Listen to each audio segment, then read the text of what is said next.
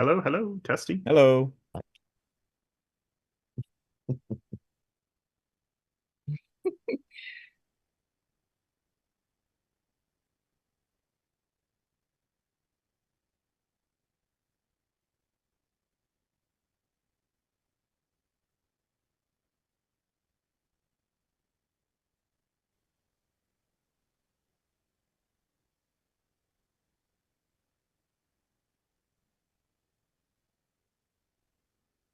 Hooray!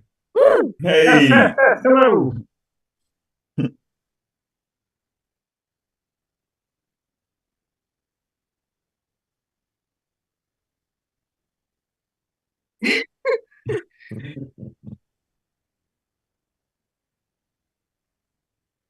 Hello, my geeks and peeps, my explainers and entertainers, my little oodle ellies. Rebecca Parham here. Let's enhappify this place. Woo! Hey everybody, it's Man of a Thousand Thoughts. I analyze cartoon and cartoon accessories, and I'm so excited to be on this stream to celebrate the Ghost of Molly McGee and to be raising money for this amazing charity. Yeah. Hello. Hello, everybody out there.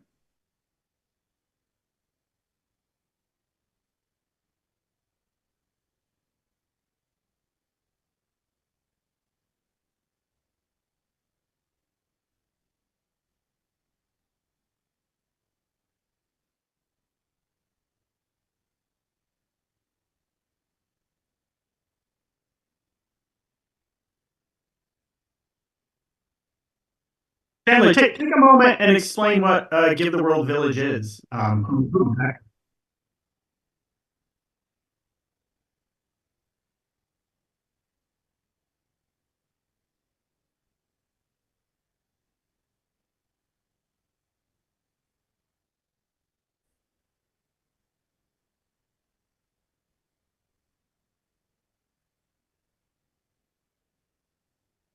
I beg your pardon, I don't mean to interrupt, but everybody in the chat is saying that they can't hear you, Chandler. Yeah, they say you're muted. I turned the mic down, and for some reason it's only giving the Zoom audio from everyone else, which I guess makes sense. Can everyone hear me now? It just texted me, Chandler, we can't hear you in the stream. Oh my god. Okay. Alright, everyone can hear me now, right? It should be good. I'm trying to see. Yeah, they said. And now we cut to Irene Dunn adjusting her bustle on the Mark Twain. Chandler audio, yes. Okay, cool. All right. Oh Perfect. man. Good. Yeah, like I was once saying again from earlier, the top, throwing the into most the of deep it. end and learning how to swim with all of this with OBS. Mhm. Okay, so Give Kids the World Village is hello everyone. If you don't know me, I'm Chandler. Hi. I'm the creator of this YouTube channel that you're on right now, Sunnyland Productions. So Give Kids the World Village, when we were talking about doing a charity stream in honor of the show, I thought Give Kids the World Village was such a perfect choice because Give Kids the World is a non-profit resort right here in Orlando, Florida. It's technically over in Kissimmee. And it's a resort where children with critical illnesses and their families can go spend a week, all expenses paid, at this resort, and they can go, of course, to the various theme parks. They set them up with park tickets to Disney, Universal, SeaWorld, Gatorland, Legoland, wherever they want to go, really, wherever they want to go. But there's also so much cool stuff to do over at the Village, and we had a little bit of artwork kind of showcasing that. There's Amberville, which has trains and an arcade and a bowling alley, and there's a mini golf course over, I think that's actually over at Amberville, I forget, but I know there's a couple of the rides over there. The mini golf course was added after the last time I was over there, and I'll get back to that in a moment. There's the Castle of Miracles, which has the iconic carousel, and a whole bunch of other things. There's like a forest and all sorts of cool stuff over there. There's the ice cream shop, which famously serves ice cream for breakfast, lunch, and dinner every single day. Which, of course, we all know Scratch would be all over that. Would be. Oh yes. And there's like Julie's Safari Theater, where they have all the different events. Well, some of the different events, specifically the talent show. There's other events they have in a bigger, like, kind of city hall type of venue. And actually, the place I volunteered at a lot, because I actually volunteered there a whole lot during high school. And there's the Gingerbread House, which is like the main main restaurant for the village. They do it's sort of cafeteria style. It's actually, I believe, run by Perkins, if I remember correctly. It's like they serve a different thing every day. But there's also, you can order pizza, or there's some other like kind of grab and go options. There's also a snack bar over out by the pool, which they have a pool, and there's a pirate ship over there. There's a playground that's like a giant Candyland board. This place is basically just incredible, is what I'm trying to say.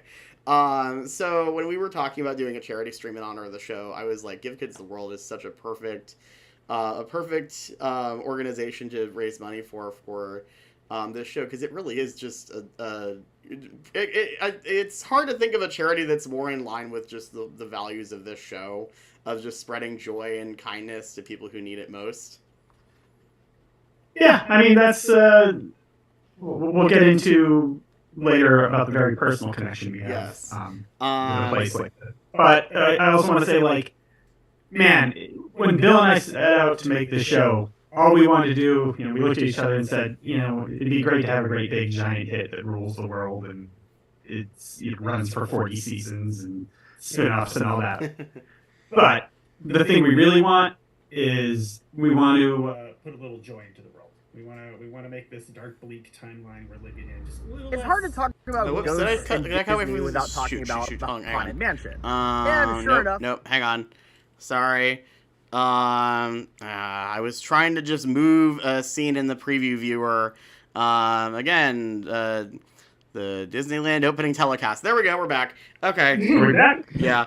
That was, that accidentally cut to the fan art slideshow, which I hope we can show at some point during one of the intermissions. Okay. But things came down to the wire with this. Oh my goodness. Bear with us, folks. There's going to be tech glitches. Yeah. Hang on. Right. Whoops. Not perfect, but we love it. There's saying that, like, when we set out to make Molly, we wanted to make a show that brought a little bit of joy into our world. And man, just today alone has succeeded beyond our wildest dreams. And what we'd love for the world to do is, see the example being set today, and for everybody to go out there. You don't need a fancy YouTube stream. It's great if you got. But go out there and spread a little joy around your neighborhood, around your school, around your community. Like, become an army of Enhappifiers. Yes. Get out there and Molly style, make the world a better place. Exactly. And on that note, this is just the beginning of Operation Enhappification. We have a whole bunch of things we already want to do for the future, for different like themed months. Like, I mean, of course, April coming up is Autism Acceptance Month, and that's obviously very important it's very important and relevant to the show, and to me personally, as well as several other people, Sternberg, for example, and many, many other people who are fans of the show are on the spectrum and felt so seen and represented by June. And so we definitely want to do that for April. And then May, there's 2 different things we can do. So like, there's a whole that's the thing, is there's a whole bunch of stuff we really want to do. We want to make it so that this fandom really becomes known as just a force for good in the world. That's what we really want to do. We want to keep that Molly McGee spirit alive in the best way that we can. Awesome. I'm getting choked up just oh my gosh, because like already what we've already done. I mean, I'm gonna put the thing on the screen. No, that's the local camera 2. There we go. Yeah, so as of right now, it's on this side. We're currently at $8,980. Now, it's not going to reflect the number on the Give Kids the World website, because that's including the ambassador badges that Bill sold on eBay. What are we at right now? To that point, Chandler, there are 5 more up on eBay right now. Yes, that was the other thing. I almost forgot about that. There are 5 of them up on eBay right now.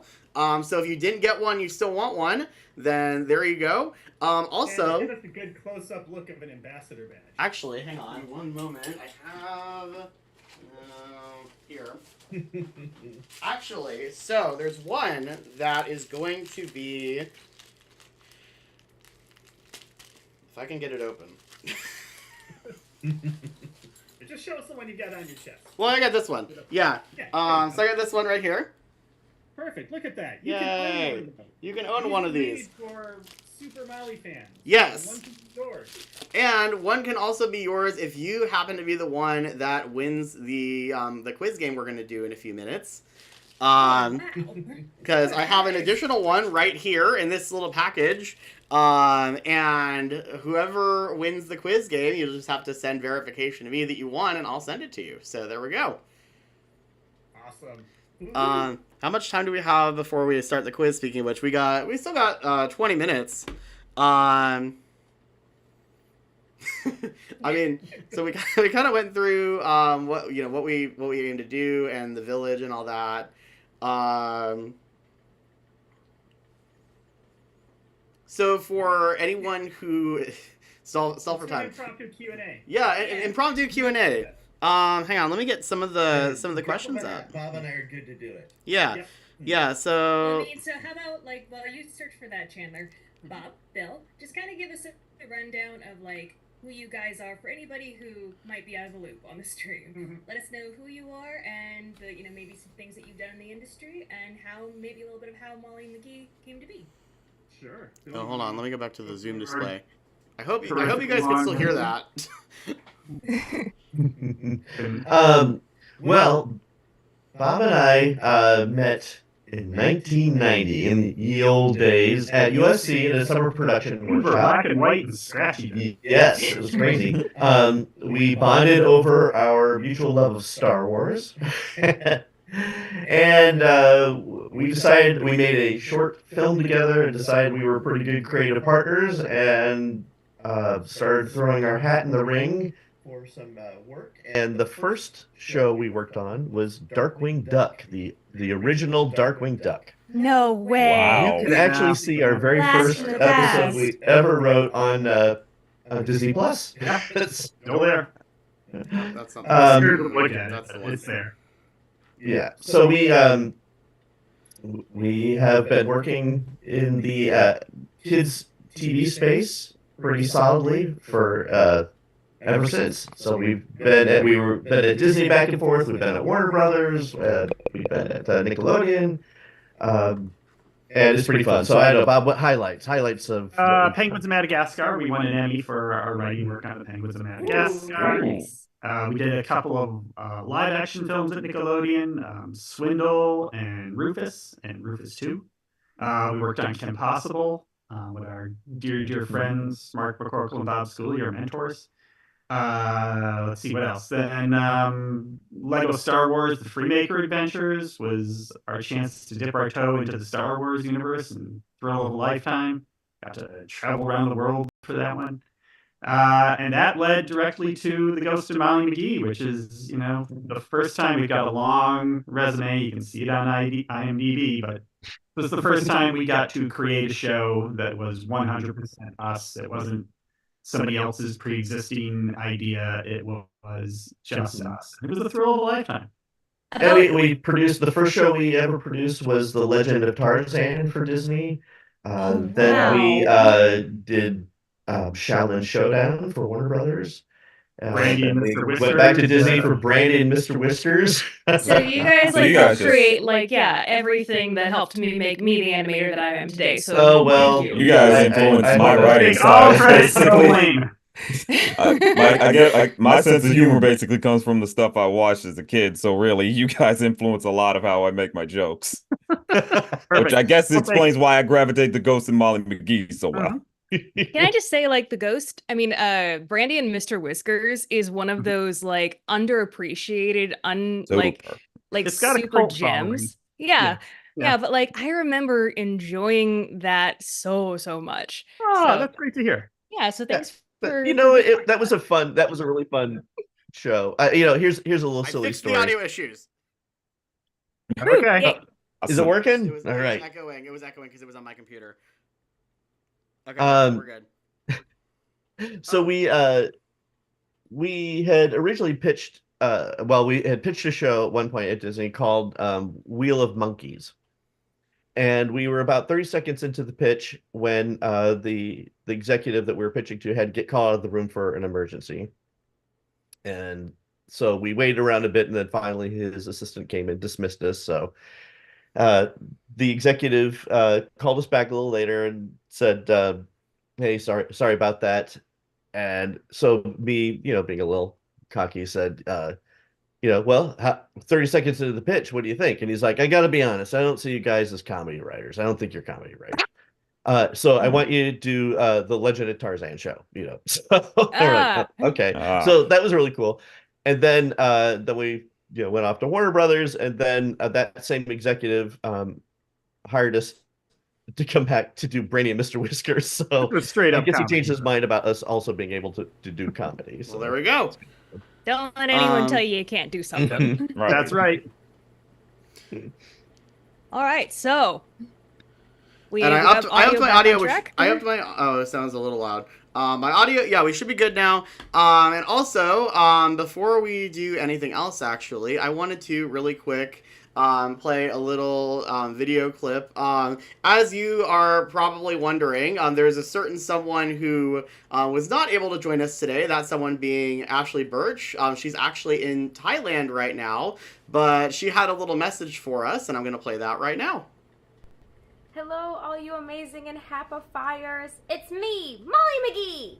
And I'm so proud of all of you for doing this. I'm so sorry I can't be there. I'm actually in Thailand.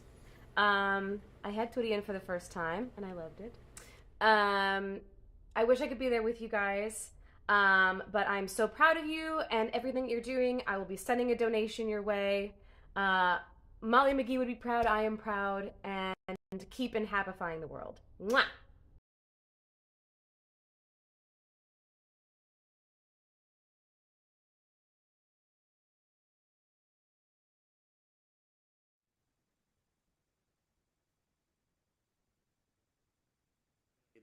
We determined we didn't need that one. I was worried people couldn't hear, but they could. And Ashley actually donated $5,000. If you didn't see that on our socials, so that got us a huge chunk of the way to our goal already. And actually, speaking of that, why don't we play the first How to Draw from David Knott?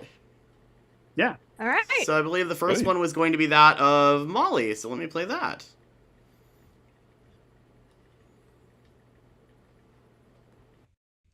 Hello, and thank you for your generous contribution to the Molly McGee and Enhappification project.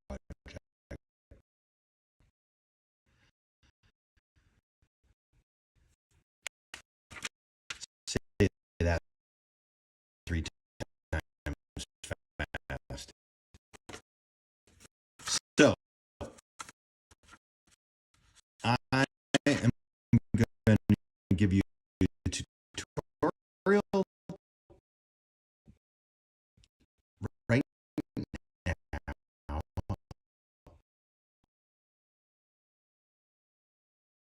on how to draw Molly.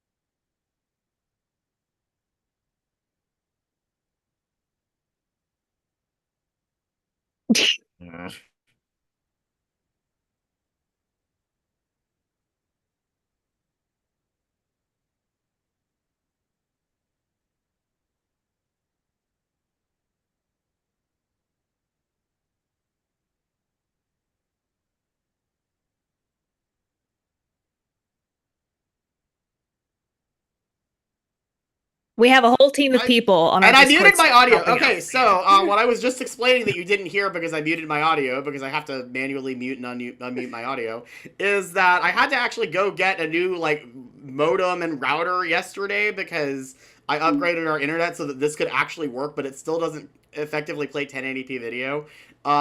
So a bit of a pain in the butt there. So bear with us. Like I said, this is my first time running anything remotely on this scale, and it's a lot of moving parts. So I don't think they can hear at all. Can they not hear at all? What did Yeah. we? Oh, did it drop off the? What is it now? I mean, what the heck? What the heck? Can you hear now? Why is it? Why did it Audio suddenly? jump scare now. What the heck? Okay. What in the world? Why is it not? Can you guys can hear me, I think, at least. They say they can hear now. I think it's coming through now. I'm checking on the screen. Yeah. Okay. Yeah. You guys are very, very helpful in the chat. Thank you very much. Thank you, everybody. Thank you, everybody in chat, The chat for is keeping up on actually this. really, really helping us. So, like, thank you for doing your part Yes. as well. Oh my goodness. Bugs will Okay, work out as the day goes. I promise you. Yes, this should hopefully be better in about 5.5 hours. I wanted to add in that one clip from the Disneyland telecast where Walt is like starting to do the speech and he's like, "What? I thought I got a signal." It's just like, yeah, okay, everyone's good now. That's good. That might have been just a glitch. I don't even know, honestly. But yeah, so like I said, I had to get a new modem and router to be able to make any of this work. So that's why that's been having issues. Okay,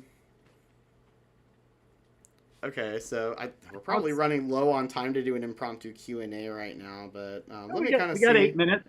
Let's just people hit us with your questions. Yeah. I got questions. I got questions for Bob, Bob and Bill. Okay, what is go for your worst ghost pun?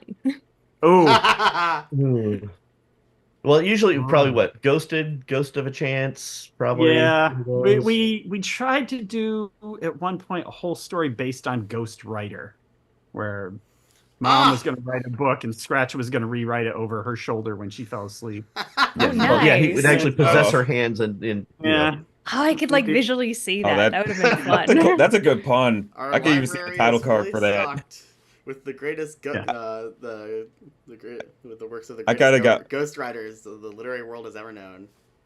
I got one question. It's a bit morbid, but for any of the ghosts, could you give us any clue as to how they passed?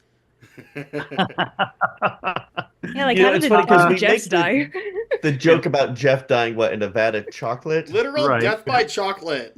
Wait, yeah, was he Hans? I don't know how real that is. Hans came from chocolate in chocolate factory. Yeah, Augustus Gloop, basically. Yeah. I could say Caesar's ghost. He died from a stab wound in the back. One of my favorite little bits about Caesar is it's super hard to see, but in the just before they break into Give 'em Joy, and all the ghosts come out of the portals in Jinx versus the Human World. We actually added this super late in the production. His portal opens, and then he pulls the knife out of his back and wields it. Like it glides by super fast. So it's way in the background. You have to look hard to see it. I gotta look for that. Hours of work from our technical directors to make that happen, and I don't know if anyone in the world has noticed it until you. Nobody, but it makes me so happy. I think someone has. Like the way the internet works, someone has frame by frame through all of y'all's hard work. I guarantee someone has appreciated it. He's way in the background, and the camera's panning, so you really have to be looking at him. I mean, you guys said before when you were on my podcast, this show is really meant for your pause button, and it absolutely is. Yeah. There's so many levels of details that, like, I always catch something new every time I like rewatch an episode. It's like, oh, I didn't notice that part. The design team was always adding little somethings here and there. Hang on. The video just went out because I was trying to be proactive and get the quiz thing up, but it's like, no, you can't do that. Hang on, let me just go to keep talking. I'm just going to modify the settings real quick. All right, so like Chandler's doing that, so I assume folks know how they can donate, right? They have some direct link or something that they can. Yeah, do we have a link in the? All right. We do. We have a link in the yes, description we have a link right in the below the video. There we go. And then, just a reminder for the upcoming trivia contest, there is a prize that Chandler is giving out, which is a Molly McGee Ambassador Badge. If I can get this open. And I think I have this primed for us to be able to switch to the trivia in just a few minutes. Let me see. Can I actually get that open while we are... New window. There we go. Okay. All right, cool. I got that open without messing with anything. Great. All right. All right, we can squeeze in a couple more questions. Let's go. What do we got? Let me see. Let me look at the chat. It's moving really fast. I heard you worked with Matt Braley, creator of Amphibia, to get Thai representation accurate. Is that correct? That is correct. I don't want to overstate how many contributions Matt had. We had some conversations with him, but a lot of it came from we hired a consultant whose name is escaping me now, of course.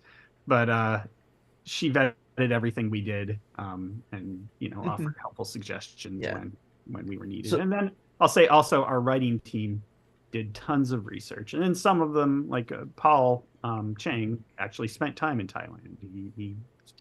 And Molly, Ashley, being in real life half Thai, she had family to check in with, and also same with Somali is also part Thai and also had family to check in with about certain traditions that they would do in their own families. So there was a lot of fingerprints that way, but Matt was definitely a part of it and just a helpful guide on a whole bunch of things too. I love that. It's so cool. And it's so, I love how that was never the intention, but it worked out so well because it fit so well with the show's themes. The whole idea of hospitality towards ghosts and giving them food and drink and keeping them happy. It just worked out so perfectly. As soon as we started delving into, the first thing we did was get Ashley's, permission. Can we mine your life to map it over Molly's? Ooh. She was super enthusiastic. Here's a good one from keep going. No. I told this one before. So if there's another one out there, let's go. Okay, here's a good one from Lexi Anderson. For Bill and Bob, were there any other inspirations for the characters, and who were they? We've told this one a lot, but some people, I'm sure it's new to them. Bill and I are Molly and Scratch. We didn't realize. We'll let you guess which one's which. We didn't realize it when we created these two, but one morning I walked into the office and I said, it just occurred to me, you are Molly, I'm Scratch. And as soon as we had that, I was like, oh, this is going to be the easiest show ever to write. We know exactly how they're going to react. I love that. And what I really loved about the show is that the dynamic between Molly and Scratch was so very genuine, and they had great chemistry as best friends together. And it makes all that much sense that you were just referencing your own relationship. And I'll say, obviously that was the zygote of the idea. Ashley and Dana brought so much life to the characters. Yes. And then, I've always, it starts with the writers too. They were great at finding situations and reactions and everything that felt like, we can bring some authenticity and vibrancy to their relationship. Mm-hmm.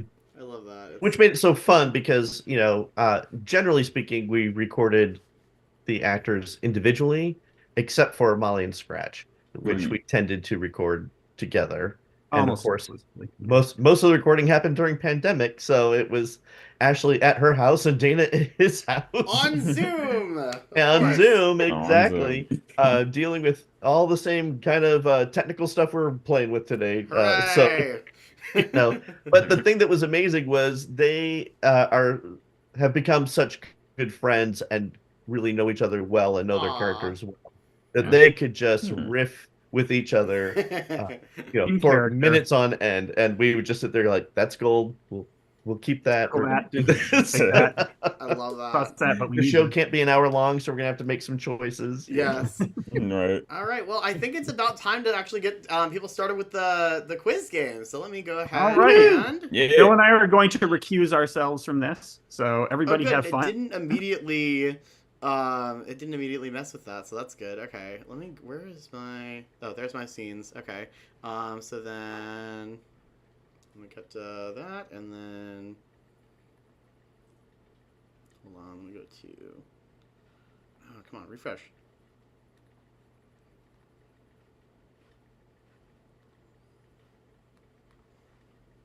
Let's back on that. Okay, so that didn't really change anything. Let me... Oh, actually, if I minimize, it should work. Hang on. Okay. Yes, there we go. There we go. Okay. People are posting the link in the quiz. And all right, everybody have fun. Yes, we should have... Yeah.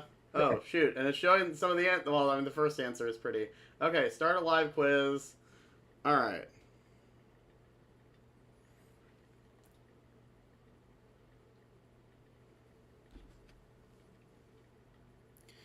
All right, everyone, and I'm hoping everyone can still hear me. It looks like you can, so that's good.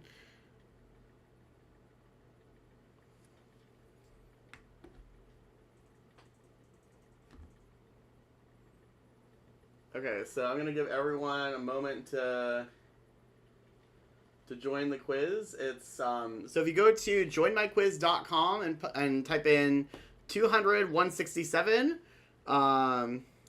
I could also put the QR code. Yeah, the join code is 200 167.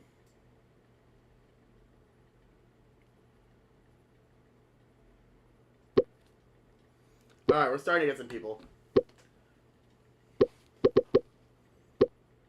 I think if I remember correctly, the limit is 100, so unfortunately not everyone who's in the chat is going to have a chance to join.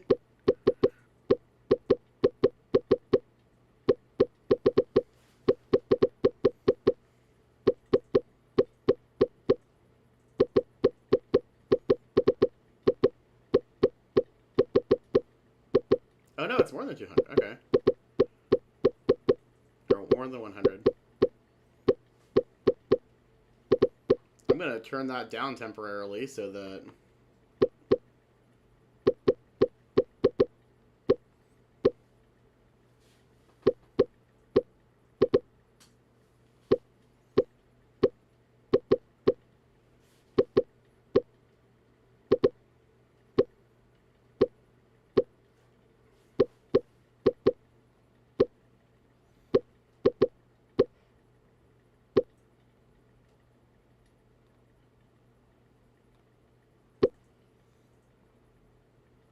That didn't change anything.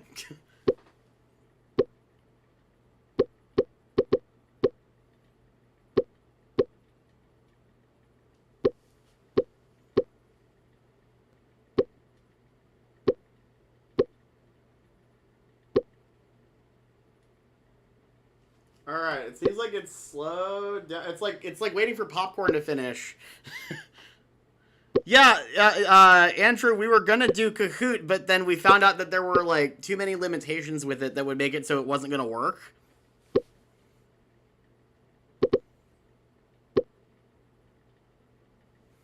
Alright, is anyone still trying to join, or are we good? Alright, I'm gonna give about 10 more seconds and then we're gonna get started.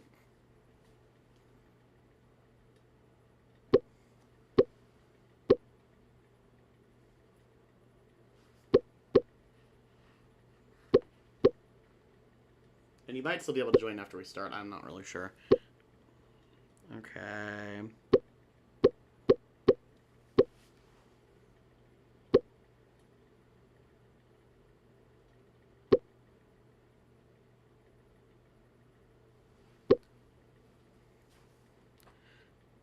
Okay, I'm gonna... no, it's just me. No one else is talking, Sprig for Life. Thank you.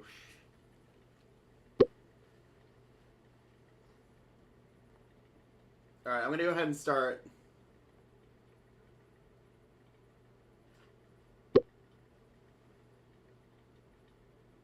Oh, and people can still join. Okay, cool.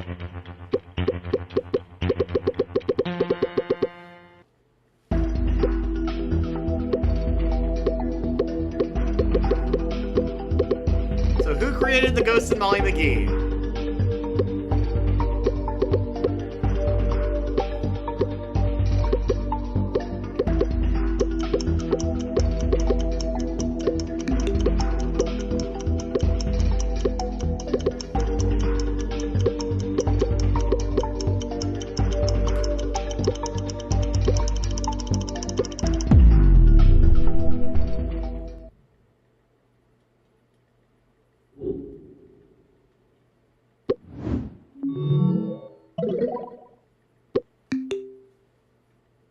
All right. Yes, the answer was Bill Motz and Bob Roth.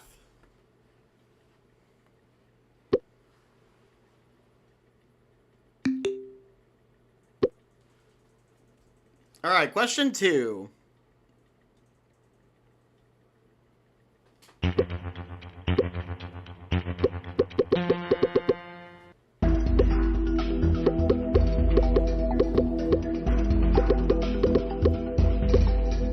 What's Molly's made-up word that she uses?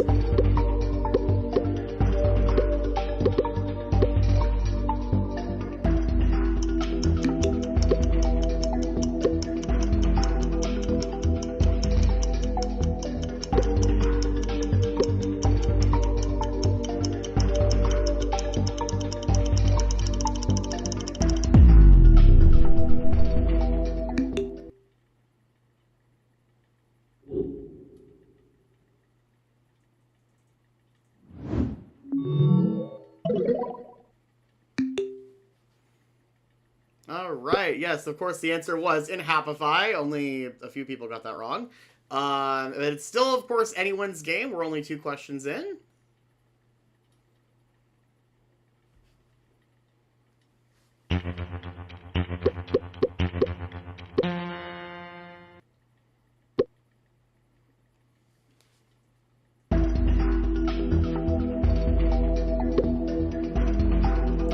Scratch's voice actor, Dana Snyder, is most famous for playing which role?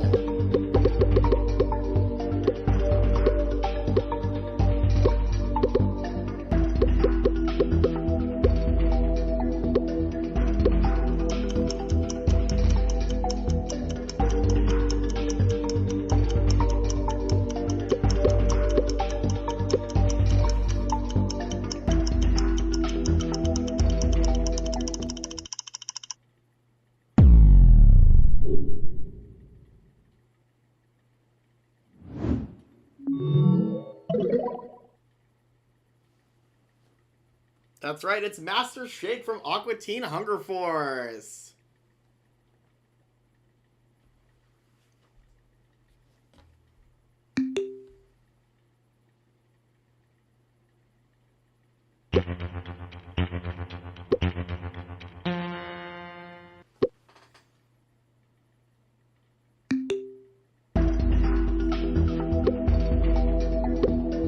P. McGee's voice actor, Jordan Klepper, can be found on which American late-night talk show?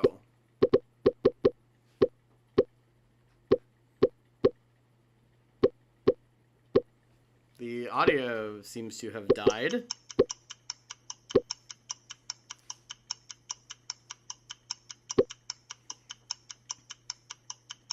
I think it's possible we're overloading the poor quiz server.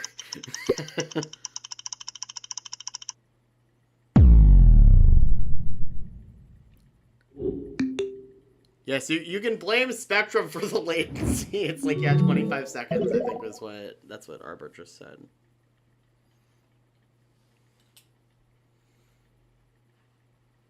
Yes, that's right. It is Jordan Klepper. All right, next question. Oh, show full question view. Okay, how do I...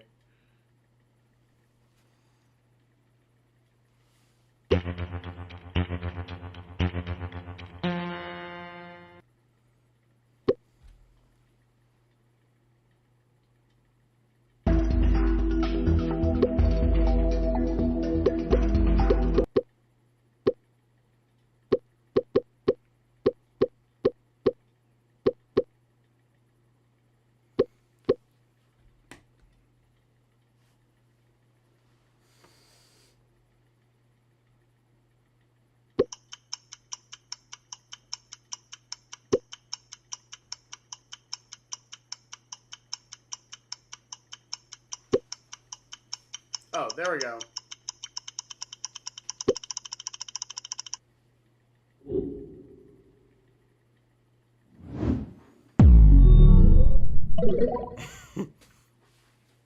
Okay, and I fixed it now so that's full question view. Yeah, this was a tough one. I actually forget what the answer was because it's not showing on my screen right now. It was... Yes, and I switched it. Hang on. Am I gonna have to do that every time? Yeah, the answer is 23. I'm gonna have to switch every time. Okay.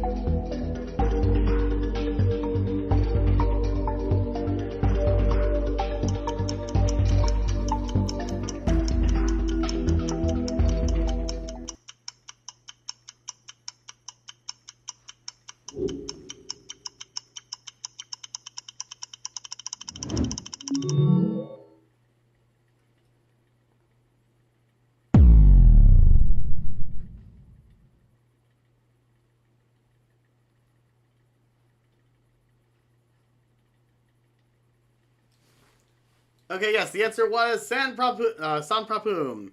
I'm sorry, I'm I'm trying to figure out how to run this so that I can actually have it show full question view the whole time. Okay, hang on. Actually, what about participants view? That might be. No, we wanted full question view. Hang on. Okay. I'm just gonna go to the next question. No, no.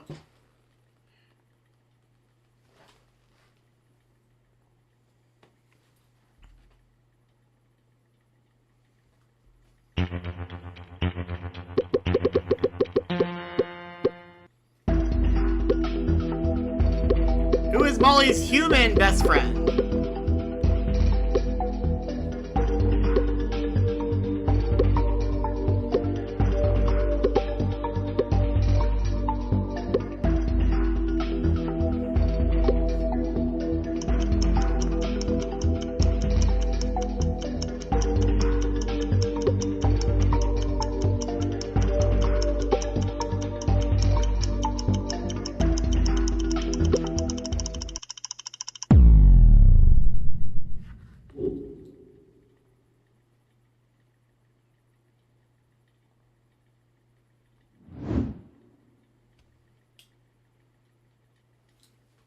And the answer, of course, is Libby, and only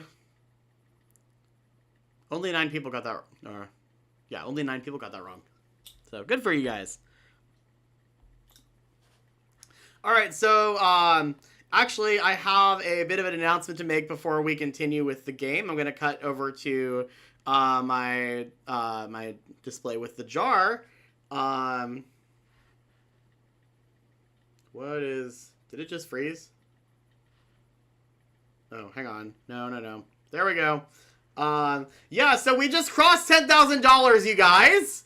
Oh my gosh, this is absolutely incredible. We literally just started 45 minutes ago, and we're already more than halfway to our goal. Thank you guys so much.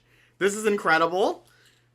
And now yeah, it's glitching.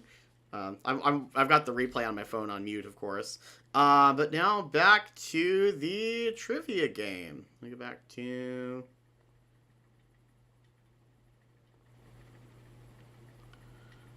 No, wait. That one. There we go.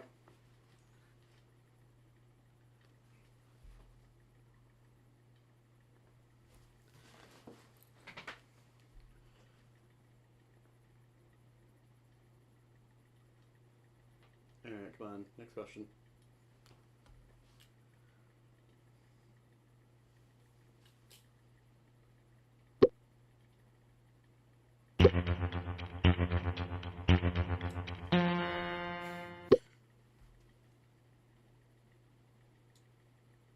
Guys, I think we're breaking the poor quiz server.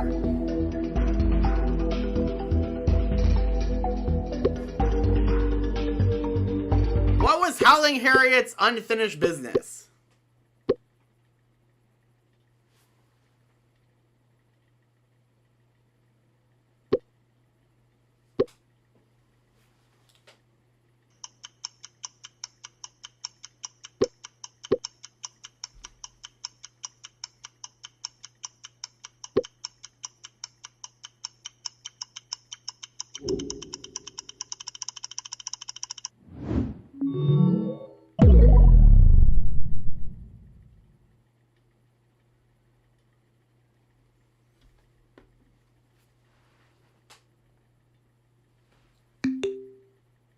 And the answer, of course, was she lost her toes.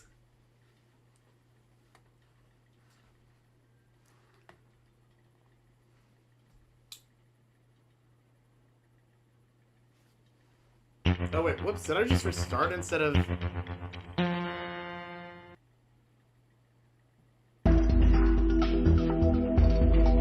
Oh, no, hang on. Okay, I guess we're giving everyone a do-over on that one. I was like...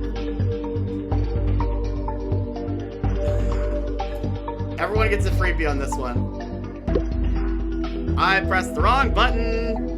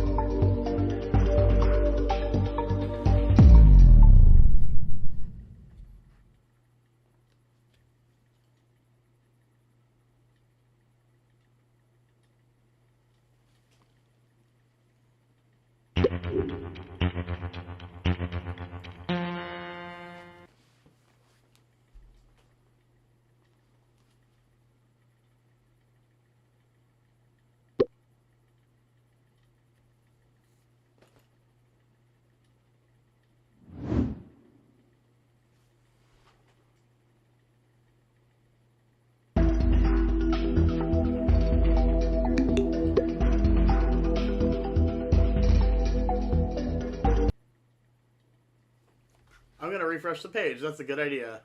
It seems to be... Oh, and of course it just... Oh my goodness.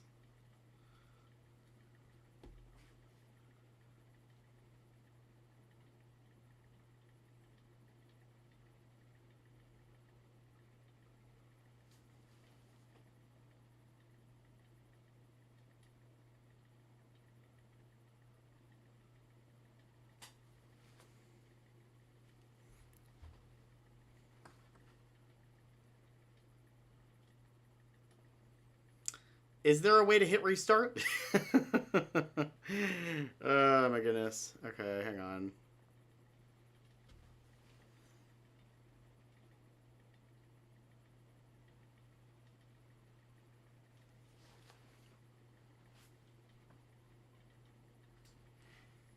Lost connection. Yeah, I am fully aware of that.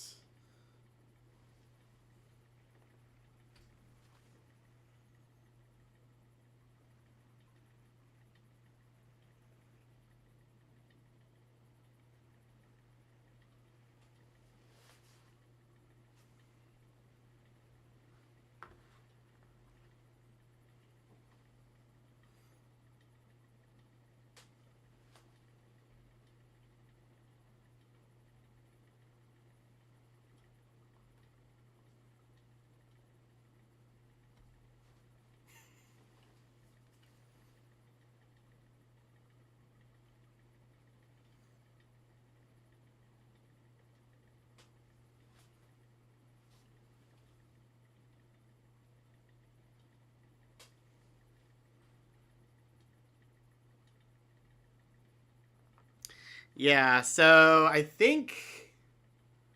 Is it even... Yeah, there we go. And it's freaking out about the encoding being overloaded, so it's probably very glitchy right now.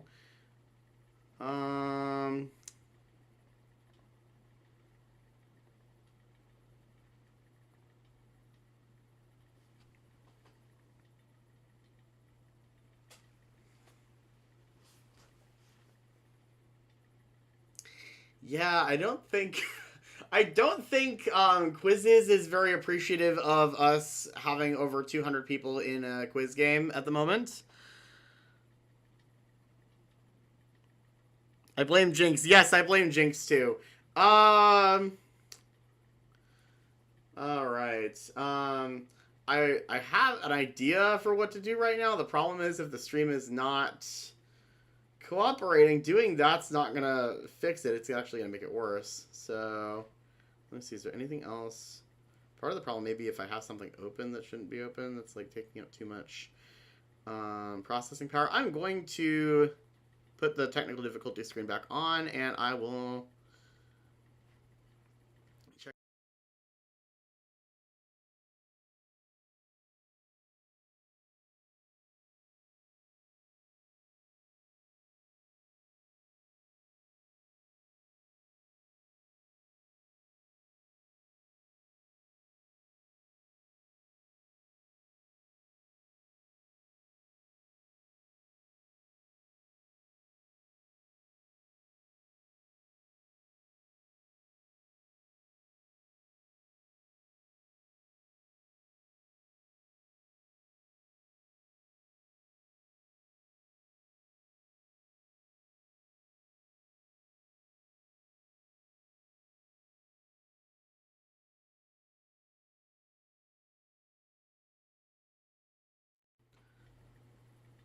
Okay.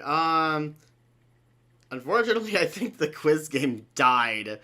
Let me go back to the local camera.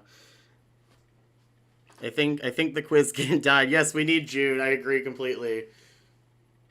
I'm probably going to put back up the technical difficulty screen for a sec just to kind of give it a chance to catch back up because it seems like it's not happy right now. We gotta drop the download speed or the upload speed a little bit. So.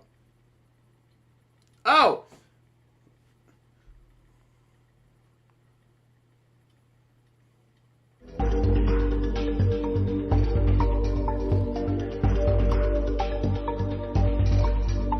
Okay, the quiz did restart.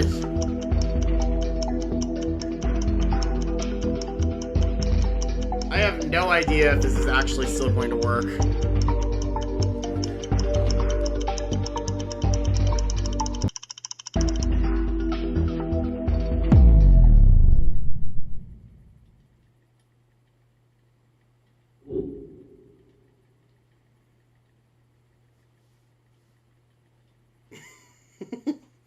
Scratch hit the internet. Lost connection. Yeah, no kidding. Yes, it's a lemming. The mascot is a lemming, which there's kind of a whole story about that. There is actually. I'm gonna switch back to my camera for a second. There is an infamous documentary that was made back when Walt was still alive and making documentaries called White Wilderness, where at one point they seemingly they pushed a bunch of lemmings off of a cliff for seemingly no reason and said that yeah, they actually will just follow each other off of a cliff. So that's kind of what the lemmings thing is referencing, is that they've sort of followed each other into a bad situation, that kind of thing. Let me see if this is actually going to cooperate now.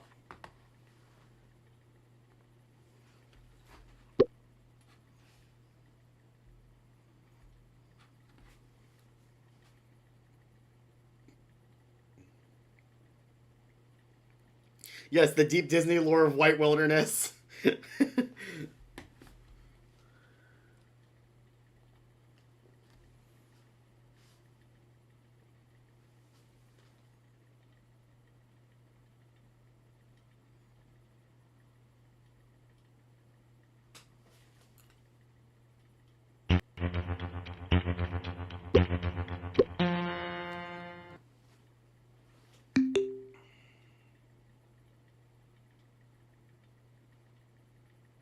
I'm not even going to try switching it anymore, because it just, I think that started making it worse. The quiz is working, at least in theory.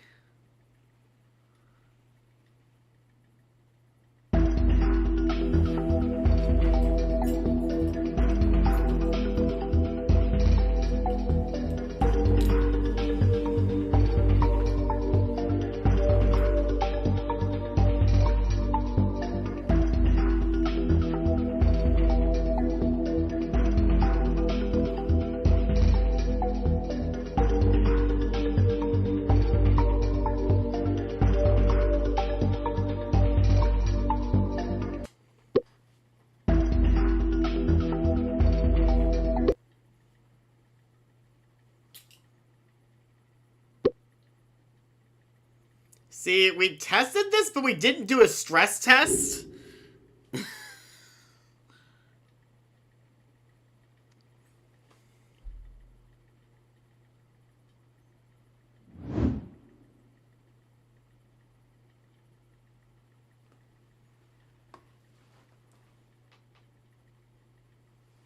I'm really sorry about this, you guys. This is... Let's just face it, the quiz is a disaster. Yeah! Yeah.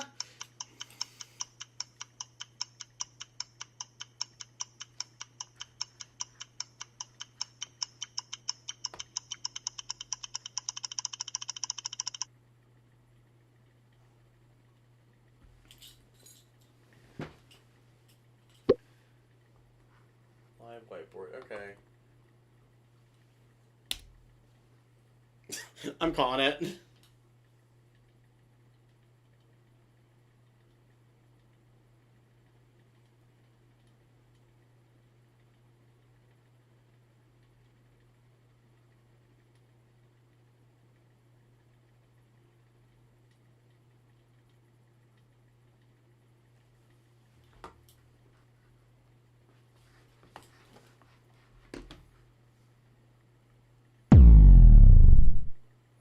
Okay, I'm calling it. This is yeah,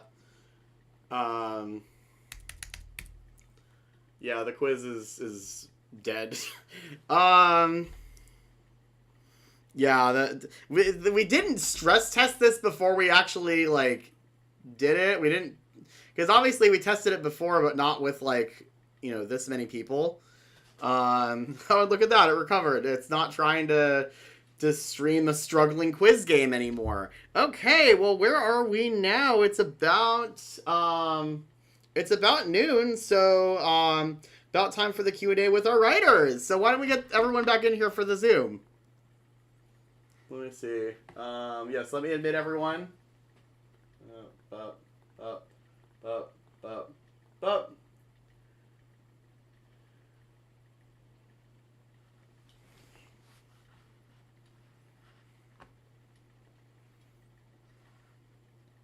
Hello. Hello, welcome back. And I'm gonna have to. I don't even know if I can actually find whoever won the quiz. If someone can show that they were in first place when we ended, I'm really sorry, but that was a big disaster. I think we didn't stress test this correctly. I mean, we didn't have a way to stress test it because it's like, yeah, it worked fine with like 5 people. It didn't work with over 200 people, so... Too many Enhappifiers. Too many Enhappifiers. I think it broke their server. I think it broke their server. So I'm really sorry about that. Overload with happiness. Okay, so it's time for the writer Q&A. Did you guys get the questions that people sent in pulled up? Mm-hmm. Okay, perfect. All right. So I'm technically not actually hosting this segment, so I'm going to hop off for a second and see if I can do some stuff to make things run a little more smoothly down the road. So let me see if I can turn my camera off temporarily. Oh, hang on. I don't want to leave, but...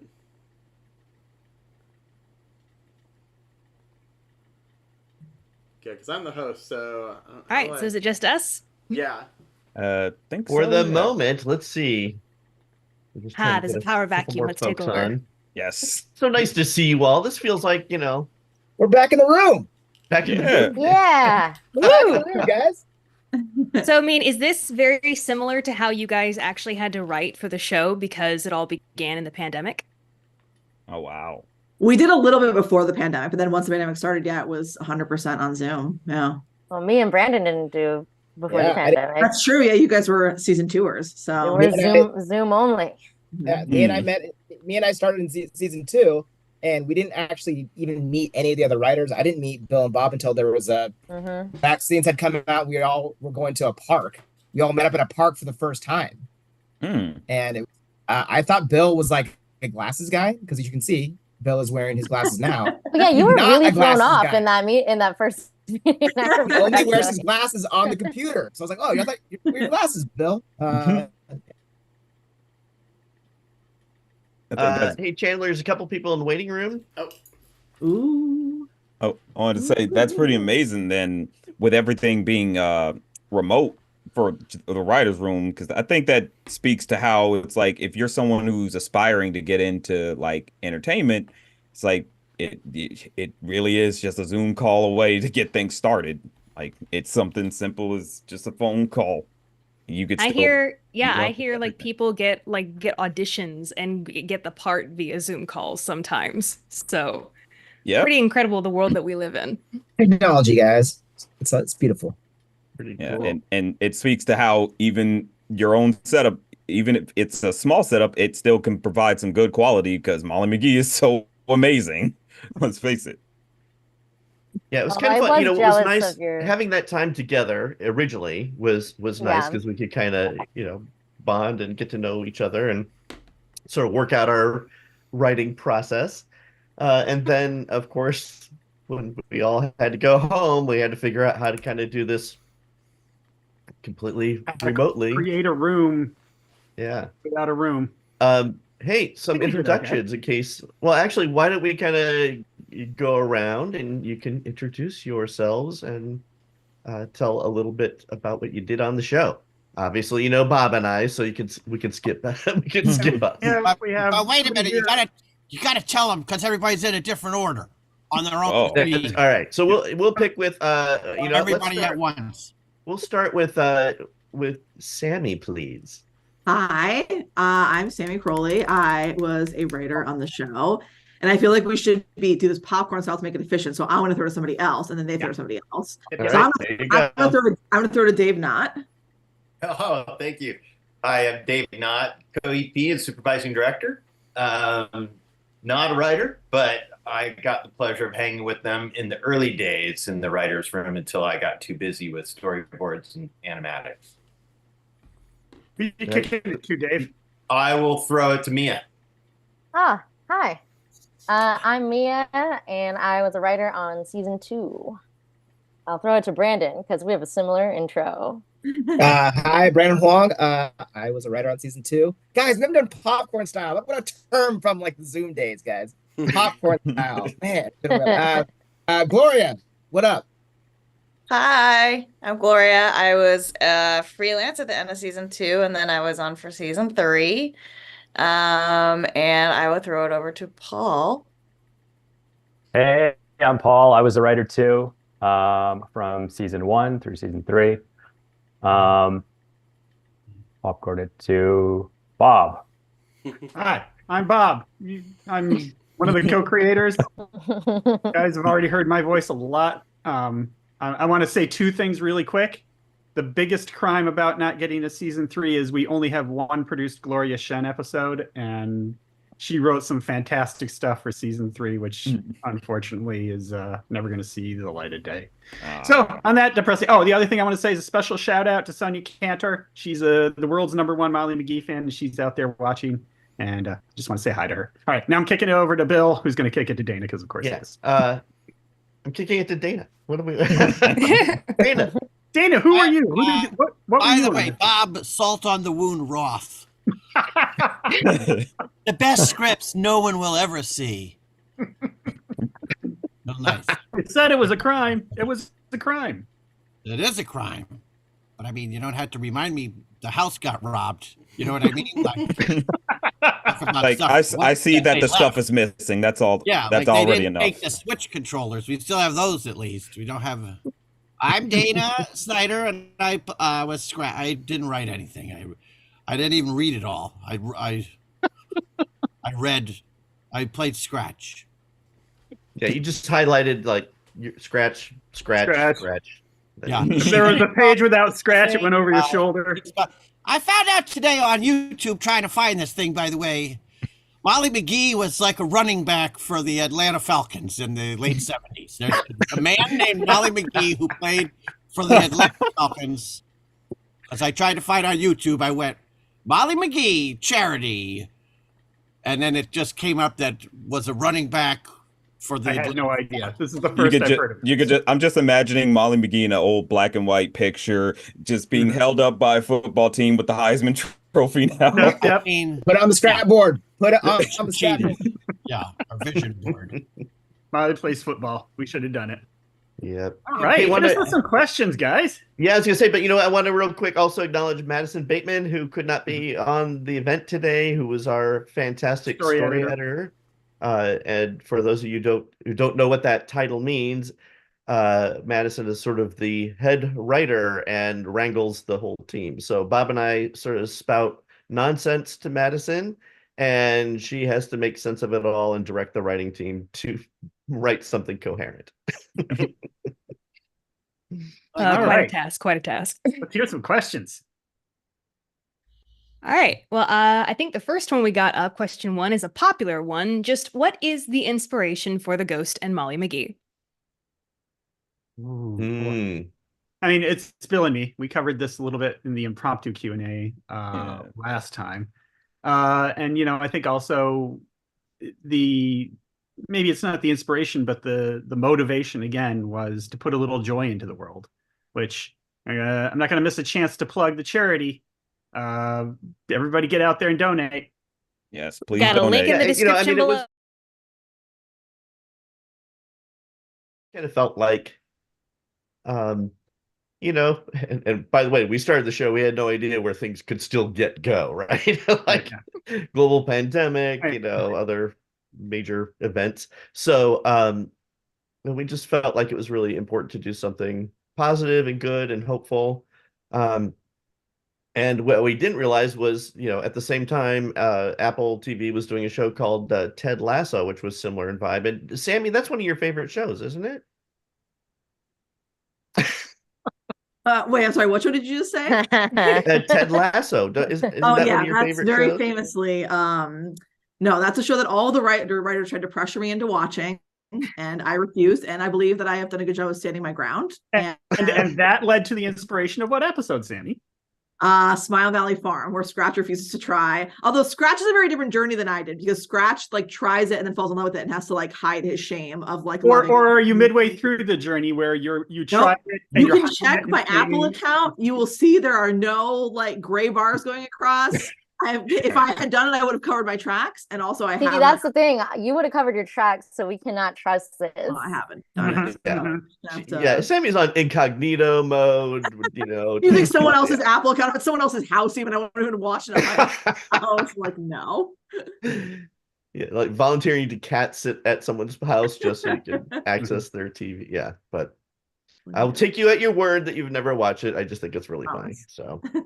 But yeah, I think the inspiration was, and by the way, I think in one of the things we wanted to do in the room, and maybe this is just my own memory of it, but I think we all had very strong affinity for each other, and a lot of respect for our creative choices and visions, and being able to sort of do that collectively. And I think that level of sort of respect and collaboration and friendship shows up in the scripts. I mean, one of the things we would do in process was, after the writer would do their drafts,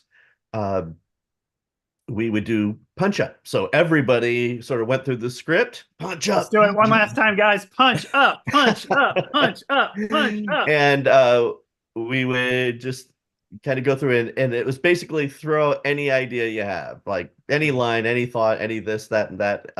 The Perry or Bobby would have to capture basically all the crazy musings that we had, and the script would balloon out to this incredible length, and then Bob and I would go through and sort of pick our favorite moments and kind of get the script back to a manageable length.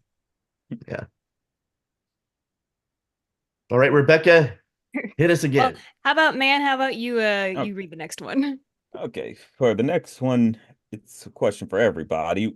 What are some memorable moments when working on the show? Ooh, let's popcorn this one around. Yeah. I'm going to say Brandon. Hit us. Guys, so many. I mean, I don't know. We've already talked about Punch Up Fridays. Those are notoriously my all-time favorite days of the week. Was the day of the week was when we did Punch Up on scripts. I think one of the magical parts of that was that doing punch ups, I would just, for me personally, I would just write jokes tailored to try to make someone. I would be like, okay, I'm gonna try to make Bob laugh with this one, or this is a deep cut Sammy joke, or the gold would be if you could get Paul Chang to crack a little bit. If you got Paul to go, get him to laugh, you knew you had something gold.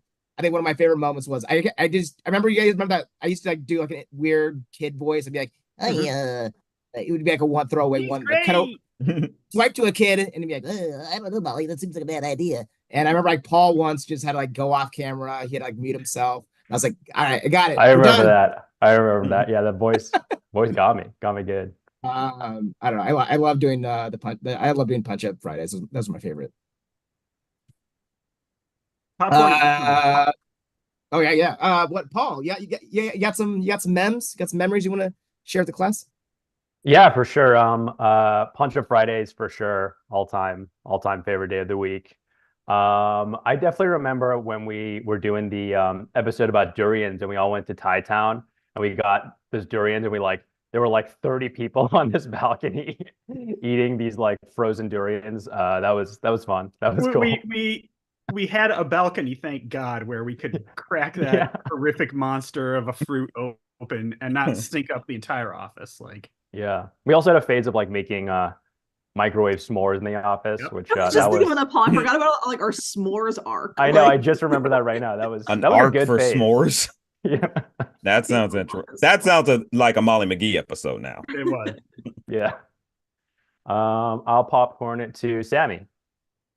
Ooh, okay. Well, I have to shout out Jackbox Party because we had a little bit of a Jackbox phase in the room where we were playing a lot of Jackbox. It was like sometimes we would do it like the beginning of the day to like, get like the brain rolling. We did like a lot of like Quiplash. But I like my favorite part was the moment where we realized that we were seeing repeat Quiplash prompts, and we were like, "No, we can't play Jackbox." We maybe have done this too much. We played too much. We burned the game into the ground. So, but like that was part of the philosophy we had of like, let's just goof off in the room, and inevitably, goofing off would lead to something we could use in the show. Like, your hatred of magic came out. Yes, of course, that had a lot of legs. So that's where that comes from. That's from you, Sammy. Yes, in fact, Sammy, in your own words, will you tell us why you don't like close-up magic? Because I don't like to be tricked. I don't like the whole thing. Well, the whole thing, because it's infuriating. The whole thing is they're trying to make you look stupid and they're trying to play a trick on you, and I don't like it. And like Molly, I also like real magic. I love wizards and unicorns, but I don't like close-up magic is stupid. It makes me like real magic. I get so frustrated when I watch it because I would watch it if they would tell me at the end how they did it. But they have to tell me they did it, otherwise I get so mad because they've tricked me. I gotta ask, if you ever heard of Magic Secrets Revealed? Because that feels like a show you absolutely would love to watch because it's nothing but revealing all the tricks for magic. Like, I'm gonna find that. I want to know. It's like a comment. It's such a popular show. It was like back in the day. It's so. I feel like that's something you would absolutely love. That would be so cathartic for you, Sammy. So cathartic. It tells the smoke and mirrors and all the classic tricks. And it's hosted by a mysterious magician who wears like a silver mask because he can't reveal his identity, or all the magic community would just kick him out. He's a renegade. Magicians hate him. He's a I wonder if that magician is about Sammy's height. And, every episode starts with her finishing an episode of Ted Lasso. Magically Ted Lasso bar back to make it unwatched.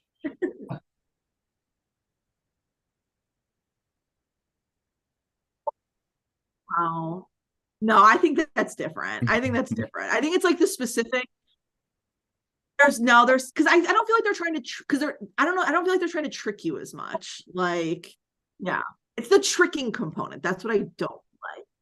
I feel like there's a lot of. I mean, you guys remember. I mean, I feel like there's a lot of Sammy anecdotes or quirks that got into this, jokes that got into the episode more than anyone else.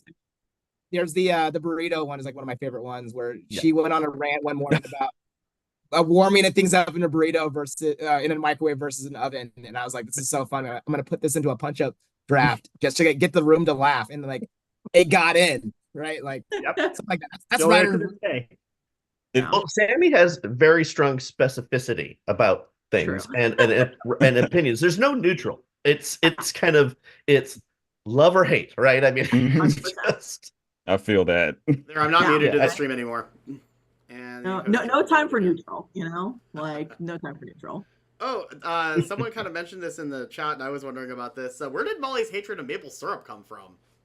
That's Madison. That was Madison. Oh. Yeah. Yeah. Again, ripped from the pages of real life. Because they think the trees are trying to fool them. That's no. It's well, and also the turnip as something to turn up your nose to was also from Madison, because her family had a large turnip garden, and she just couldn't stand the vegetables. So. Oh. Right. I would think even 3 turnips is a large turnip garden. Yeah, right? It's 3 more than you need. Like, yeah. Did Maybe one is pushing it a little bit too. Did anyone on the show actually like turnips?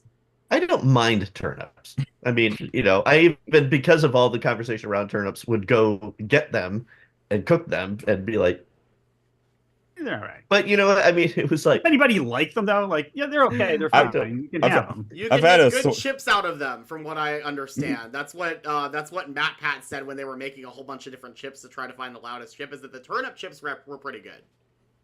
Yeah, I've had a funny. That's kind of like the turnip tornado in the show. It's like that's like the potato spirals you always see at the state fair, or they also have them at Halloween Horror Nights. Those are. It's like, but you're robbing it of all of its nutritional value at that point.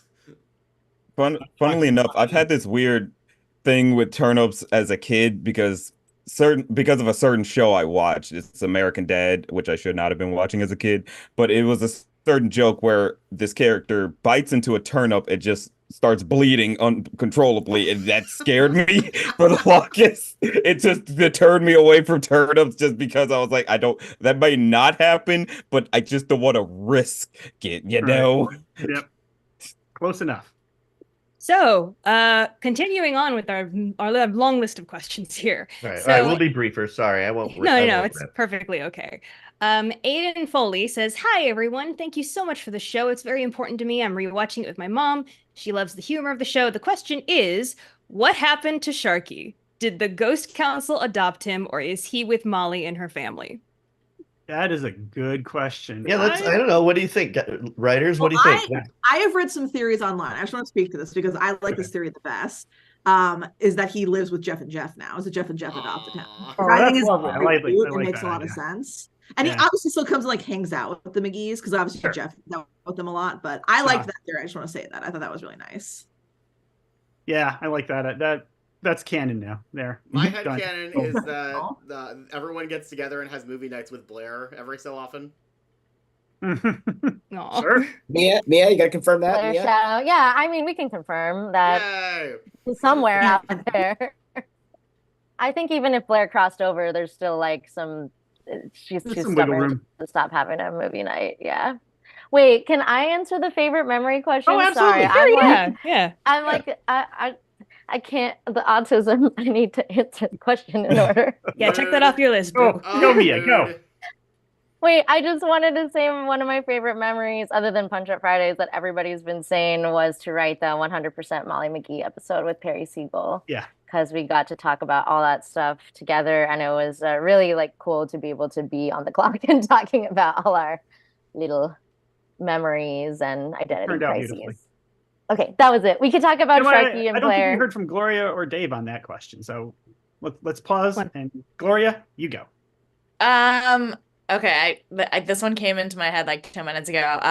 When I met everybody for the first time in person, I think we were at Gordon Biersch. Is that right? The late great Gordon Biersch. The late great Gordon Biersch, and a bunch of people ordered the fish and chips, which were enormous. Yes. Bigger than any fish and chips that should ever exist in life.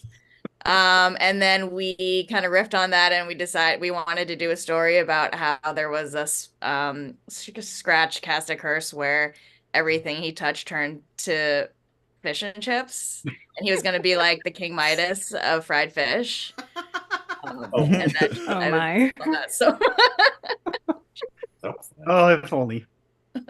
Hey, Dave, you have any? Forgot that. That's right. My favorite memory comes from the writers' room and writers on other shows aren't always as collaborative as this show was.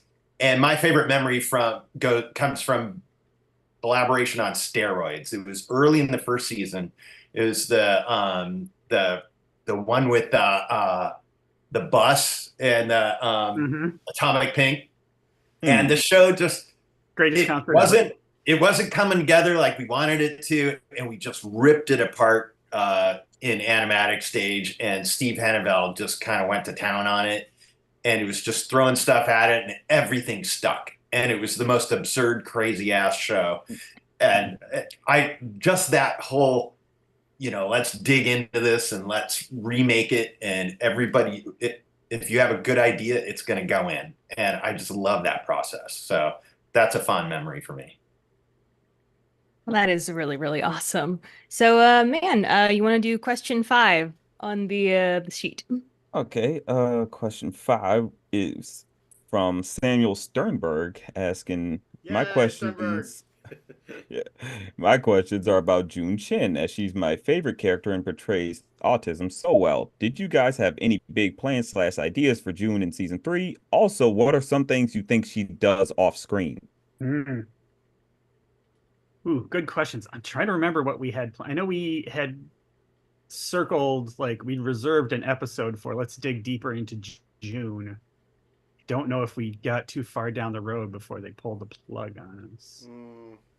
Yeah, I know we'd circled like we're gonna spotlight her for an episode for sure. Boy, what do you think June does when she's off screen? I mean, she's clearly hacking into all of Brighton's security feeds.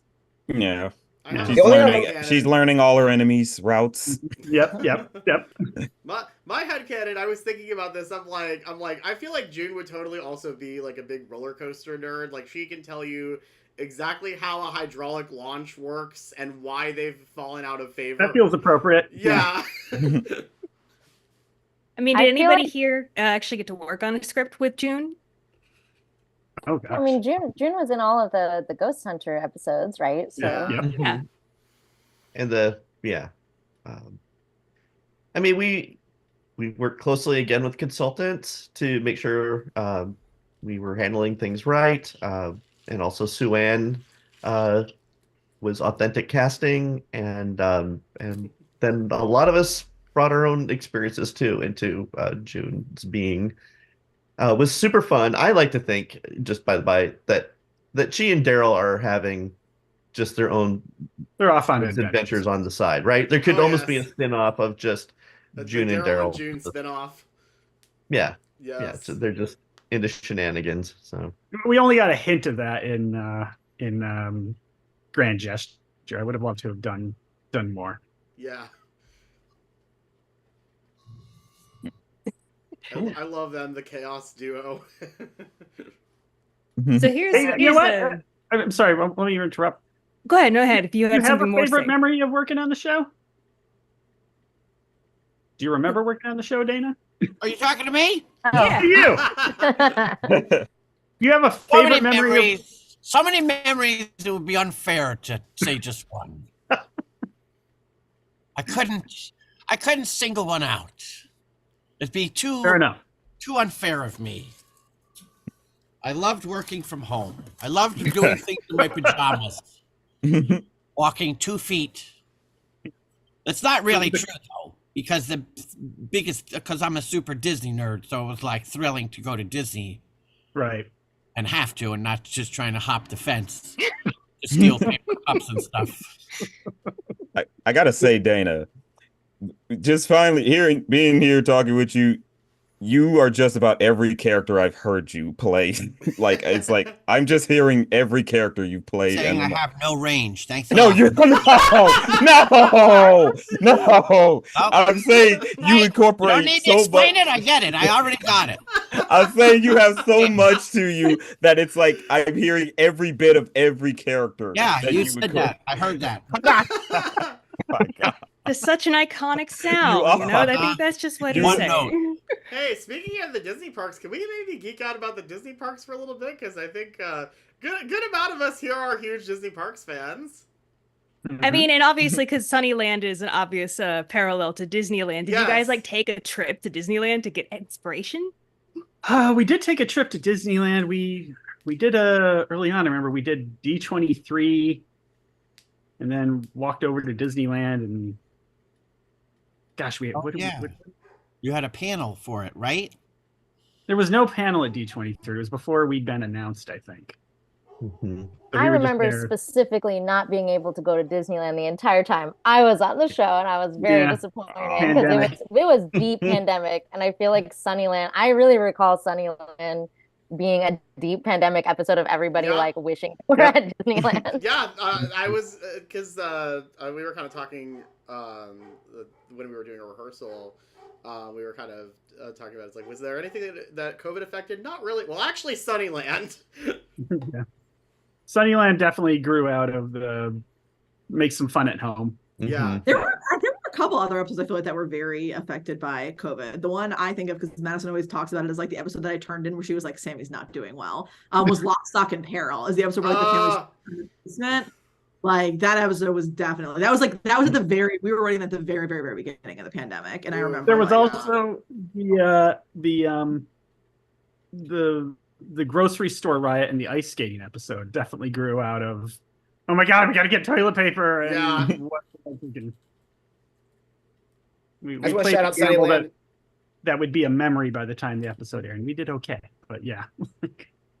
I think all the kids shows out there are just gonna have like a couple of episodes that are so reminiscent of the pandemic. Yep. All the walls are a little closer. Mm-hmm. Yeah. We did everything we could to keep it out of the show, but it's there. I do want to shout out Sunnyland is my all-time favorite Paul Chang episode. That's a Paul Chang masterpiece. Sunnyland is so good. Oh, you're the best.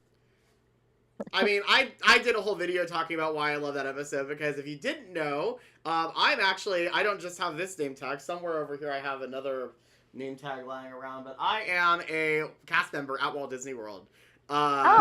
And so that episode meant so much to me, not just because it's a huge love letter to the parks, but also because it really does feel like a love letter to the cast members. It's like, hey, the people that work at these parks are real people. Please treat them nicely. Mm-hmm. And it's a really good episode about burnout. Little trivia too. There is a one-of-a-kind, only gigantic poster of the map of Sunnyland, which is now in the possession of Mr. Dana Snyder. I got it. It's done. That's very appropriate. Dana, I think I'm kidding. I've already willed it to the Smithsonian. It's going the day I die. The people are showing up. Do you also have a name tag that says Duke from, what is it, Rancho Cucamonga? Duke from West Covina. West Covina. I was close. That was a Dana ad lib, that one of those ones that knocked us on the floor. I don't know what you're talking about. That is too perfect. What is this? And Dana, though, I mean, you are a legit Disney fan and park fan. And you have been to every Grand Californian toothbrush, anyone? I have on my bookshelf right over here all of egg timer. I have all of the Runaway Railway Happy Meal toys. You would not believe how much of a pain it was to get these. I have all of them. They're 5 feet away from me. Love a Runaway Railway reference, so that's a deep cut. I thought the ride turned out great. I won't go into it more, but I love that ride. That ride opened on my birthday too. It turned out really good. I'll stop. This is not what the live stream is about.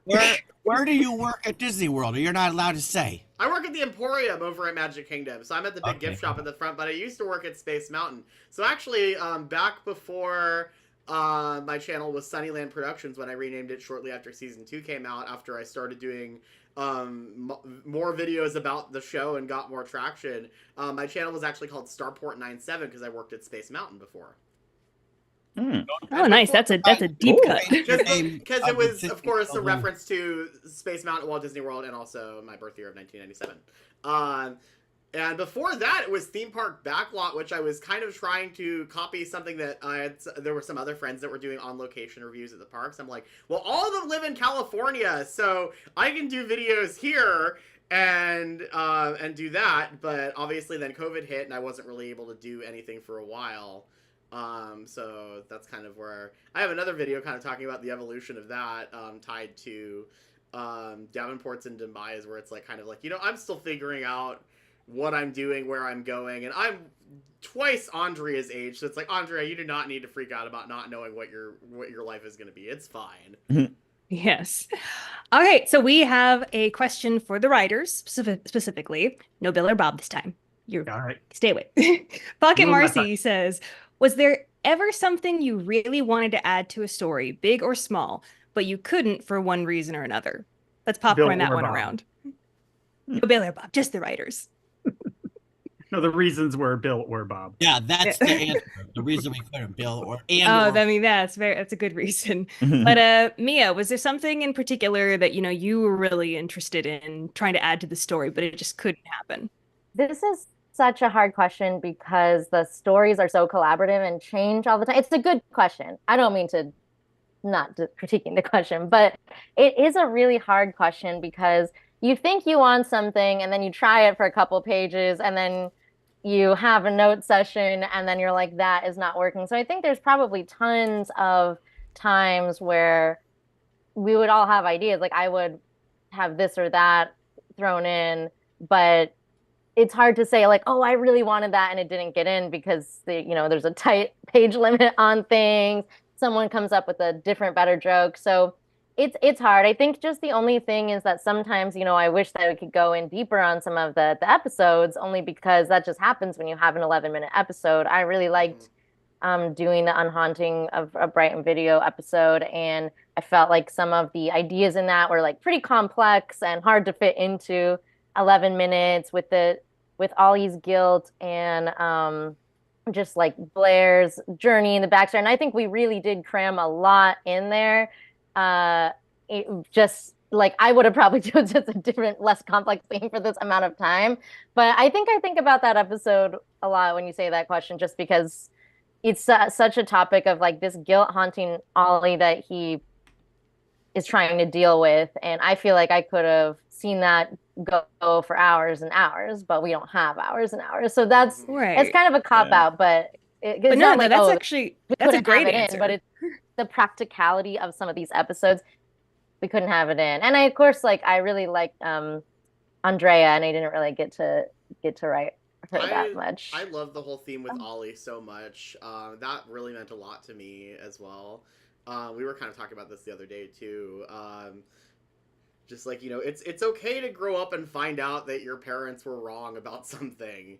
It's because it's like you're just a kid, you don't know any better.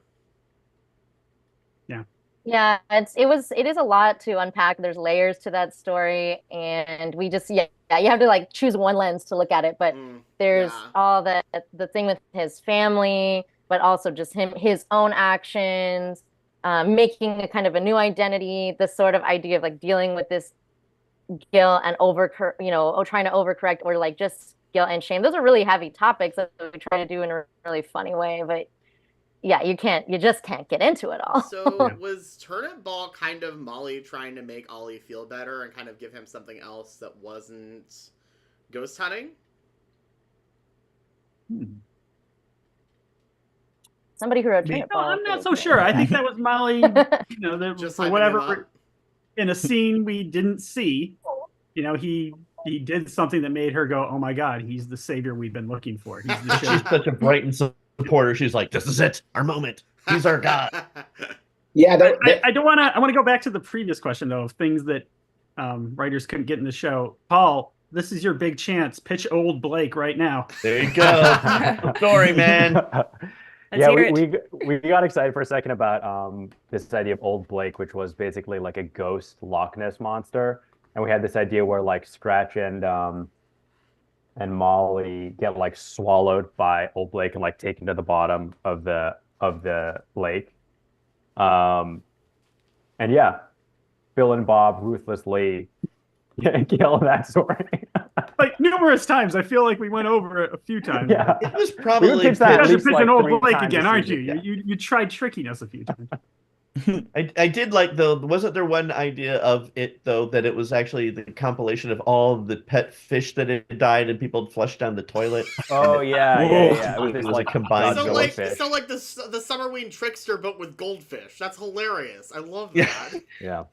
I think that was the one where we were starting to turn the corner on. Bill and I were starting to turn the corner on the old Blake thing, and around the same time, Britta Sanchez, our beautiful producer, came to us and said, "You guys got to do some episodes with no assets. Like, we're killing the team. We got to do some bottle episodes." I'm like, "Okay, we won't do old Blake." That's understandable. Season 3. And bottle episodes mean contained in a known location with known characters, basically. That's No it. new That's cool. stuff. Yeah, Could exactly. use that term. All right. So, next question. This is for Bill and Bob, and anyone who wants to interject. It's from Corb, and it's, if you could choose one Disney TV show to have a crossover with, what would it be and why? Well, we chose one. And that's Brandy and Mr. Whiskers. There you go. Perfect. She throws her stuffed Whiskers, plushie to Sharky. So I'd choose Kim Possible. One, because again, our dear friends and mentors created Kim. It's a little bit more of a throwback episode, or a throwback now that it's older. But I think seeing Molly fangirl all over Kim would be really funny, and I think Ron could teach Scratch a few things about Knockos and all the they would be best friends. Yeah, they would be. Yeah. But Exactly. Molly would definitely be like, her last name's literally Possible. Like, that's the most optimistic choice you could come up with. You did have live action Ron Stoppable as the voice in an episode. Yeah, that is true. We did. Molly McGee tries to fuse her catchphrase with Kim's, call it impossification. Yeah, and I think maybe Jinx Dr. Draken team up would be fun. Maybe, or Jinx Shigo team up. Anyways, impossible. I'm voting for the Mandalorian. We're all thinking. Well, you know I'm there too. Yeah. All right. So, do we want to keep going with the list of questions, Mann? Yeah, I think I got another one for Bill and Bob. This one from Tokyo. In portraying Todd Mortenson's Scratch's depression, anxiety, and mental health struggles in general, was there any consultation with mental health experts or organizations to help with how his issues should be showcased? Or was it more based on personal experiences / observations, or a combination of the two? Yeah, it was the latter. It was more, we definitely didn't bring in any consultants for this. It was just sort of a things we had seen and people and friends and in the world, and we saw that there were some people who are alive but not living, and that felt like a good container to put our story in. I mean, now here's just a little side note on it, that Todd didn't have a name for the longest time in the show. We knew, that character was going to be who Scratch is reunited with, but we just called him Deadeyes in the script for the longest time. It's just, and Deadeyes walks by, Deadeyes carries the cups, Deadeyes, they knock on Deadeye's house. And it was Patton Oswalt who actually improvised except you, Todd. And then we're like, oh my gosh. The cups don't count. Yeah. So we're like, perfect. Todd it is. So. I've got a question actually from the YouTube chat from Crystal Jam. Hi folks, thank you so much for all your hard work. I'm an aspiring animator and want hang on, it just zoomed in. And want to own my own studio. Do any of you have advice for pitching or what you would like to see in inclusivity rep? Oh man, Rebecca's really the right expert for this one. I was gonna say, I'm like, well, as far as like being your own boss, that's kind of where Rebecca is actually. Yeah. I mean, if you want to own your own studio versus get a job out there in the industry, I think those are very two different experiences. But they also do crossover a lot, because if you want to be like an online animator, you have to be like a one-person show. You have to learn how to do all of the steps, the writing, the backgrounds, and everything. And then when you get money, you bring on more people. So like, it has forced me to get real good real quick. But I mean, as far as like getting into the industry goes and like coming up with like a pitch Bible or just pitching anything to executives, like where would you guys start to give some advice? Brandon said goodbye. He had to go. Okay, Yeah. Bye, Brandon. He's fed up with talks. He actually didn't want to spill his industry secrets for pitching. Yeah, he's like, and dude, you know. It's tough out there. Brandon's like, I'm working on stuff right now. I can't. Yeah, he's honestly, that's probably not far off, actually. He looked like he was in an abandoned house. That's only because I have so much crap in my house. There is not any empty bookshelf anywhere in this. He does have 2 very young daughters, so it's Aww. I'm sure he's doing some dad duty at the moment. Boy, that is a tough question because I think, you know, we had a friend when we early got into show business all those years ago, who said his standard answer for how do I get into show business was, well, you write a letter to the president of show business. To be let in. And it's like, that was a joke answer, obviously, but in a weird way, it was like, it wasn't all that far off. Like it used to be really a who do you know, how do you get noticed, that kind of thing. I think with the advent of YouTube, it is a much more democratic and open road now. Like, and Instagram too. Yeah. And Instagram and TikTok. Like, you can make your stuff and you can put it out, and if you get enough views, the world will come to you, and you know the industry will come to you. And take it away. That's a better system. That's a better system than the system we came up through.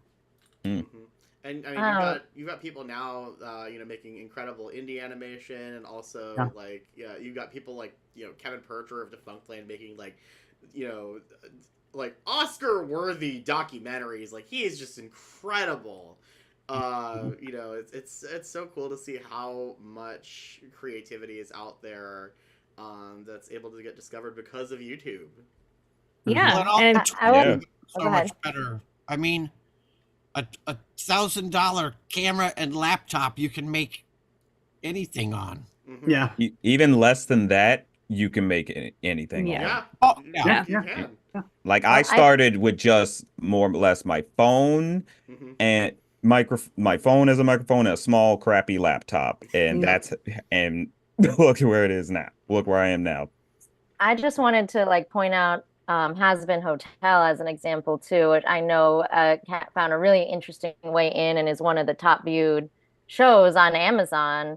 And that was like really fan driven. And so I think people are doing really interesting things. I was interested in how that just did gain that popularity because they created a fan base off before they got onto Amazon. And I know with like Dead End, it was a graphic novel first and started as a web series that the creator made, and it can kind of grow from all these different avenues. And I personally started off as a YouTuber covering geek content for Geek and Sundry. So it's a very weird ways to get in, and I feel like everyone can kind of carve their own path. Sorry, I had to like jump in just to say like, yeah, the Has Been Hotel thing is crazy how like it's so no, but it's absolutely right. What you just said is everybody can carve their own path. It's not the rigid set of, you know, knocking on the right door at the right time that it used to be. And I think that's great. Yeah, and I got in through the Nickelodeon writing program, which is those writing programs are totally other options. They're not the same as creating your own independent animation studio, but it did not require the same kind of, you know, there was not so many, there weren't closed gates. Like you can go and walk in. There's not that many spots, so it's not a perfect system. But the competition for those few slots are. It's crazy. It should not be the only road in because it's not enough. But it did help me get in. So I think, and I was just on a panel for the Nickelodeon writing program the other day and gave like this advice that I just was repeating from somebody else, which I feel like applies to multiple parts of the question. But I had heard this actor on this panel say about auditioning, if they're looking for you, you've already got the job. So I really internalized that, and it's really internalize it into being yourself and choosing what feels right for you. And if they're looking for you, then great. Like in your pitch, you can't misrepresent yourself. And with the things that you're writing and creating, you can't really misrepresent yourself. It kind of feels wrong. If they're not looking for you, it's just like a date when they say be yourself, when your parents are like, just be yourself. Yeah. If I could just speak to the artist side of it real quick, when we were looking for board artists on Penguins, we were looking at all these portfolios, and then there was this one guy, and he had all these little, like 1 and 2 minute animatics that he did. He storyboarded, he came up with the story for it, and made QuickTimes. And his job was a caricature artist at SeaWorld. That was his job.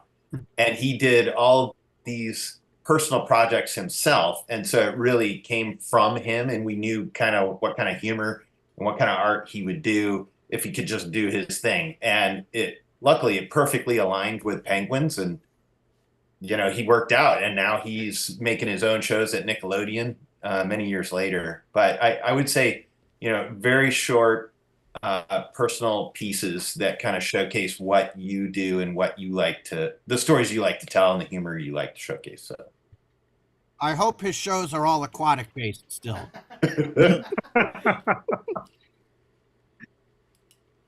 All right. So a question for everyone from the least expected 23. How much do you honestly use the word Enhappify in your daily lives since you started working on the show? Who wants to take this one? Do you feel like if Madison were here, the numbers would skew higher? I think they would. Well, I think they would. yeah. Yeah. It's not never. I'll say that. It's not never. It comes up. Yeah. Yeah. It's part of my vocabulary for sure. I don't know that it's daily, but it's not never either. Yeah. Well, it's become part of my, not daily, but it's become part of my vocabulary as well. Excellent. Yeah, definitely. How about this popcorn question? When's the last time you said it? Paul, when's the last time you said you used the word Enhappify? Oh, wow. That might have been back in the writer's room. Paul does not believe in. It's been a tough year. He doesn't wear crew sweatshirts. He doesn't use the word Enhappify. Like, keep a low profile. Yeah, I used it probably this morning. It's probably the last I did. I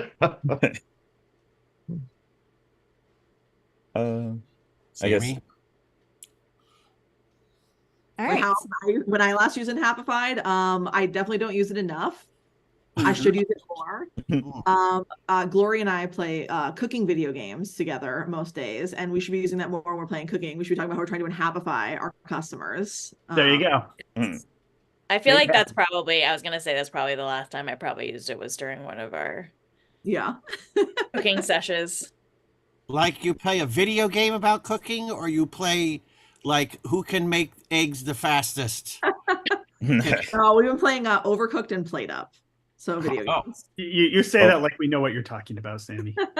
I know half of that. Overcooked is stressful. Yeah. So we're excellent at it, so it's not that hard. So yeah. What was the other one called? Plate Up. Plate Up. All right. I'm learning things. I knew that's a good idea. Thank God it came on here. All right, so from the YouTube chat, we have Steve the Scout asking, could we get more lore for the chairman? He's my favorite character and would love to get some more lore. Was there any sort of headcanon of you, like where the original chairman came from, essentially? I think the original chairman, part of what makes him so cool is how much there isn't lore around him, that he's unknowable. That he is this ominous presence that doesn't speak, that doesn't really show a lot of emotion other than displeasure, and he feeds on misery. I think he's an ancient evil that may predate, certainly predates all of us, and maybe predates, goes back to the earliest days of humanity. He arose out of misery and feeds off of it. I mean, we had conversations at some point about how essentially when you are more joyful, when you are loving, when you are kind, compassionate, you are becoming more human and more alive. And so when you become more selfish and myopic and deceitful, and all those, you actually start becoming less and less and less human and less alive. So our thought was sort of the chairman is sort of the personification of when you basically shed away all the things that make you human. Wow, it's incredible. I'm right here, Bill.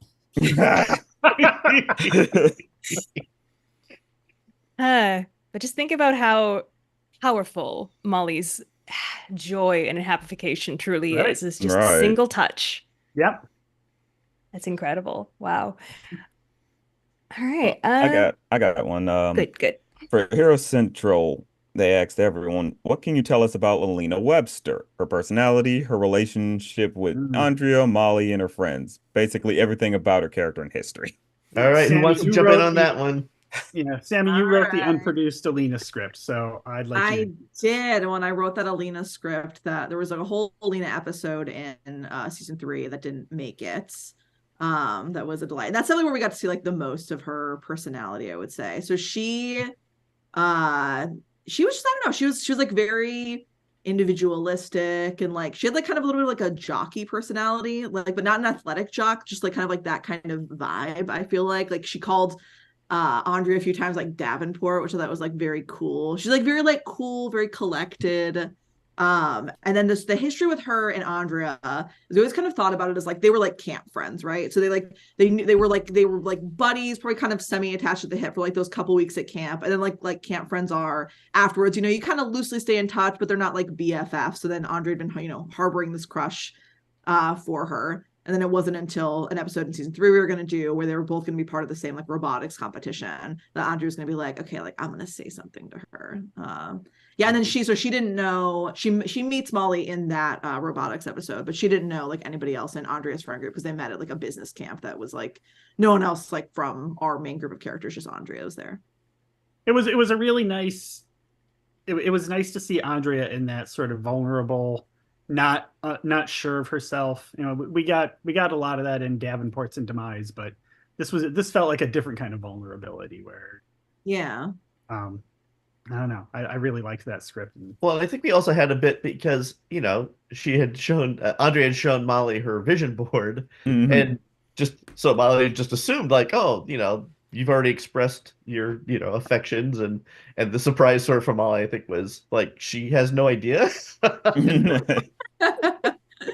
one of those like kid fantasies where really you meet somebody that like you just kind of like fleetingly know, and you're like, oh yeah, like one day like we're gonna get married.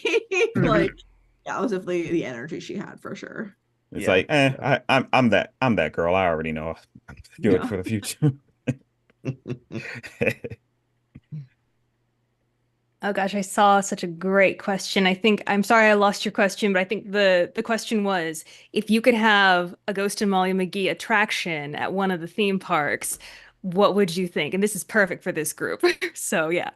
Oh yeah, hang on. Let me put my face back on screen. I have to be a part of this. Hang on. I want to hear Dana. Yeah, I was just Dana. Ghost and Molly McGee attraction. A treehouse, of course. Oh, you just made Rebecca very happy.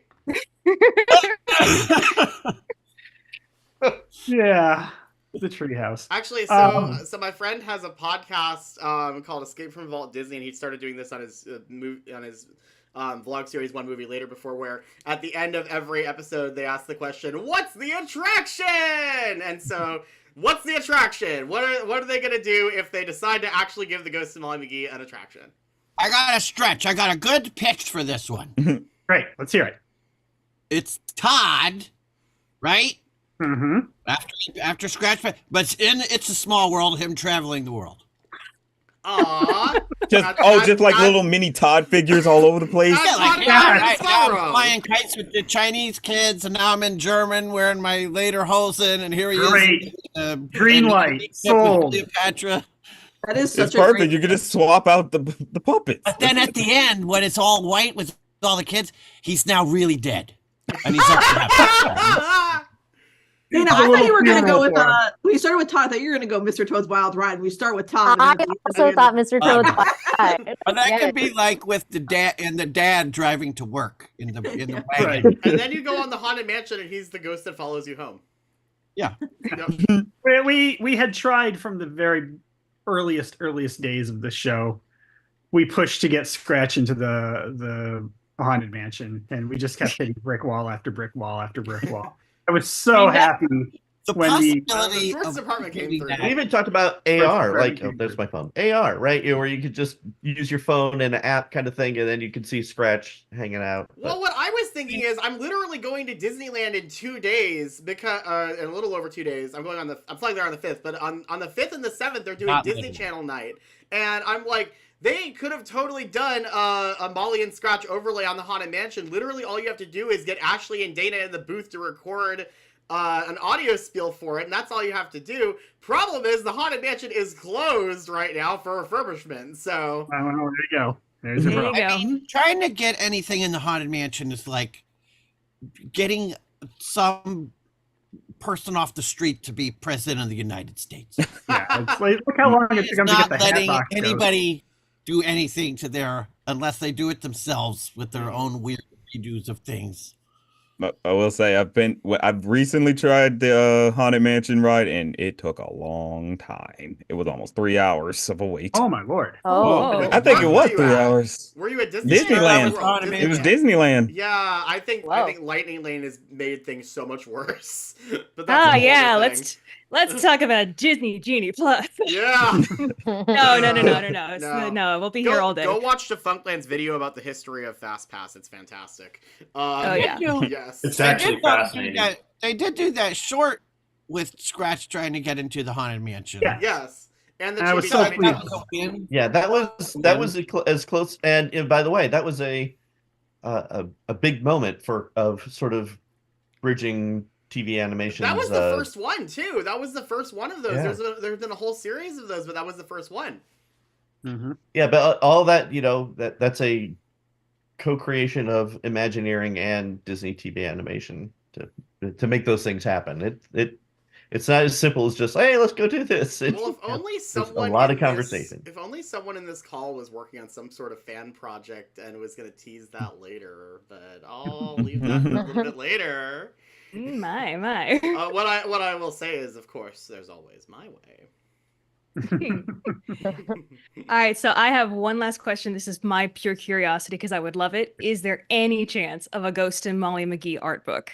Oh, yes! I want that so bad. I have a collection. Listen, I'll say never, but it's not up to any of us. I know Dave has reams of stuff we could fill books with. Oh, gorgeous, gosh. Gorgeous character design. I mean, this show especially. I mean, any show, but this show. Oh my god, it's so gorgeous. Oh man, It's up to Disney. So if you want one, start pestering Disney publishers. Who should we politely pester to get an art book? Have they ever done an art book for any of the regular? They did do one recently for DuckTales. Yeah, they did. Yeah, they did one for DuckTales. Yeah, has one, right? DuckTales got an extensive one, actually. Yeah, I think that's self-made, right? Maybe it Yeah, I might think be. It's a lot of work. Was it Matt Browley? Did he just kind of pull it together? I mean, I'm sure he did it with all the permissions and blessings, but he did. Matt Brawley. He did the Marcy's Journal. Marcy's Journal. Wait, hold on. Oh, Marcy's Journal. Yeah. Right. That was a co-production with Tokyo Pop. Yeah. But I just like a pure art of, like how they do the art of A Bug's Life, or right. Yeah. Yeah, I would love those I like kept the talking backgrounds about from this show. They're so beautiful. Yeah. Like After every art review, I would say, like, we got to have an art up book, because you just wanted to pour over these paintings, and like you guys said earlier, there's Easter eggs everywhere. The props have a they go by so prop has a quickly. joke layered in it.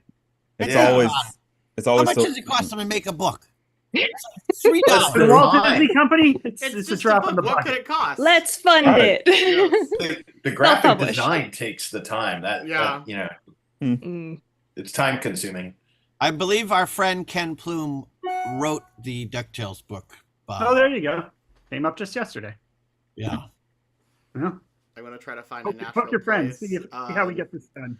I'm gonna try to find a natural place to cut this off because we are at it's been an hour for the Q&A, so I think it's about time for our first intermission. But does anyone have anything else they would like to say real quick? I just wanted to say I'm sorry I horned in, but I wanted to see everybody. Oh, No, that's so wholesome. Oh, That's so sweet. Nice. No, nice. Don't go anywhere if you don't want I'm coming back. I I wanted to see you. I don't get out a lot, okay? This is all I have. Now I got Overcooked. I'll try and find Gloria and Sammy's account. Let us know. We'll get you in the game. We'll get you up to speed.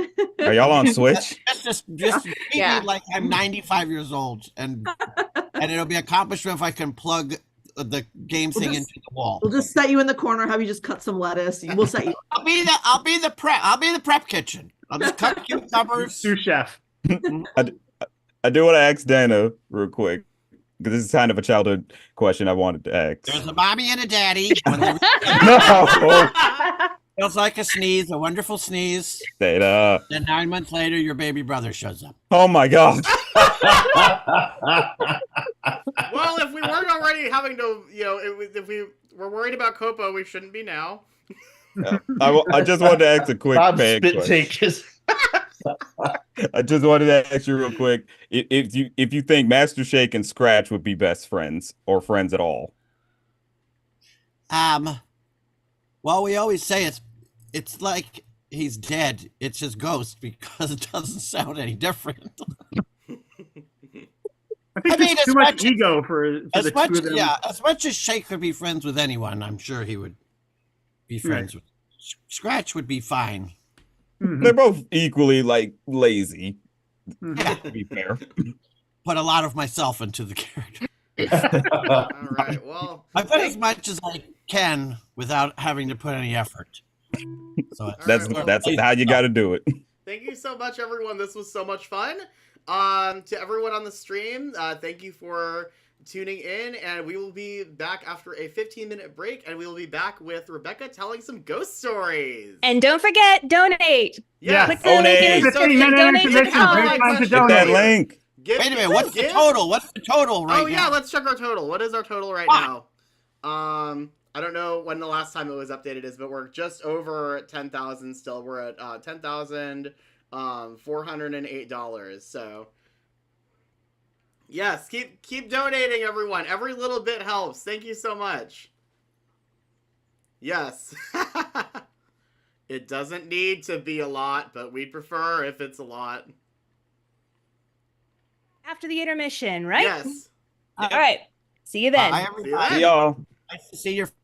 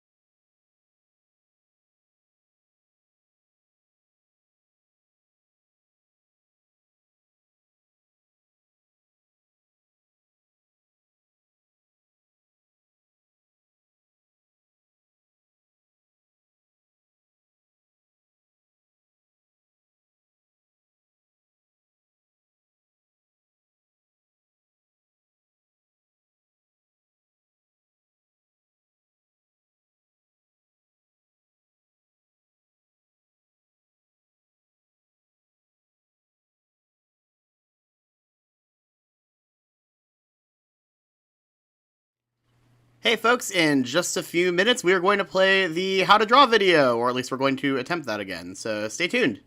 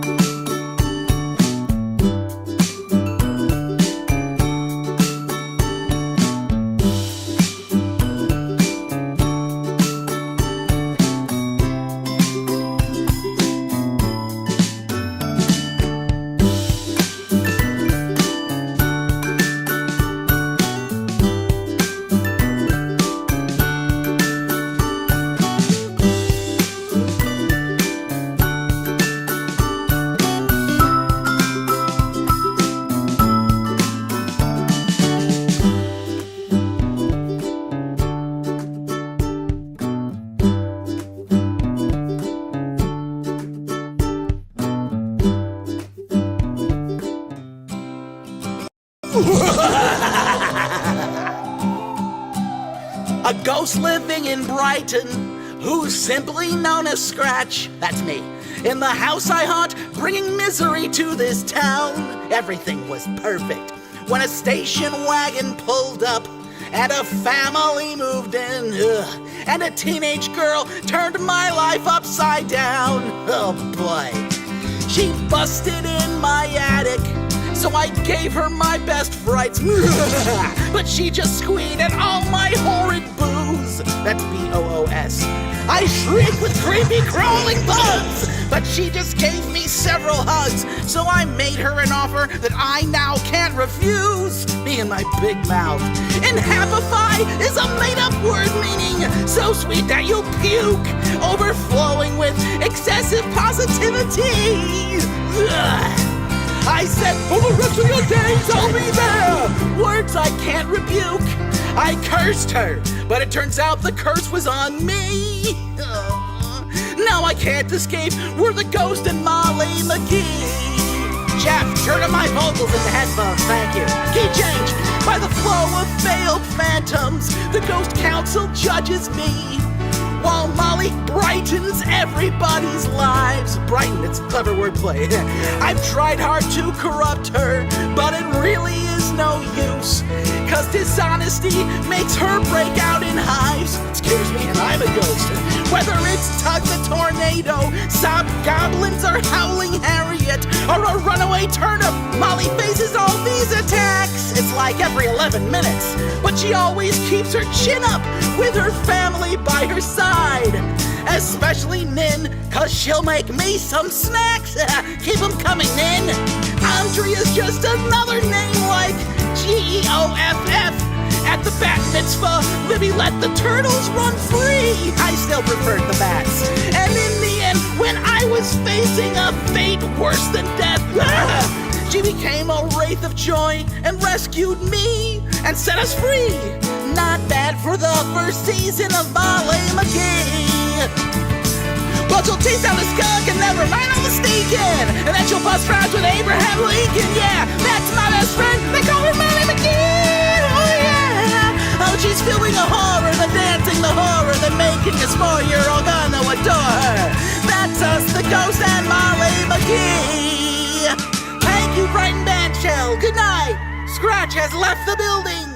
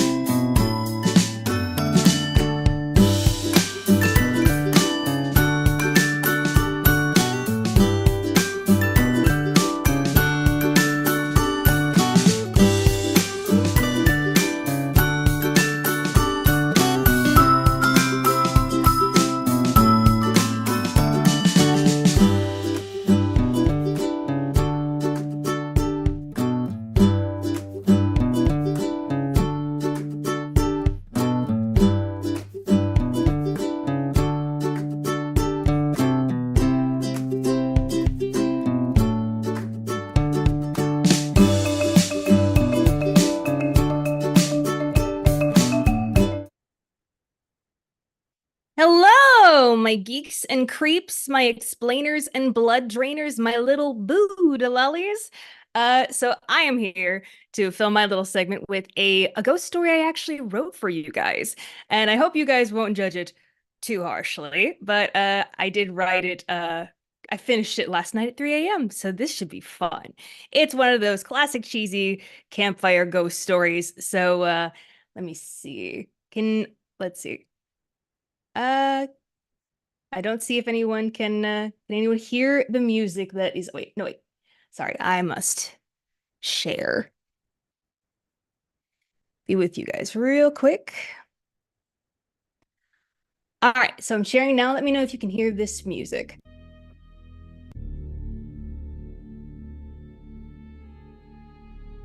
Okay, pretty sure, hoping you guys can see the music, all right, or hear the music. All right, here we go. A little bit of a campfire ghost story for you guys. It's called The Rattling Tin Can of Crazy Man.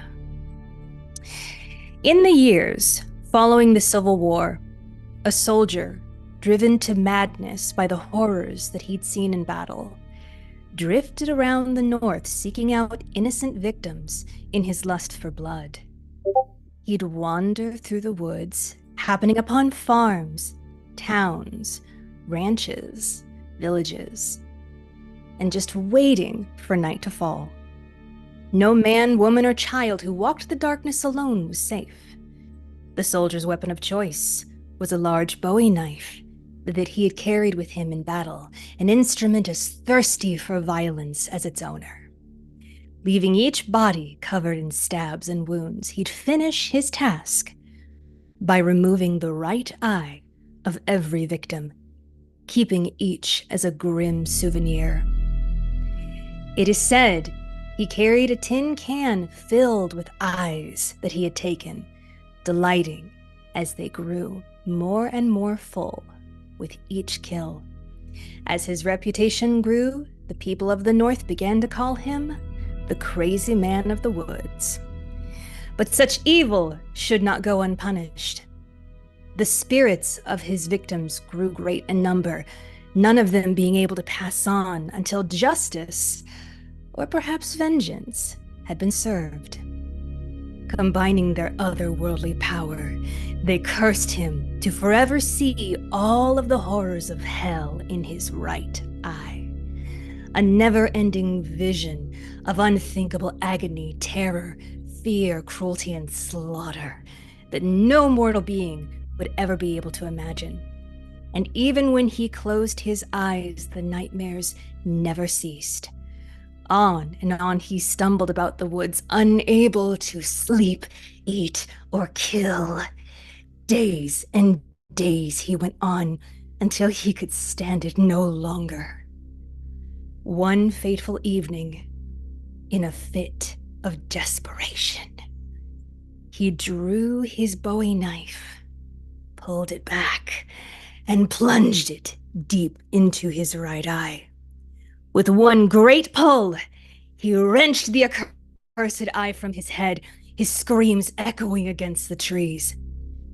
But even still, as the eye fell to the ground before him, it continued to conjure the unspeakable horrors of hell and left the red glow of Satan's flames where it once stood in his face.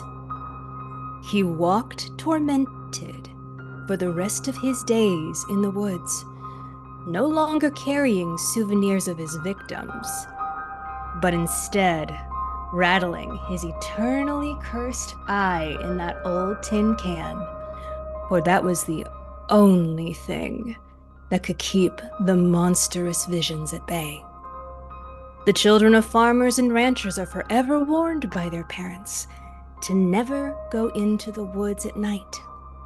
Do not waste the gift of the spirits, child, for it is because of them that you may escape Crazy Man yet. Be wary should you see a blinking red light amongst the trees at night, or hear the sound of a rattling tin can. If not, you are sure to be the next victim of Crazy Man. That is my story, and I hope you take it to heart. Be wary in your travels tonight, dear friend. The Crazy Man is about. And scene! Woo! Oh, I'm glad. I hope everyone liked it. It was actually a play on an old campfire story that I kind of half remember that my dad used to. He would tell the story to campers when he was a camp counselor, and they would actually have other camp counselors go into the woods, and they would like have like a flat little tiny red flashlight with his eye like blinking in the in the bushes, and then they'd rattle a rock in a tin can and it would scare the crap out of all of the campers. Yeah. So classic.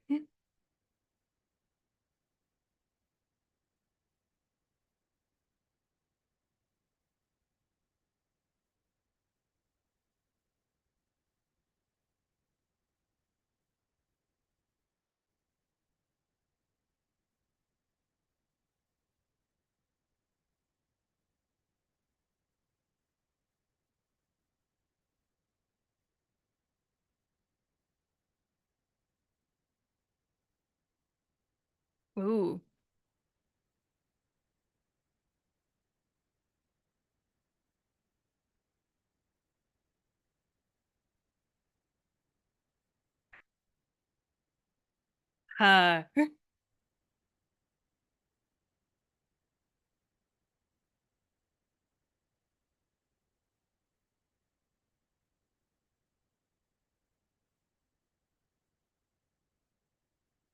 Oh, Chandler, you're muted. Yes. Oh dear. Sorry, we were discussing. We were discussing, and I was muted because I forgot I have to manually unmute myself because Zoom does not work like that. Okay. Thank you for letting us know, chat. Thank you, chat. Okay, so I was just in New Orleans actually. I love ghost stories, and I was just in New Orleans with my friend Sternberg, who helped organize this whole thing. We went on a haunted history ghost tour around the French Quarter, and it was so cool. We went to all sorts of different locations. One of which was this block. Where there's a story that's famously from Scary Stories I Tell in the Dark called Wonderful Sausage, where this man got fed up with his overbearing wife. They owned a butcher shop on the first floor of their house, and he killed her and did the whole Sweeney Todd bit. Her remains ended up in the sausages, of course. Ended up being caught because someone bit into their andouille sausage and found a ring or a finger with a ring still attached. But then the spooky thing is, so that story was not true. There's no evidence to ever support that there was a butcher shop in that house. However, there's two stories with strikingly similar elements, one of which happened in the 20th century, and one of which actually happened like right before Katrina happened, where similar circumstances, person who had experience as a butcher or a meat slicer, and murdered their significant other, and also all of them also involved a trunk. And so it's so what are ghosts? Are they people, or are they ideas? Is there something about that story that's carried an echo? And I thought that was really cool. And we went to all sorts of other locations, including the actual most haunted house in New Orleans. We didn't go inside, but the Lalaurie Mansion, which of course is widely known for being in season 3 of American Horror Story, which our guide was like, yeah, that was a complete, like, they made so much up about that story. But ghost stories can also help us deal with a lot of things that are kind of hard to deal with otherwise. Like, for example, some of the things that are reported to have happened in that mansion. I'm not going to describe them here, but there were some gnarly stuff that is reported to have happened, horrible stuff. And but it was so cool to go on that tour. And why did I go on that tour? Well, I went to New Orleans actually for a little bit of research for a project I've been working on, as I was teasing a little earlier. Yes, I am actually working on something that I've had in my brain for technically even longer than since season 2 came out, because I've of course, Ghosts, Disney. Why don't I just let me from the past explain? It's hard to talk about Ghosts and Disney without talking about the Haunted Mansion. And sure enough, one of the first things that they did when the Ghost and Molly McGee came out in October of 2021 was that chibi Tiny Tale short where Molly and Scratch visit the Haunted Mansion and proceed to annoy everyone. Well, a little less than a year ago, I was actually visiting Disneyland while I was also coordinating with a PR manager from Disney Channel to set up a podcast with Bill Motz and Bob Roth, where we talked about the season 1 finale of the Ghost and Molly McGee ahead of the season 2 premiere. I was standing in line for the Haunted Mansion when I got an email with a link to watch the season 2 premiere a few weeks early. And of course I was super excited and not expecting to get that at all. So I watched the episode when I got back to my friend's house that night, and with one simple line, "And a haunted mansion in New Orleans," I knew exactly what I had to do. Because the whole idea of the Molly McGee characters visiting the Haunted Mansion was just way too good to be limited to a 60-second chibi Tiny Tale short, or even a slightly longer Random Ring short. And the conceit of the Chens having visited the mansion on their travels was such a perfect jumping off point, because I think what's made the Haunted Mansion such a timeless classic over all these years is that the whole ride is open entirely to your interpretation. You can use your imagination. And there's been countless different adaptations and interpretations of it over the years. And that's exactly what I wanted to celebrate with this. So I got together with a bunch of friends, and we're working on putting together a fan-made animatic episode of The Ghost and Molly McGee. This takes place just after Jinx versus the human world, and follows the McGees, the Chens, Libby, and her mom as they go on vacation to New Orleans, and the ghost friends go to take a tour of the most haunted house in the most haunted city in America. And here's a sneak preview.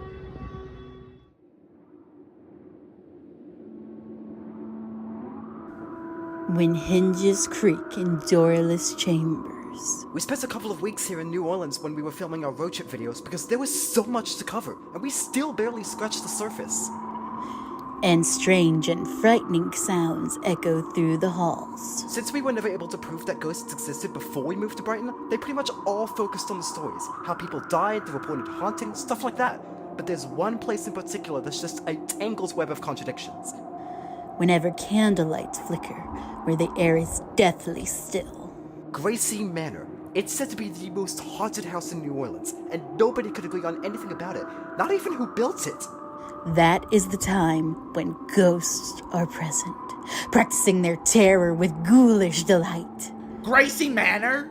The world-famous retirement home for ghosts, Gracie Manor? It's open for tours. We should go visit. Maybe after another round of beignets.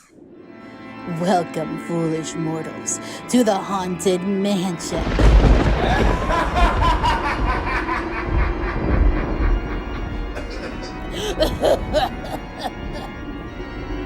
I'm good.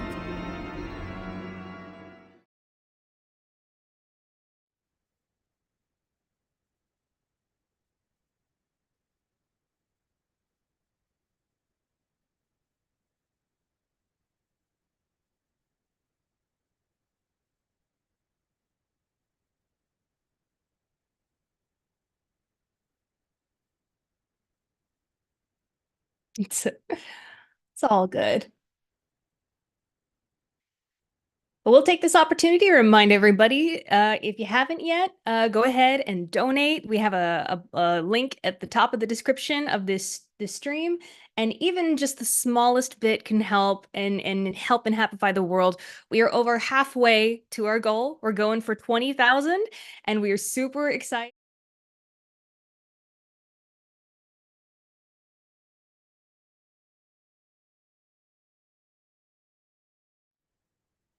Oh, and you're muted again, Chandler. I'm muted again. We should just rename this the Chandler's Muted charity stream.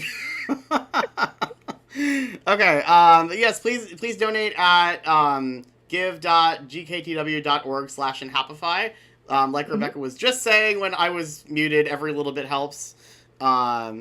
And I have a shout out to play, but I have to cut to black for a second just because it's not actually imported on the OBS side of things yet, and there's not at least as far as I can tell, there's not a way to like lock something while I mess with something else. So, gotcha. Give it a second.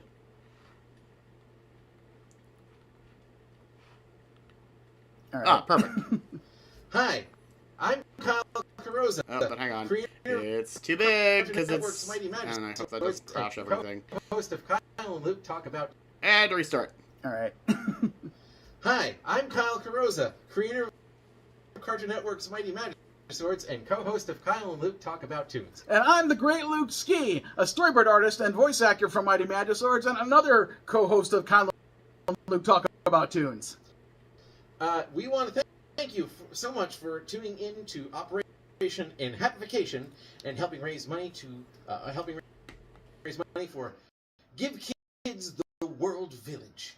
Hey, so Kyle, I was wondering, as the creator of Cartoon Network's Mighty Magic Swords, as seen on the wall behind you, what kind of magic swords do you think that Molly and Scratch would use if they had magic swords? So, I mean, there's the Ghost Magic Sword, but that might just be redundant. Like, you've seen more of the show than I have.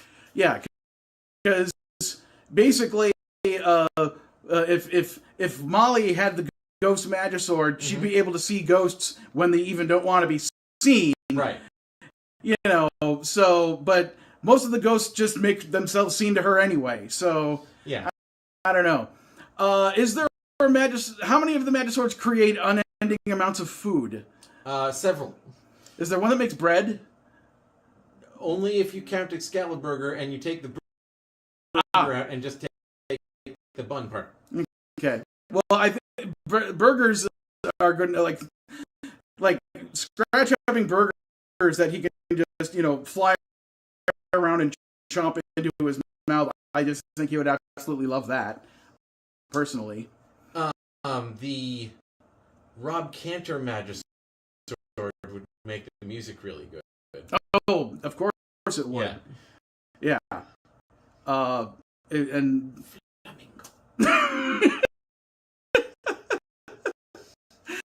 and also, what was the one with the little dolly that gives hugs? That would be probably Molly's favorite.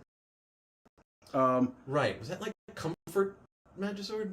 Yeah, something along those lines. There's a lot of them. Yeah, I there's. know the names of all of them. Yeah. Well, you gotta catch them all. One might even say. One might not. Oh, okay.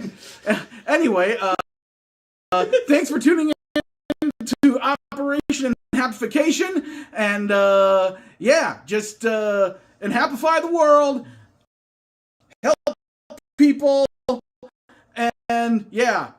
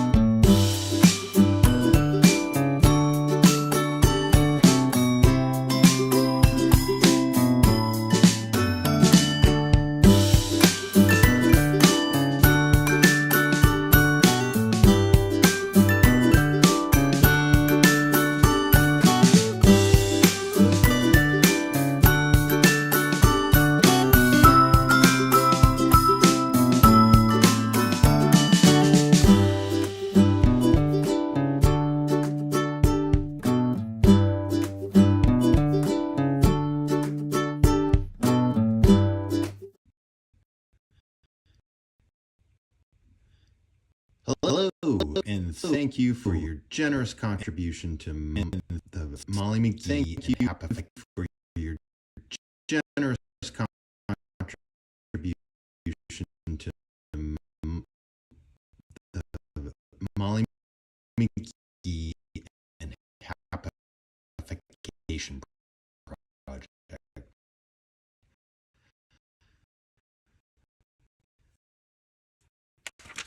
Say that 3 times fast.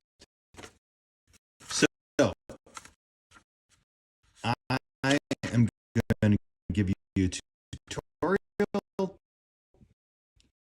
right now on how to draw Molly, but it's really hard for me to draw Molly without scratch. They just are like peanut butter and jelly. You can't have one without the other. So I quickly sketched up a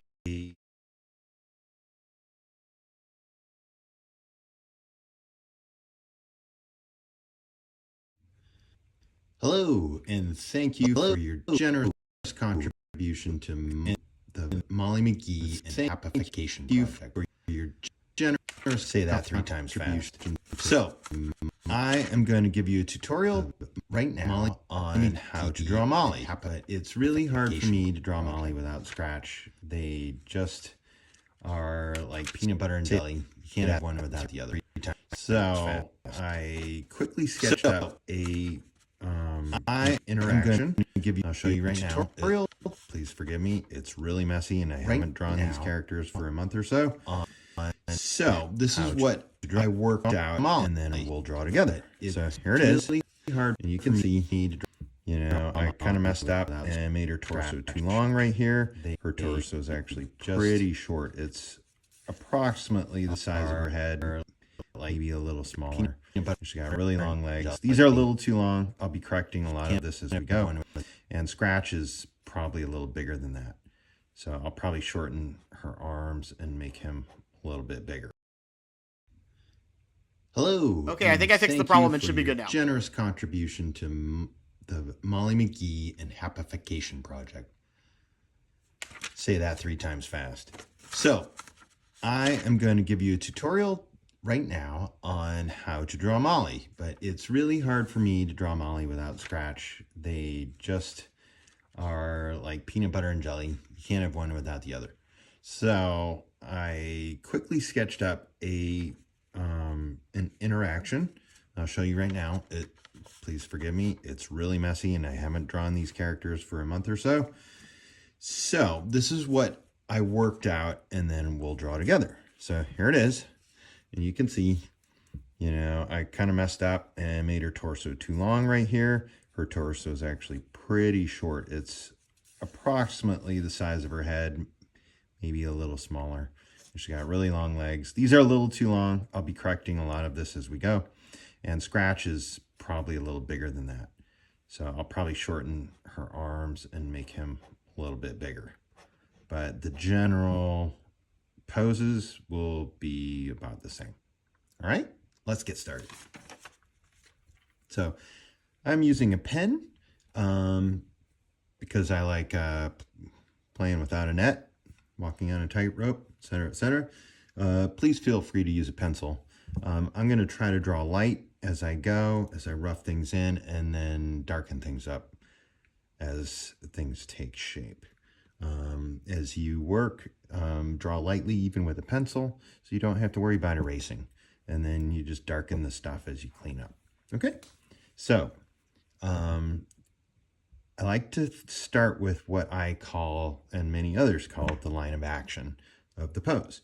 And this allows you to get a really strong gesture of the pose without getting bogged down in details early on. So Molly's got a circular head and then this short torso And I really like to kind of, when she's putting most of her weight on one leg, I like to really pop out the hips. And then that foot, where most of her weight is, needs to come mostly under her head, you know, so it bears all the weight of the body. It can be a little off center. And she's got big old sneakers, kind of like the dinner rolls of Calvin and Hobbes brings to mind. And then her other leg is just kind of popped out, and we're going to see a little bit of the bottom of it, of her shoe, as she kind of kicks it up all cute like. And feel free, since this one isn't bearing weight, give it a little bit of an arc. And this one's a little straighter.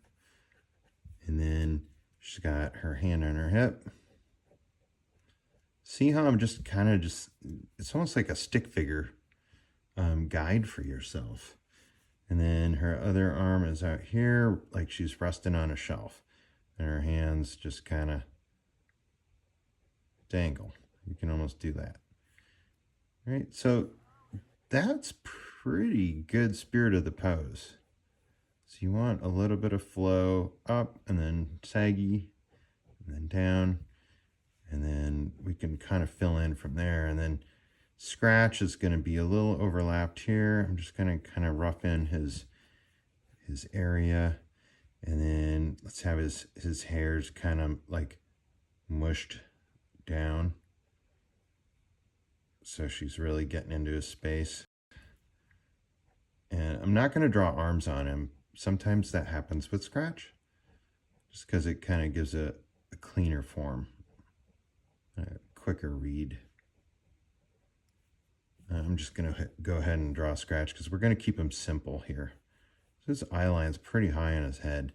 So we kind of generally draw those crosshairs where the eyeballs can go. One eye overlaps the other a bit, and then he's like got that deadpan look on his eye and his eyes. And I'm gonna keep his brow down too. Like he's like, are you kidding me? What am I, an armrest?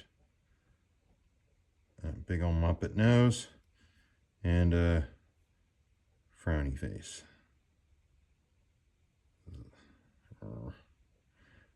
Actually, I probably wouldn't have done those teeth. You can leave them out on yours. Give him a bit of a chin, double chin, because he eats a lot of junk food. All right, Scratch is pretty good. So Molly, her head's a bit big. I might make it a little smaller now that I'm looking at it, but that's okay. Now her hair shape is a little off the head. She's got these bangs that kind of come down to the side. Then her ear, it kind of pops out from behind it. If you follow the top of her hair, she's got this kind of fork in her hair that swoops and joins up with this corner. And then if this is the far side of her head now, her other side, and we can actually implement this one line that I don't want anymore, but it's now a bang line. And then her other ear kind of barely pokes out there. So we're taking shape. And then her pony, top knot, I don't know all the nomenclature of it, but it goes up like that. Now, interesting fact, these bags under Scratch's eyes, yeah, he's got an eye mask now. We fill that all in, it just kind of looks cooler.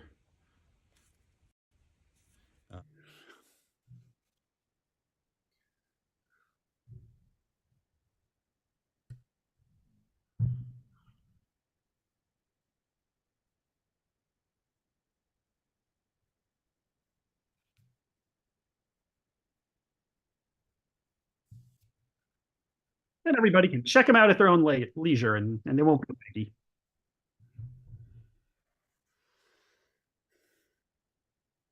Yeah, let's see how far we got. Drum roll.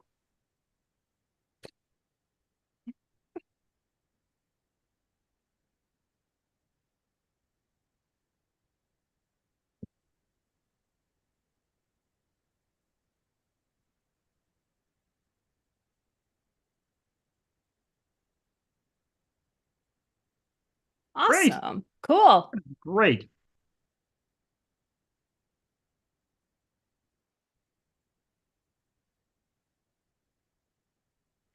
You go ahead and you reach the team. Yeah, sounds good. I got this. Perfect. All right. See you later, bit Chandler. Hello everyone. We are here talking with the voice actors of the Ghost and Molly McGee. We also have the show's creators, Bill, Bob, and we have some wonderful questions for you. And if later at the end of the Q&A, if you guys want to put in the chat your own questions, we'll try and read from there. But let's start with a very popular question for everyone. What is your favorite song in the series? You threw a curveball. Favorite song. I have a few. Go, Lara. Well, I loved the one about my dad. And yeah. I loved my Hanukkah one, which wasn't really a song. It was and then I liked every other song. Those were the ones. Right. So Mina, just a all-around music fan of the show's musical stylings. That's awesome. Eric, did you have one? I loved the Hanukkah song. I thought that was just so cool. And then also, Jeff's Here, You Got to Be Low Key. Yeah. Also, but the Hanukkah song was, you don't see that on TV enough. And it was just very, very cool to see. And a character like Libby was one of my favorite parts of this show. Oh, that's really sweet. Bob, Bill, did you guys have a favorite that sticks out in your mind?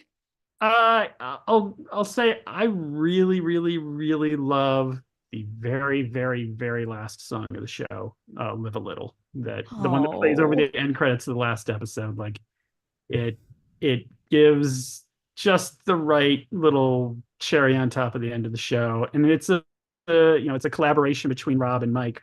Rob took some of Mike's material. Sorry, I'm getting text that we are still freezing. Video is freezing. Goodness gracious. I don't know if that's on our side. Chandler would have to be in charge of that. I'm gonna have us take a second to cool it down. It's the voice actors anyway, so there you go. Right? Hang on, you guys can't hear me. Would it work? Should we try like stopping video? Would that maybe help? Because I've got that. Hey, so on my end, I'm gonna try. Here's what I'm gonna do. I'm gonna go and why don't we hang on? Okay. Let me do this. Let me go. Dana will be here in just a moment, he says. Perfect. He's coming.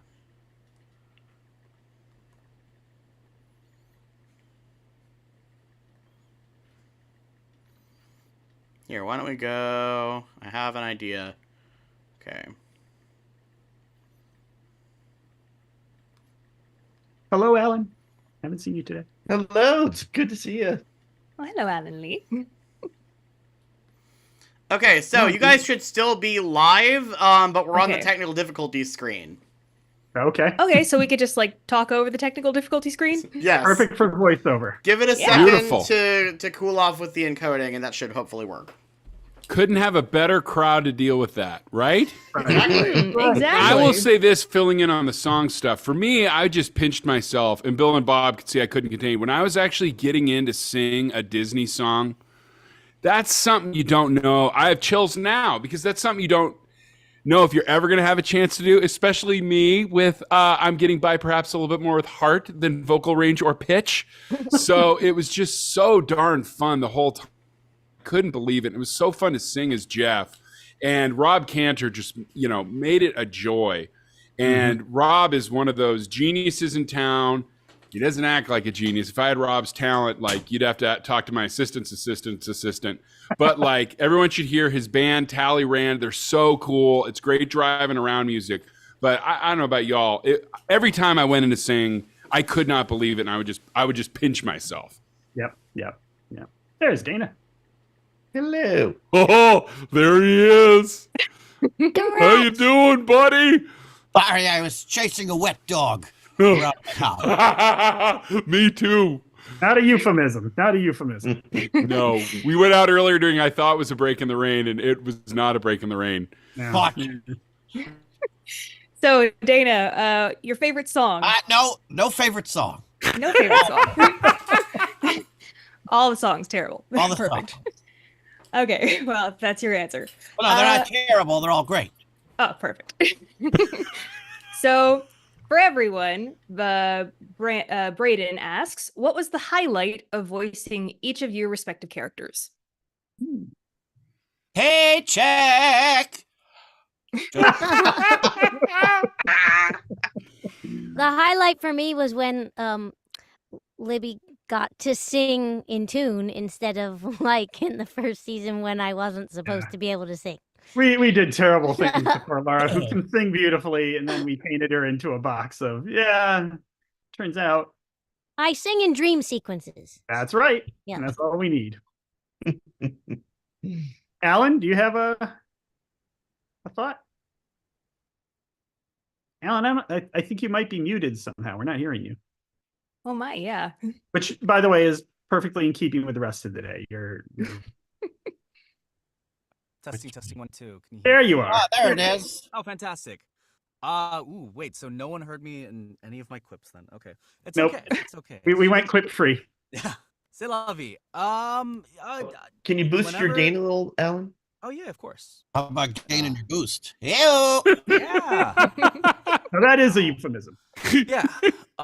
Whenever I got to be less than chipper and happy, like whenever it was Somali to dance, I want to dance with Somali or the dance one where like I got to be a little more, like heartbroken. Anytime that happens, I'm like, oh, it's nice to play that second side of the character, So yeah. I always cherish those moments. Oh, there. Yeah. Wow, That's delayed. Yeah, that was It very is delayed. very delayed. We're going back in time. We're going to be incredible in 3 minutes. They're not going to be able to handle us. I know. You do your clips now, Alan, to the delay, and then we won't really miss them. Right. Eric, do you have an answer? Well, for once, Yeah, it's I mean, not I me. love. I loved watching Jeff kind of build up, and by the end of season 1, get to be a hero, and then for season 2, I loved so much to be a part of the Jeff storyline. Yeah. Talk about people that aren't seen on TV enough, and just for kids at home to see their parents in that, I just thought it was the most sacred responsibility, and I was so honored to be a part of it. I really couldn't believe it. Yeah. So You all in your respective roles did such beautiful, fantastic work. I would agree entirely. You guys truly helped make the show. So what has been your biggest challenge in voice acting? Anything specific to, a character that you played on the show? Ever been directed by Bill and Bob? It ain't easy. Pushy. They're very pushy. Always talking over you. They don't get along. Those are on the day. Fighting with each other. Which Can is you why say talking over ya? A little more on the over? they don't even go in the same room with each other. They've been That's right. estranged for 20 years. No eye contact. We don't want to be near each other. Okay. It is a good moment to highlight our voice director, Eden Regal, Emmy nominated. Oh, yeah. It was fantastic and did such a great job helping everybody find their character, mold their character, make their character sing. And Emmy winner is an actor, right? I think she won an Emmy for also a groundbreaking Emmy part. nominated for this show as a director. Yes. So Lost cool. to her brother, which is going to make Thanksgiving awkward. For her. And she's in an episode of Amazing Stories that was never aired. No, really? That is true. Yeah. That's an amazing Always story. ask her about it because she's like, yes, it was terrible. They just decided not to air it. But I think there was like 5 episodes they didn't air. Yeah, But we'll save that for the Amazing Stories charity event next week. That's right. Coming up any minute now. Perfect, Yes. perfect. Laura, do you have an answer to the question? I forgot what the question was. I was enjoying the Zoom screen so much. Any challenges in voice acting for any particular part of the show? Oh, well, no, this show was great, but when I was cast, I came in and then the pandemic happened. Yeah. So I got to only go to Disney once. And then everybody else was recording from home too, but Mhm. I only got to go in once. So it was a little weird because I had never met anybody. Yeah. And Yeah, that's Alan, you can speak Got to to that. go to Disney. I didn't get to go anywhere because Alan did it all in came in season pandemic. 2. Yeah, I did everything in the pandemic, so it was just in this glorified blanket fort of mine that I'm using as a booth. But you know, it worked, I guess. I just wish I could have been in the same room for that, kinetic energy Mhm. that I love when I go into studio. But yeah, that has been the worst. Like Yeah. not meeting anybody. And then for whatever reason, anytime we had some kind of gathering, I was mysteriously never able to go. Right after Bill always asks, he always wants to know 2 months out my commitments when I'm out of town. I never figured out why until the last one when that's when he's scheduling the get together. You travel a lot, in fairness to Bill. Oh, sure. Okay. All right. So I have Eric? a professional. Oh, go ahead. Yeah, I think I would echo that it was just, I wish we could have all done it together because, my friends in this town, it's like this glorious snowball and I pick up more and more from each job and especially animation because voiceover is just the coolest tribe. And I think if we were all recording together, one, it would be a joy. Like I'm already beaming right now listening to these incredible voices and laughing and just what we would have come up in the room and we would have been getting lunches. But that's why I'm grateful as things, very, very slowly come back to normal because, those group records, whenever I have them on a cartoon, I can't believe I'm getting paid for it. It's just so fun. I sit in awe of everybody. I can't believe I actually get to do this and no one's pulled the rug out yet. Yeah. And I really wish we'd gotten to do it on this one because there's just so many legendary souls involved. Yeah. So I have a professional question regarding the pandemic and voice acting work. So very often for voice actors, it's pretty common for you guys to have a home setup. Is that correct? Only It is since now. the pandemic. Oh, really? Because that Yeah. was actually my question of was having your own home setup to produce the same quality that companies and clients would need for you, was that what most voice actors had before the pandemic, or was that a uniquely pandemic thing? No, commercial people and promo people would have their own home setups. They've been doing that for years and years and years.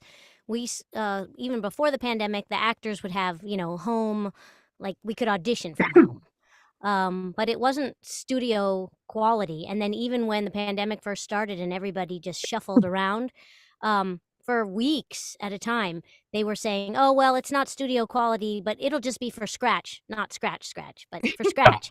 And then we'll all come back in a month or two. Well, a month or two turned into, 3 years.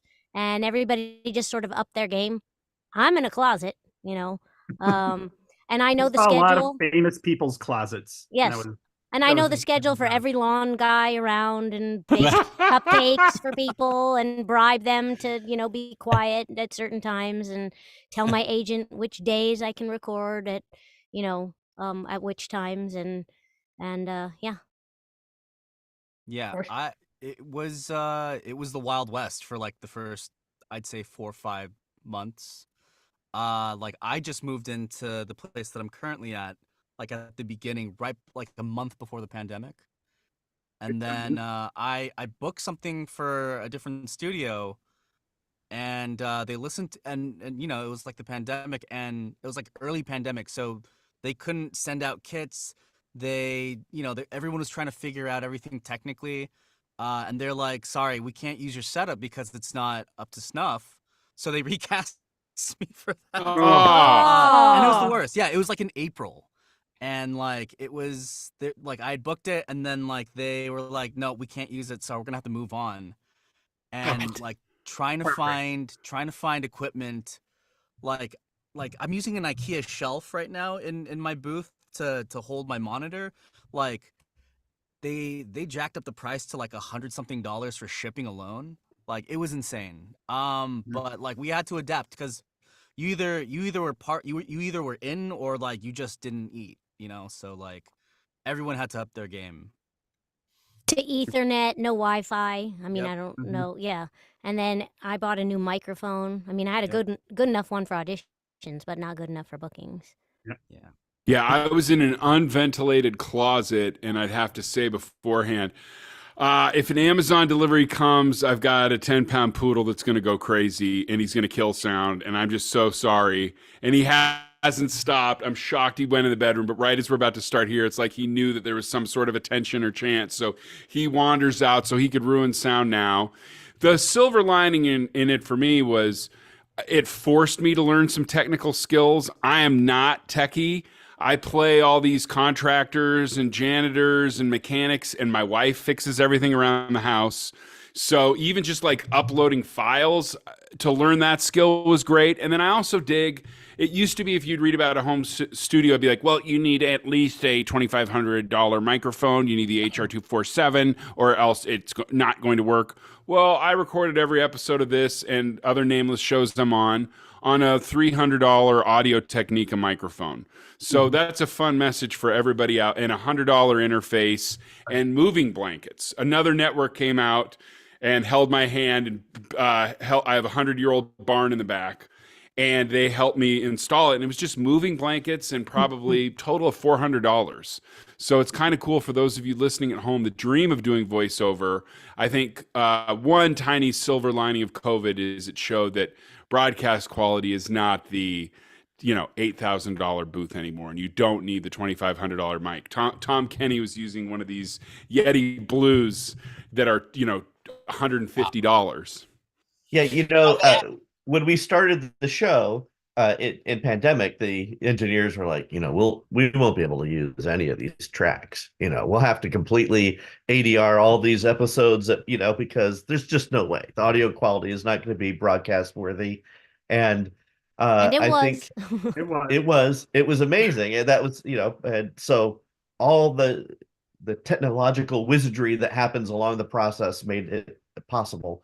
But I think with the exception of like maybe one or two brief moments, everything else we aired what was recorded at home, right? I think there was only a few hiccups. I would always use this as a let's just say not some questionable projects I've been involved with many times. and they want to run the sound test before they went, and we need can you walk 5 feet back and clap your hands? Now this I don't think it's gonna work. Really? Your direct to DVD talking dog movie is for Disney? Because this is for Disney. This one I use for Disney, okay? Frozen, all that. That's what they think is fine by them. Captains of industry and your little cow can commercial or whatever it is. Then as soon as I say it's Disney, then they're like, oh yeah, okay, I guess that works. Like, yeah. I just had a sound test last week for another thing. It's like, okay, I've been in the same closet for how many years? Yeah, I'm just turning a switch on. I like it though when the airplanes go over, because a lot of us all live in the same neighborhood, and so you'll stop in the middle of a take and go airplane, and then the next person's like, yeah, airplane, got it, airplane. You can tell who lives travel around Burbank Airport by tracking the sound of a leaf blower, or something. Yeah. We have Michaela with us finally. Hello, Yes. Michaela. Hello. Yay! I love that I'm coming in right at. Whoa, that was weird. I love that I'm coming in at the tail end of the make your own booth discussion. But one thing I would like to add is if you can get like a portable clothes hanger, I would raise that up and then I would hang the moving blankets or like a heavy quilt over that. And that acts as a nice bounce. I mean, I have like the audio shield in the front, but if you can block out all the shit, stuff right even before it, that helps. You can like raise, because you can raise up the height, the leg. I do all of them under a bed.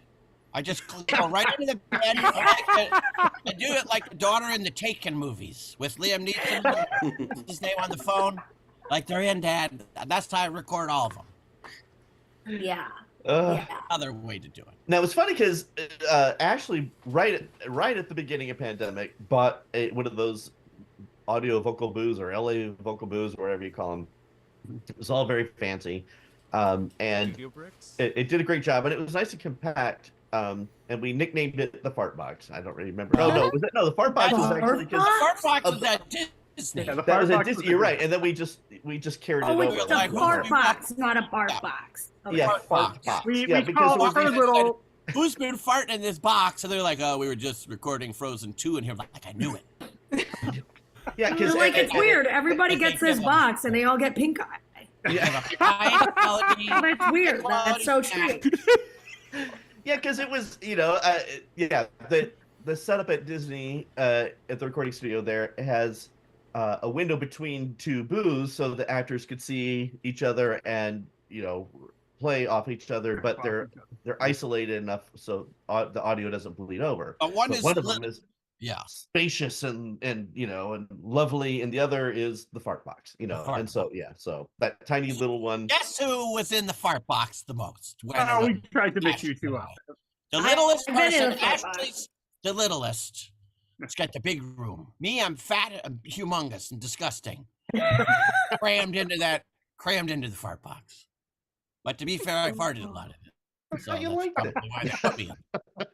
Well, the mic picks up everything. We were always. Yeah. Finally, I can be free. He knows that's all right. Let's not tell him. Let's just let him do his stuff.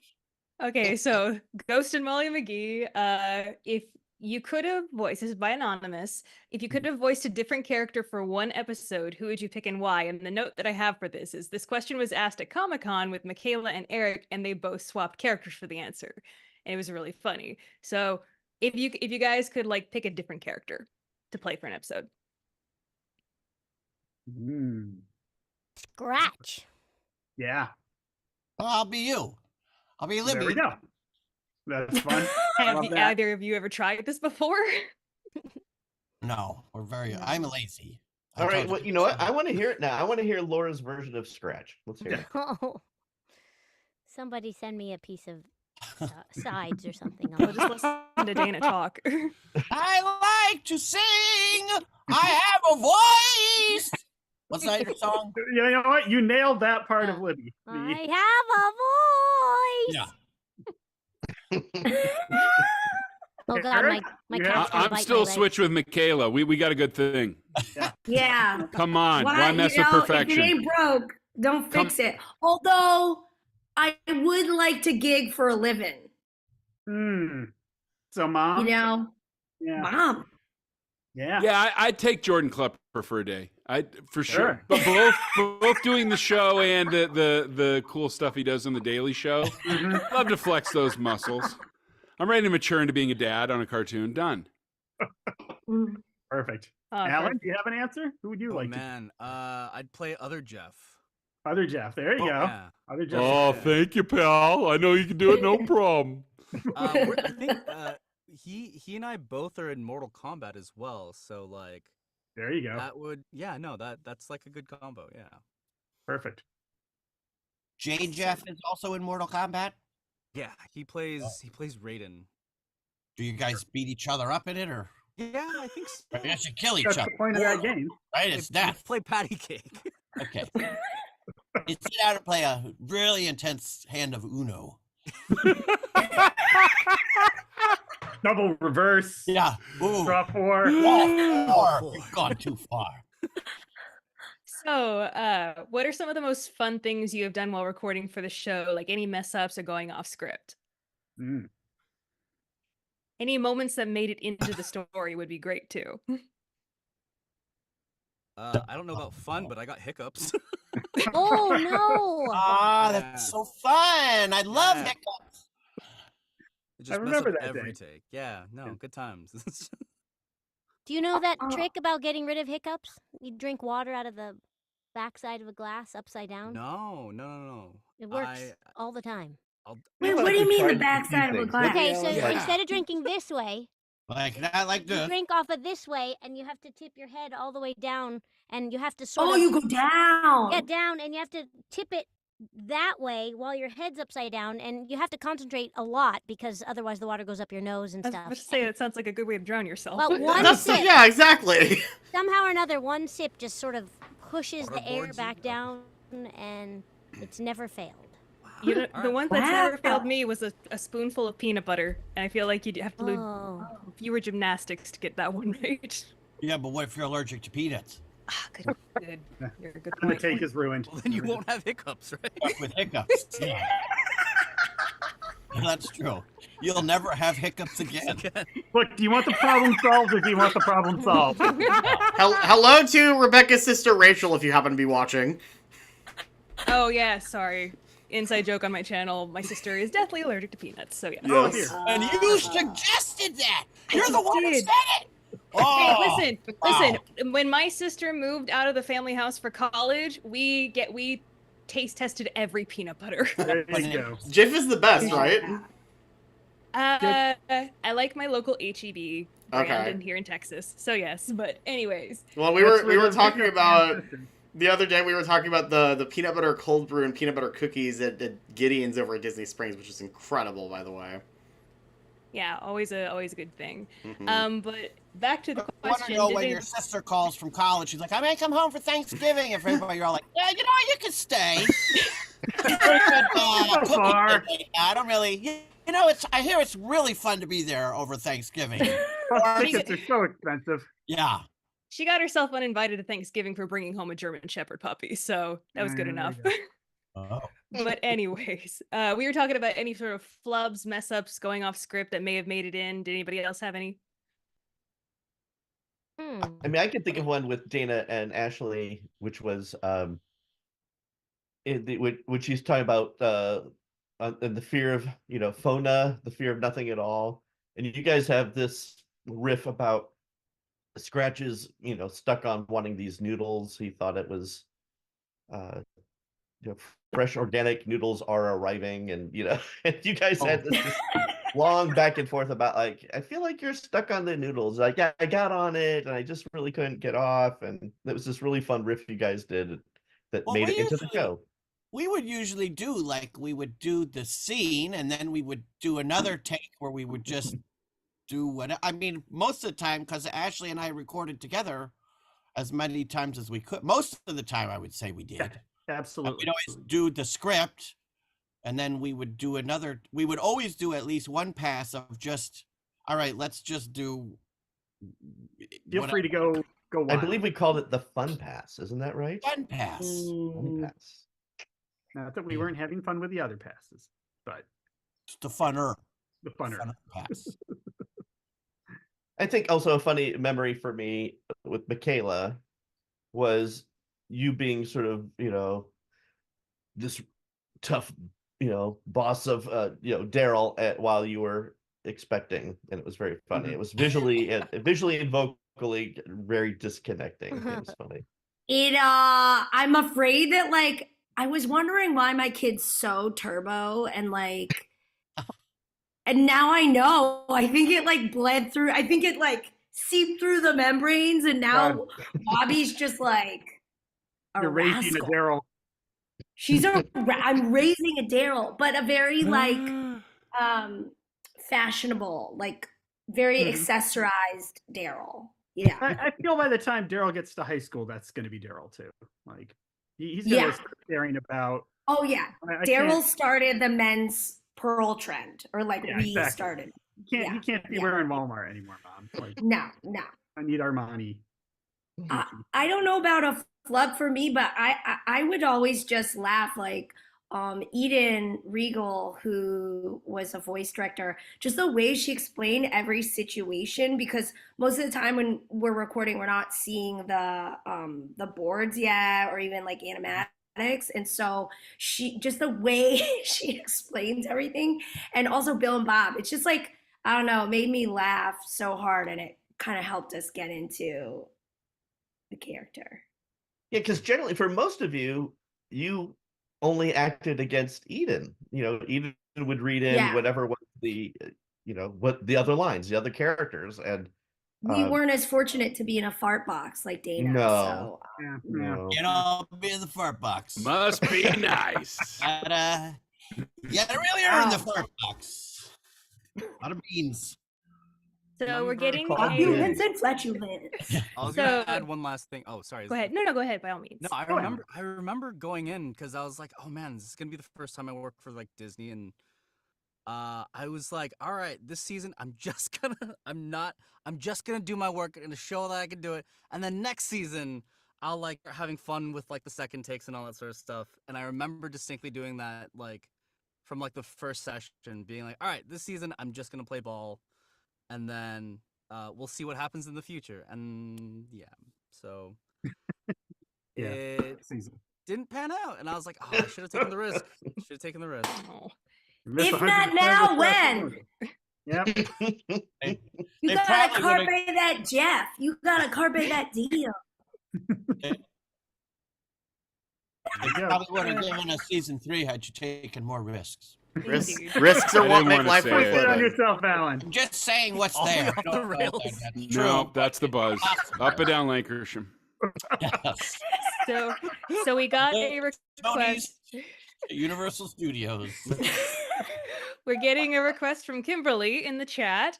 Could all of you say a couple of lines in your character's voice? Because I think we all would love to hear it. 1, 2, 3. A couple of lines. I'm happy to. Oh, here we go. I shouldn't have expected anything else. Hi, Kimberly. How you doing? It's Jeff. That's Geoff. And you're Kimberly, which I'm guessing is Kimberly. But if it's Lee at the end, that's fantastic too. Oh, that's brilliant. Love it. Hey Kimberly, you got tickets? You need tickets? I'm trying to offload a few pallets of artichokes.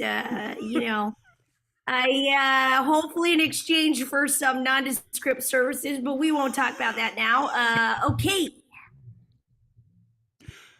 Hey, Kimberly, do you have any pets? I have a turtle. Perfect. Yeah. Dana, anything? What? I got nothing. It's all the same. Doesn't matter. So plan B. Kimberly, you're fantastic. Of all the, I thought it might be Bley too. Kimberly, that's another one. Oh, yeah. Oh, it sure is. Yeah. But it's Kimberly. There could be like my name's Kimberly, like Amberly, like two names. You know what I mean? It's one of those. What's another one of those? Like Sue Ann. Sue Ann. Sue Ann. There we go. All right. So Laura Jill. Laura Jill. Yeah, right there. One of those. It's only right there in front of us. So I have one for Michaela, from Anonymous. Does Daryl have a list of crimes he committed? Is there a headcanon that you maybe have? Oh, yeah. I mean, I think this is actually a question for Professor Bill and Bob, but in my head, yes. But they're all sanctioned in international waters. That's right. I think Daryl would not be naive enough to write down all his crimes. Like, that's evidence. Yeah. He knows better than to leave a paper trail. Maybe some kind of elaborate cipher, though, that he's Yeah, right sure. about it. I tied. You got to ribbons, wrap the he belt really around the means table leg. I buried the bodies by under the roses. Alleged crimes, never convicted. Just That's right. No, Yeah. They could make those charges Yeah. stick. Actually, Daryl may become a politician. Well, yeah, we've always said Or like a there's- spin guy. He's like a spin doctor, you know? there's two paths for Daryl.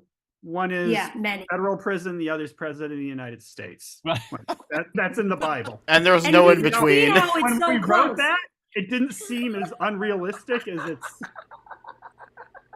it seems today. Oh, God. You're soothsayers and you didn't even know it.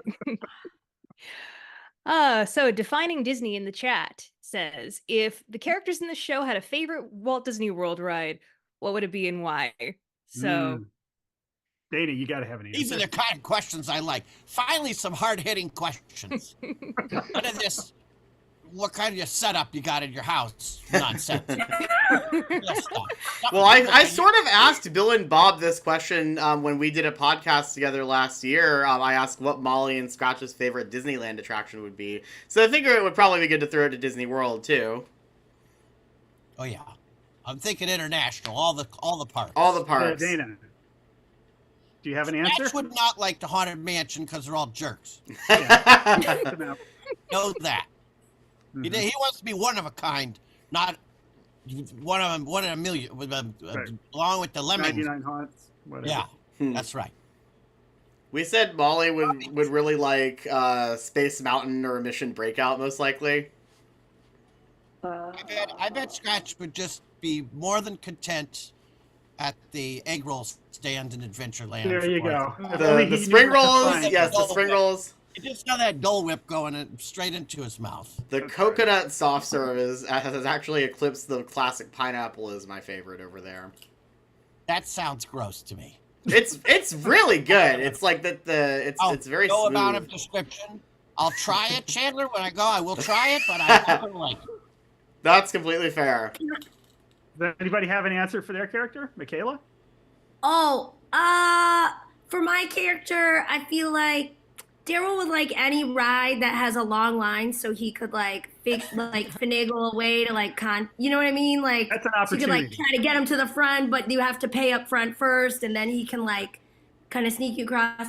Isn't that just Genie Plus? I just want to share some incredible news though. I went to Disneyland for the first time. Wait, what? No. I had never been. You had never been? Everybody was like, Dole Whip this, Dole Whip that. I thought it was I just thought Bob Dole ran for president with a side piece. I didn't know, I had no idea. And if we'd known this, I get why people like it. It's cool. It's really good. Gotta fix this. Sorry, that's breaking news. Disneyland, cool. There you go. Write that down, Alan. Don't forget. Disneyland. Cool. All right. Alan, what would Ollie's favorite ride be? I don't know. I mean, gosh, I haven't been to Disneyland in so long. I don't know. It's a small world after all. Sounds like something that would enhappify and goodify the world. Yep. In theory, on paper, it would be that, but But then you get to the song. Right, for 5 minutes, and then where it's like the Sherman Brothers, the visionary genius poets behind Mary Poppins. It's like we rhymed all with all. I think Ollie would like the Haunted Mansion, right? Yeah, that's where he would find. That's target practice for him. Right, exactly. Yeah, there you go. So Boo Blaster is at one of the Cedar Fair parks. We don't talk about you guys. Or Six Flags now, huh? I like the Country Bear Jamboree, but that's not there anymore, is it? Well, it is. They're basically just giving it new songs. It's going to be more or less a similar show. I like the lady who came down on the swing. Yeah, they're all still going to be there. It's just going to be... I have a poster in my car that they gave us for the new show, but I need to get a frame for it. And the Tiki Birds. Am I showing my age? Are they not there anymore either? No, they're still there. They're there. Thankfully, they did an under new management show at Disney World, and that was destroyed by fire, and so the classic show is back, or a version of the classic show. It's not as long at Disney World as it is at Disneyland. The Disneyland show is a little longer. It is long. Can't enjoy the AC. And I like the Jungle Cruise. Yes. Yeah.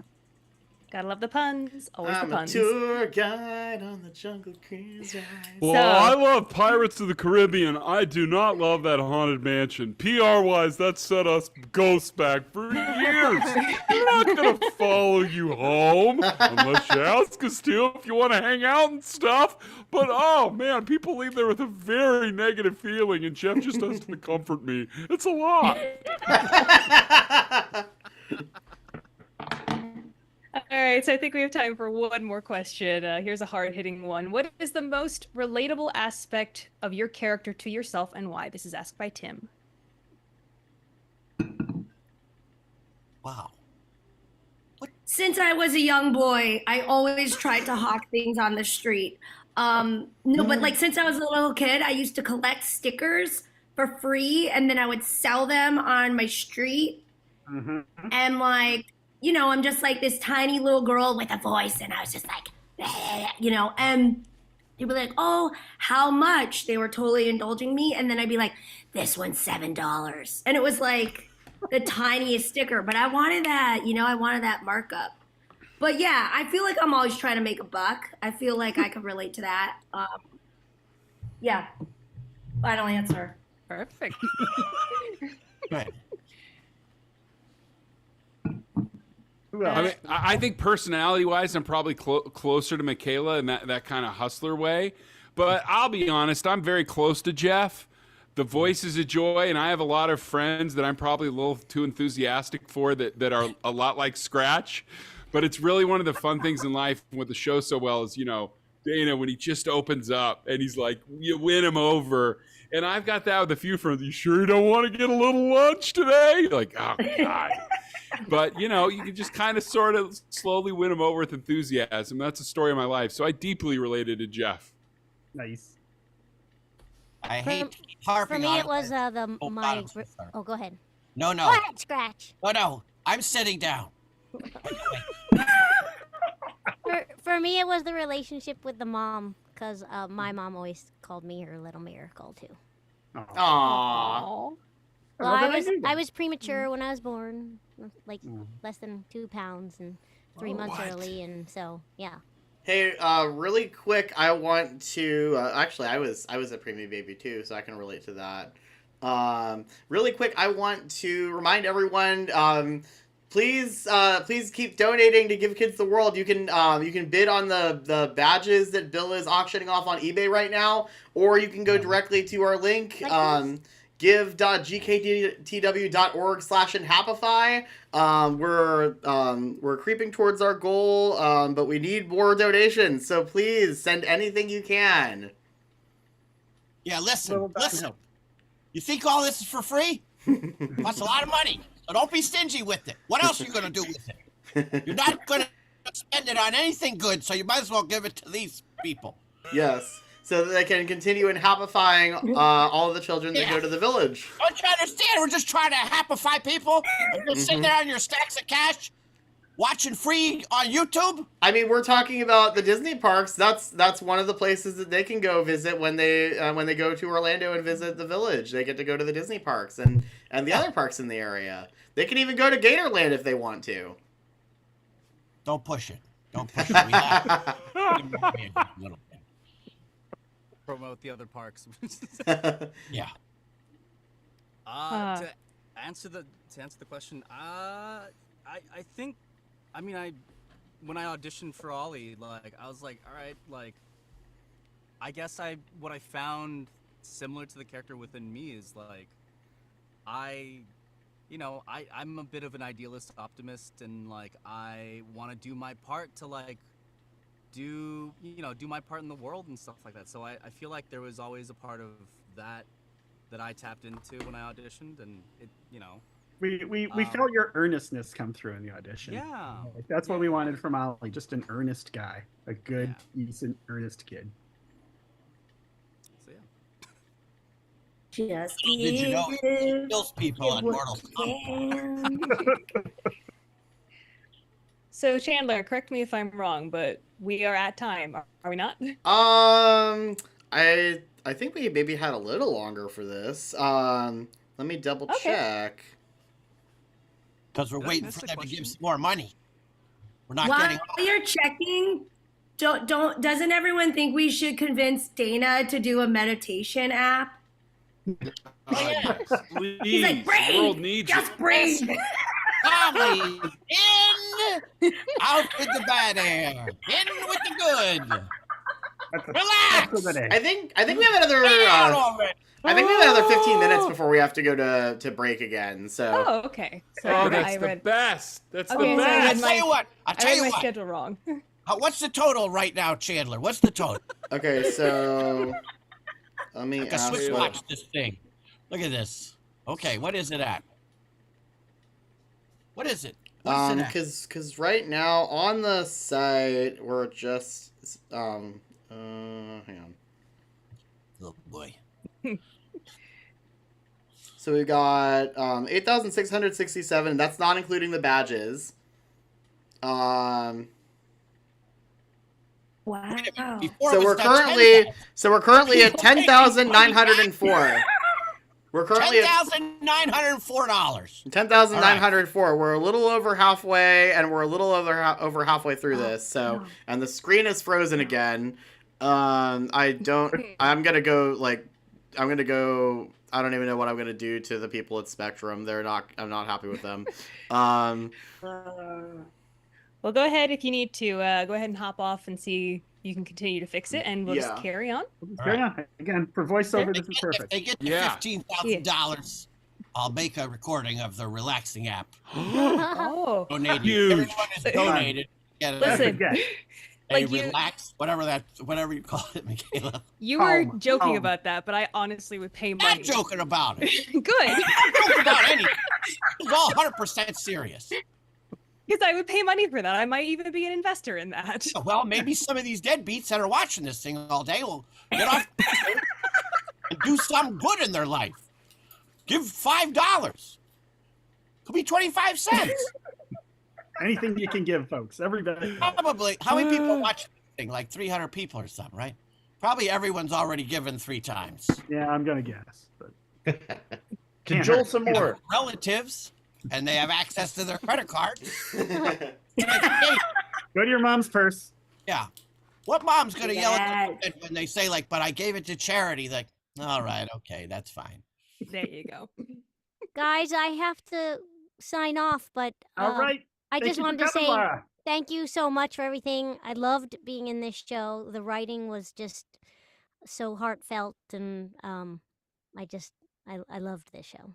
So thanks. Big part of it. And Thank you. thanks to all the fans for watching. Thank you so much. Thank you, Laura. Awesome. Well, All right. Alan went right to the middle.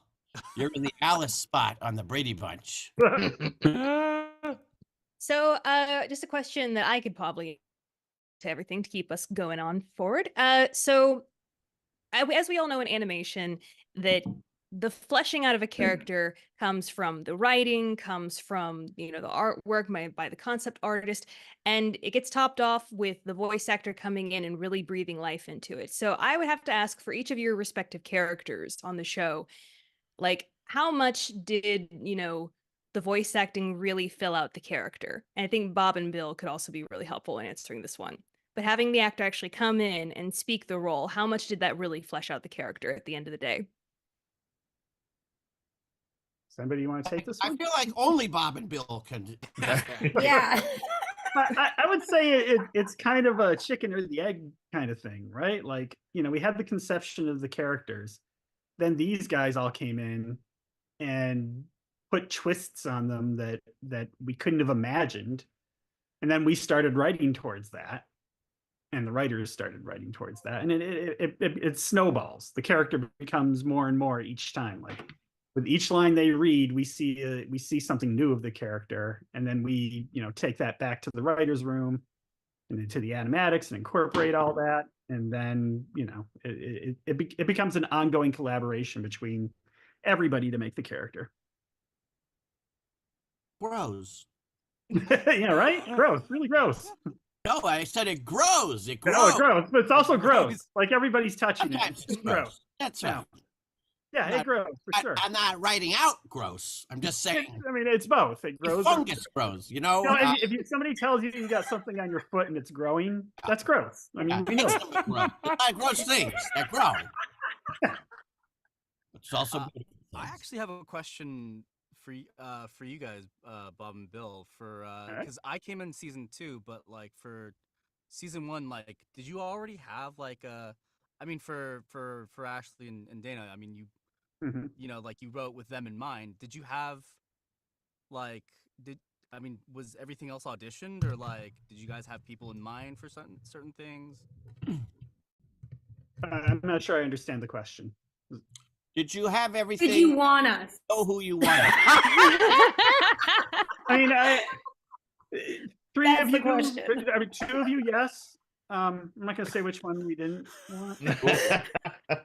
Let's just say they gained from yesterday Yeah, how far We were down stuck. the The list did network you have made to a go choice, for and we're me? like, all right. Well, I mean, we had ideas of who these characters would be. Mhm. And then I think part of the audition process and what makes it challenging is right, each person comes in and they kind of do their interpretation of what the character is. And then, even sometimes when you make a casting decision, you realize when you sort of start putting it together with the other voices and you start putting it together in the animatic, you're like, oh, you know what? This one isn't quite connecting like we thought it was. And For we instance- did do a couple recasts of characters Mhm. on the show, early on as we were having to define just the chemistry, the balance of everybody. And that's, by the way, that is never a fun thing to do because, the person came in and did a performance that you really liked, but it was just kind of in the alchemy of it all coming together that, you're just like, hey, we need to do something different. I remember distinctly Michaela coming in and auditioning for Molly. And we said, no, not for Molly at all. But that's definitely Daryl. Like, write her down for Daryl. We don't need to hear anybody else for Daryl. That's Daryl. Yeah. Yeah. Does that happen often when auditioning people? Is that No, you not as much as you'd hope. Auditioning is really, I mean, it's hard on the other side factors, heartbreaking for them. Auditioning is draining on the person side of it. Because, first off, you don't want to be rude. Everybody's coming in and out of effort. They want the job, trying hard, bringing it, and only getting one person. And, usually when you find one person, oh, thank God, because we're nowhere near what we were looking for, and we were starting to doubt ourselves. And the other part of it is, like, you write these sides, and we never learn our lesson. Our sides are always too damned long, right? So you hear the same joke murdered over and over and over. And then somebody comes in and makes you laugh. Like, oh, thank God, hire that person. They made me laugh at the same joke I've just heard a dozen times not working. So it's a grueling process, and the only thing that makes it worth it is when you find like these four, you find the people who you're like, oh, perfect. We're ready to roll. We can go now. Now the fun begins. That is awesome. That is very cool. So for all of the voice actors, I have a question of what is a particular moment for your character that you particularly enjoy doing the voice for? Wait a minute, say that again? If there is a particular moment for your character, like, they learned a lesson, they had a big triumph, something in the story that you really enjoyed acting. I mean, it was sad, but I enjoyed the last one, doing the last one. Didn't make me feel good. Lousy, but I didn't really have to act. But luckily, we also did that a little bit before we actually did. That wasn't the last stuff we recorded, right? I mean, because we kind of did we that. did do some ADR and stuff, yeah. Yeah. But like the other episodes were, because you wrote that before.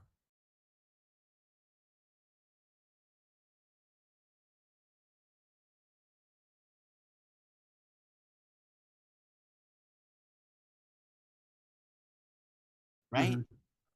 I don't know how to Well, it was the last episode we recorded, Yeah. I mean, it was nice. But I mean, as production goes, we had to go back and fill in ADR lines for previous episodes, so it wasn't. Yeah. I meant the last episode where he's like a guy and mm-hmm. gets on the bus, and mm-hmm. Season 3 was that bus going into flames. He died, and then comes back as Scratch. I figured out how to bring the whole show back. The bus goes up, he comes back as a ghost again, but he's real this time, not that cockamamie one that wasn't real. What was it? A zither or something? What did you call him when he was? What was he? A wraith. A what? A wraith. None of that stuff. Real ghost. That was the honest to God plan. If they came to us, there's a sub level. That's the real ghosts. Because these people were all. I don't know how to explain Abraham Lincoln in it, but all the rest were all these citizens of Brighton. Perfect. All dead eyes. So I got all up here. I'm not writing it down because I don't want somebody else sticky fingers to get on it. Perfect. At the plan to bring it back, all of us. There's and if we folks. $1 million donating on this thing, we're going to show them that they should bring another season. Like a Kickstarter, but it will cost much more than $1 million. Yes. And it didn't happen a lot, but for me, I think like anytime Daryl admitted fault or said he was sorry, kind of those more heartfelt moments, because I think that's like a good thing to show, especially, you know, you can be full of bluster and kid around and be a total shisty character, but like you can still have feelings and you can still have empathy and like yeah, I found that enjoyable. Yeah. I don't know why I said it like a sociopath just there. I was like, it was enjoyable. I have some theories why you But said I like mean a it. sociopath. We'll talk later. I mean it. Yeah.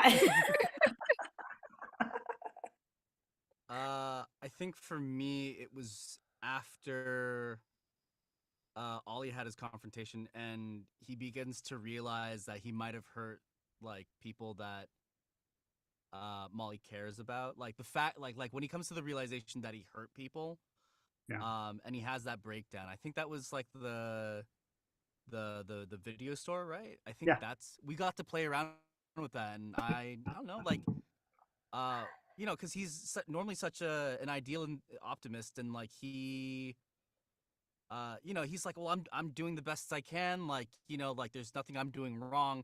And then when he comes to realize that maybe he's not doing it like all perfect and like he's not particularly on the right side of things, I thought that was a really good moment for him. And yeah, like that was a lot of fun to explore. Yeah.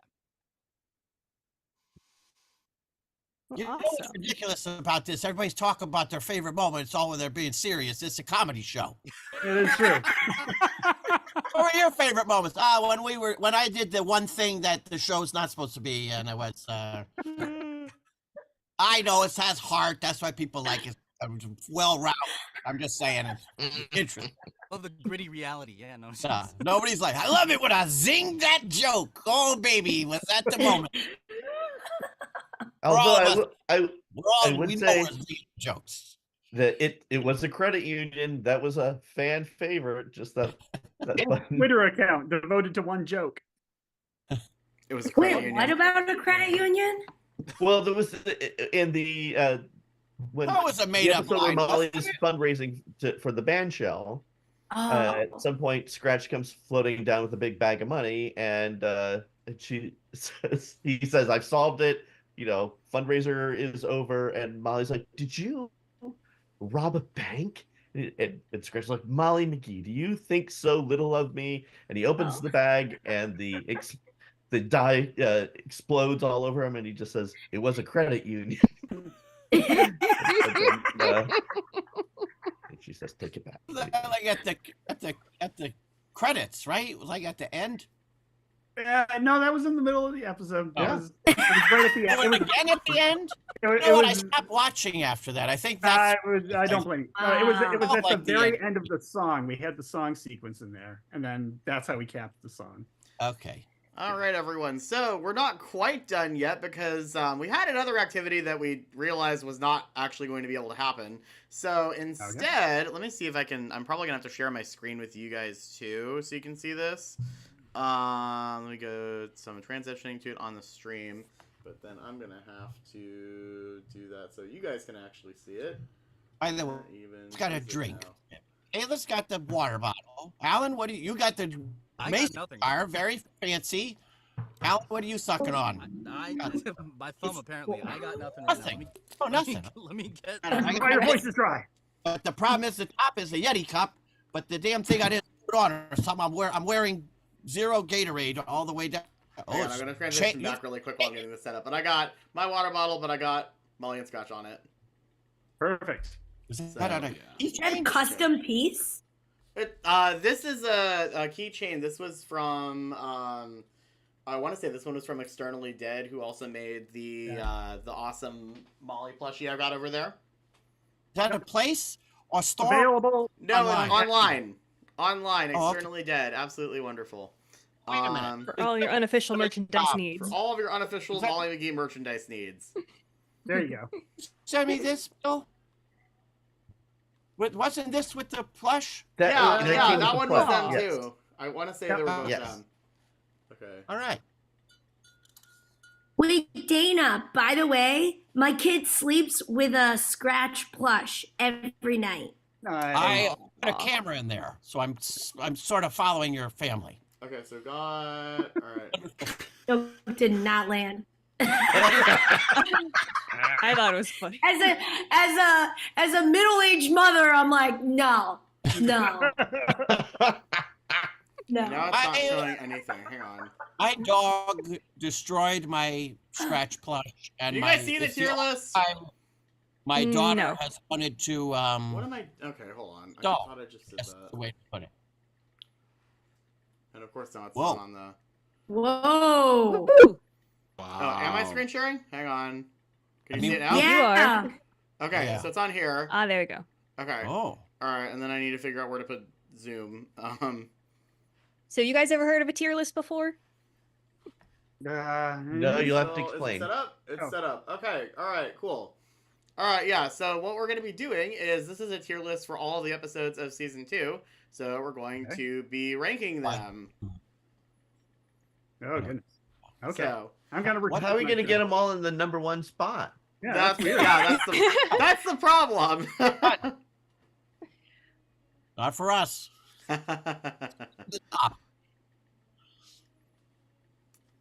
Okay, well, let's see. Do we want to start? Let's probably start with the new paranormal.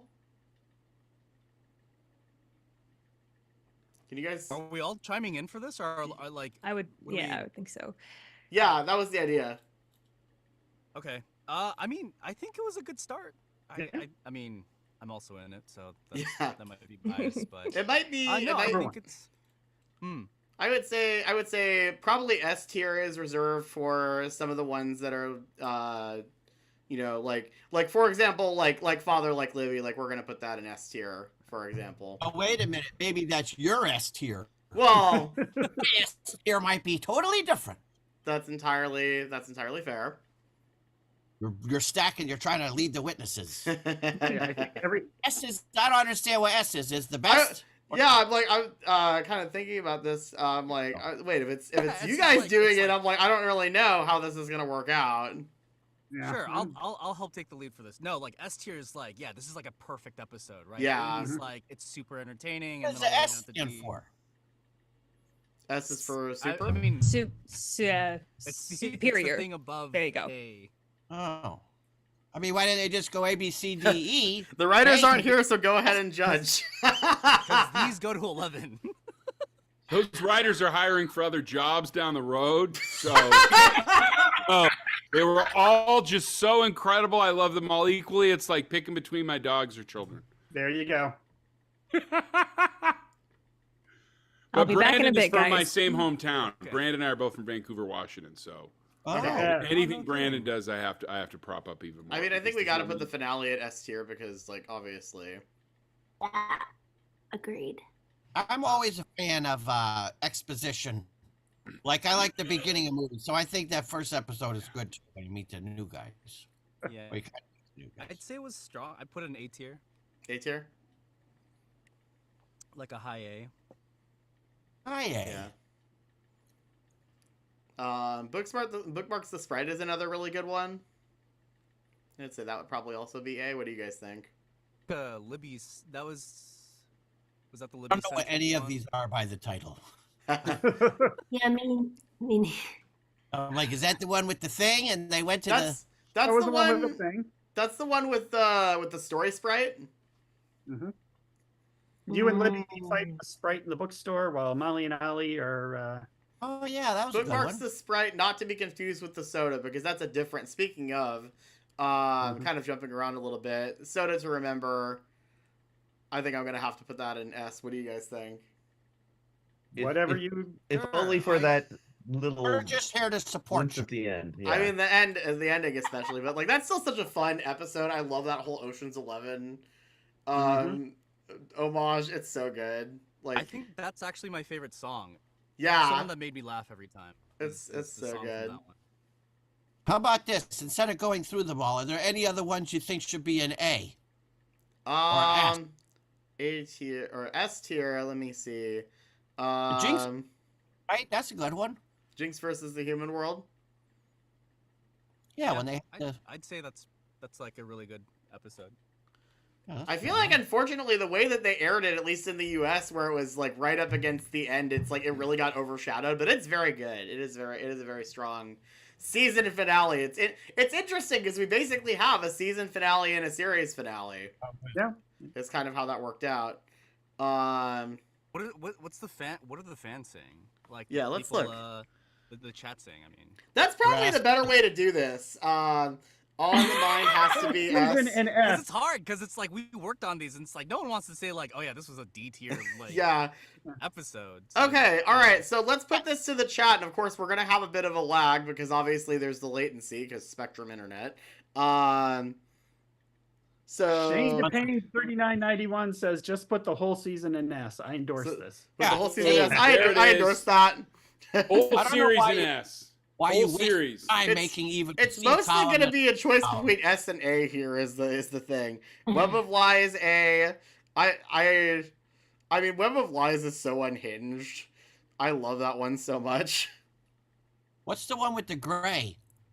I'm like on a micro. That's all in the mind. All in the mind. Can't see anything. The one where we go into Scratch's brain and everything is surreal. I'm interested only in that it's gray and all the rest all have at colored. Least a similar color. They look like Skittles, and then there's one gray one. Yeah, the sad. I was like, is that the sad episode? Like a very actual Molly McGee. Well, that's the one. That's the one that's the detour through your mind. No recollection of that one. I have no clue what you're talking about. Oh, whoops! I dropped Sunnyland in S tier. You're I biased. think this is gonna be difficult. I'm biased, but also it's really good. Right, but like, we as the people who are involved in creating this is gonna be difficult, because it's like, I mean, you're not gonna put anything below A tier. Then I feel like the tier list is kind of moot. Yeah, all is S tier. I'm gonna say 100% Molly McGee is S tier. Oh yes. Guyvis Cartoon says Dance Dead and Faint of Art in S tier. All we have to do is read. If every person watching this just names one of the episodes that has been named yet and nominates them for S tier, then we'll get our job done. Or there we go. Put them in that thing. Put them in that S one. I mean, realistically, they can't all be S tier, but at the same time, it's like, well, we're not going to put any of them in D tier. So. Oh, whoa! I will Mortal Kombat this. Maybe you can save A, B, C, D for, I don't know, Amphibia or something. Or I'll have save other ones. I wouldn't say there's a bad episode of either of those shows either. So now are we about 5 minutes away from our intermission? We're about 5 minutes Chandler? away from our intermission, yeah. Okay, so I think there's such a task ahead of us in this tier list that I don't know if we can get it all done in 5 minutes. I don't think we're going to be able to get it done in 5 minutes. All S. No. We're all S. They're And all there's S. Great effort. All A's and S and all is S. That's right.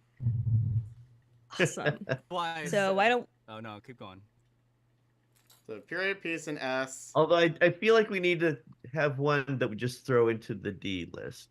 To make it seem Just legitimate. feel like we Better had- not be a Jeff episode. The guy that designed all of Elvis's jumpsuits, he would always bring the designs to Elvis, and he would always start with one that he knew he wasn't going to like, because then he was always guaranteed to buy the other two.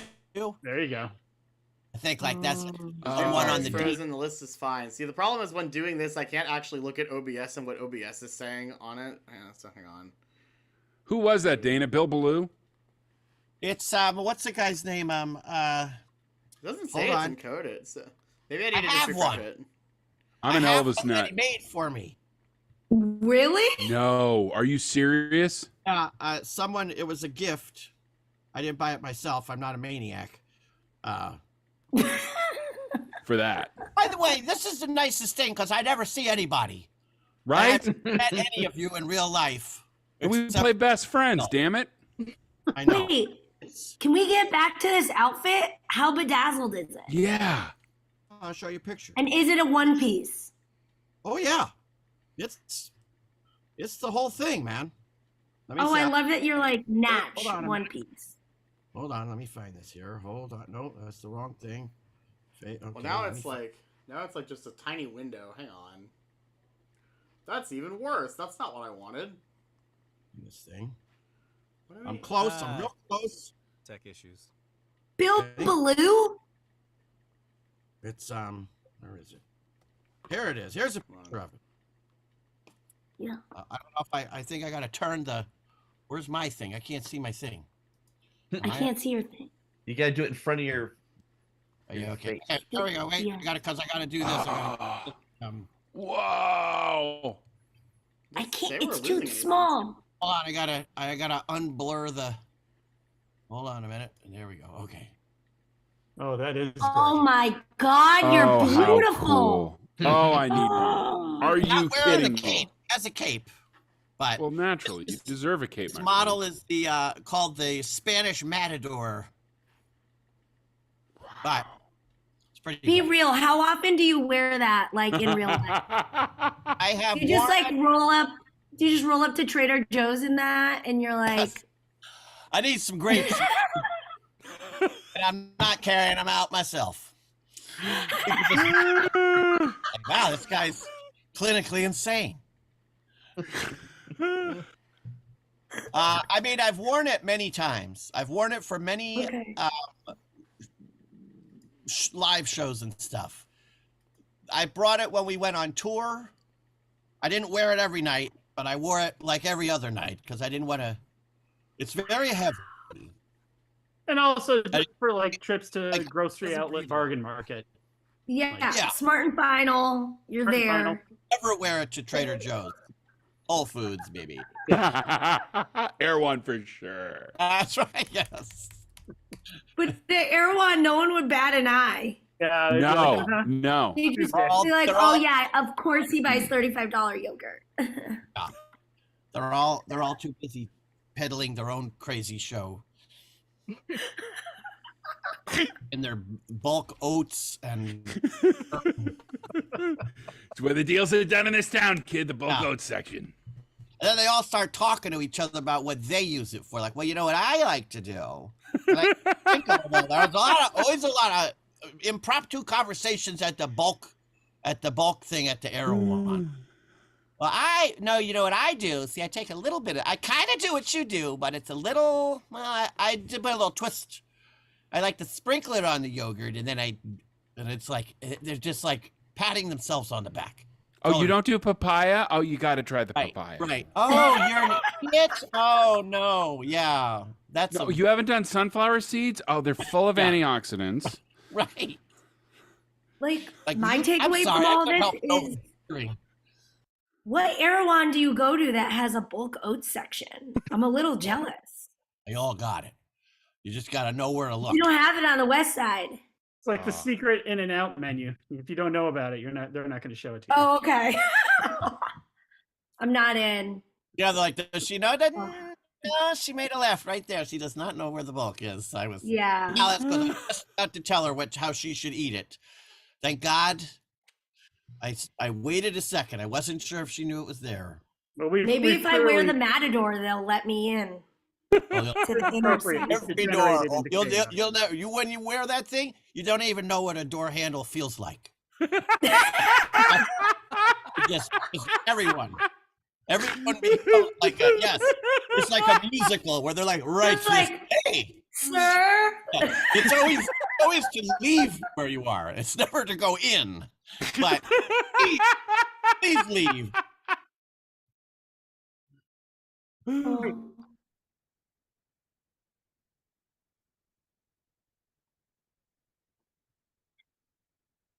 All right. Remember my deal.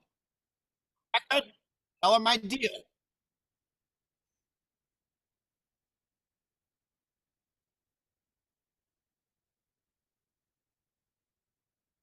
And we just want to extend the biggest thank you to all of the voiceover artists here who thank you guys. donated their time for this charitable cause. Yes. It was lovely to see you all. Yeah, the first time. Don't, I'm not kidding about that $15,000, Rebecca. Don't forget. I'll make that. Perfect. Let's do it. Everybody. Put money in. Perfect. Well, come on, gang. See you next time. Bye, everyone. This was a joy.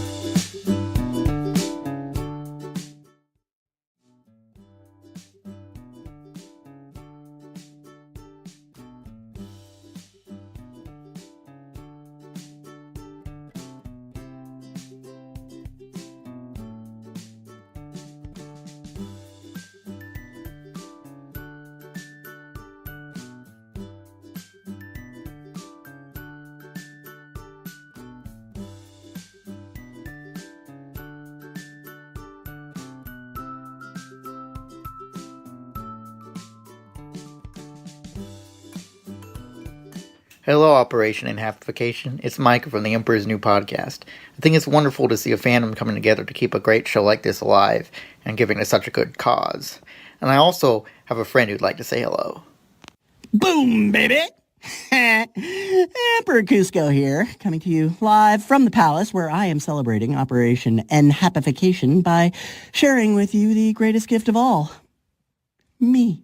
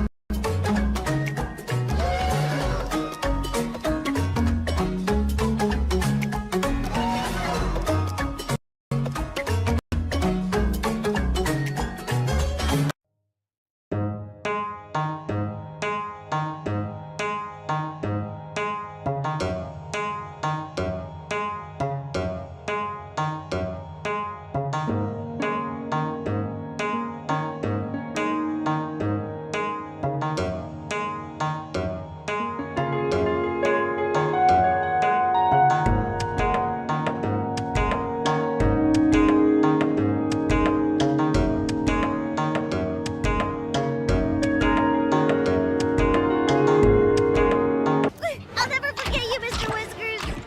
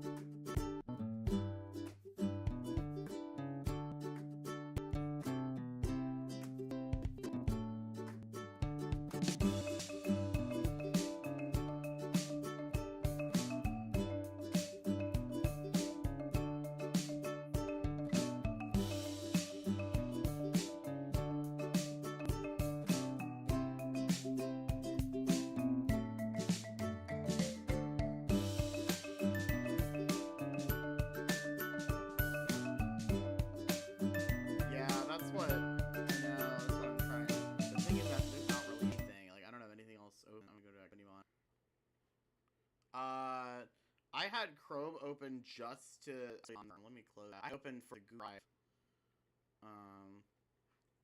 We were gonna do Scribbly on Firefox, I know.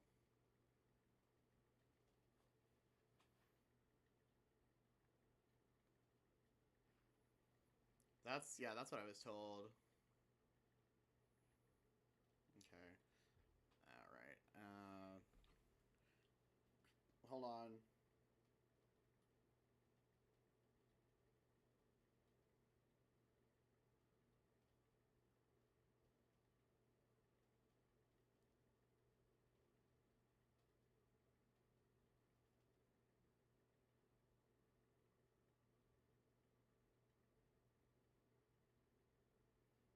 Hang on.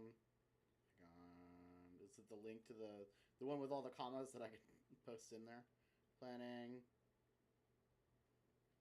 Come on, go to. Oh, Bill.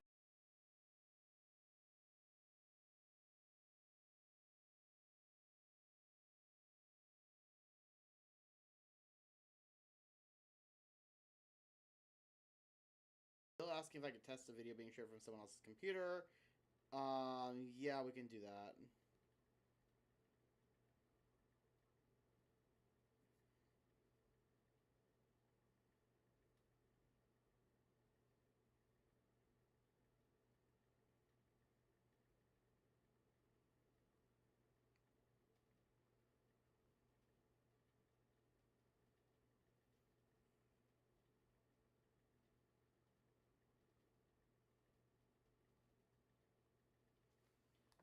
Waiting room. Okay, hang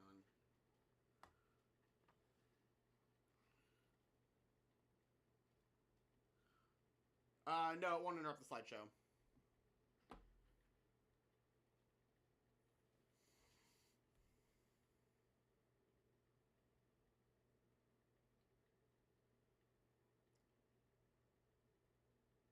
Yeah. Yeah.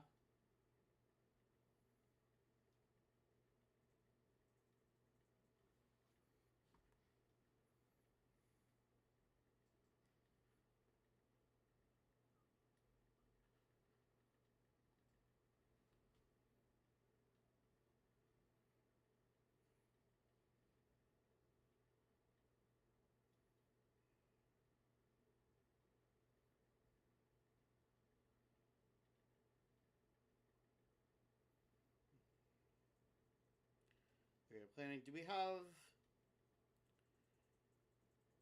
I need that list with the commas. Guest and host. Okay.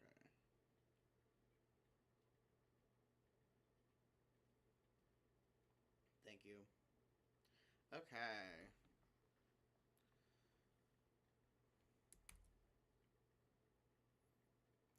Custom words. Got it. Okay. All right.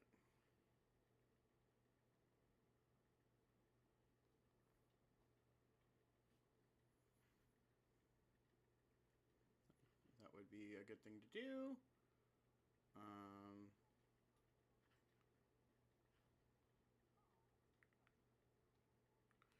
Where's the? I love the ad. I love the ad at the bottom blocking the link. Am I posting this in general or where am I posting it? Oh, my mic is still on? Oh my goodness. Hello everyone. Give us just a moment.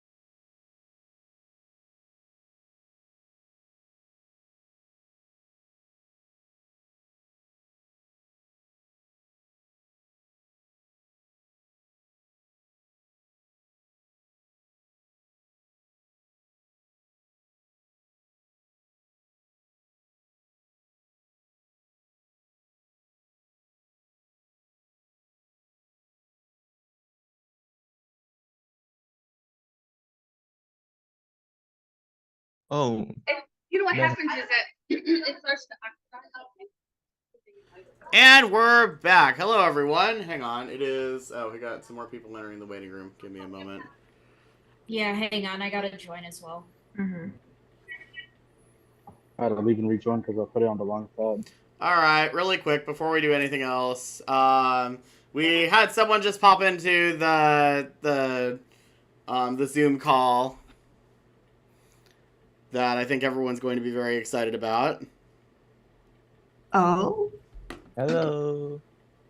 Oh, hello, Rob. Hello. Rob Ladies and gentlemen, Rob Cantor. Yo. It is him. Well, hello. How's it going, guys? It's going great. I just decapitated Shia LaBeouf in the woods. It's great. Need some context. Are we live broadcasting right now? This Yes, is we're exciting. live. Oh wow. Oh, that's that's crazy. And Chandler, your mic is not muted, right? My mic is not muted. Correct. I made a point of making sure it was not muted. It took the whole stream to figure that out. Well, and now they can't. But now they can't see me because we're on. If I go back to gallery mode, you should. Yeah, the slideshow is still on. Yeah.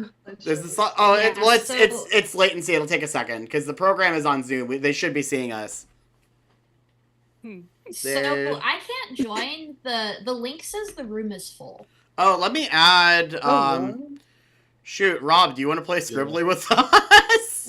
Rob has hidden artistic talent. Yeah. Join us on Scribbly. Suffer.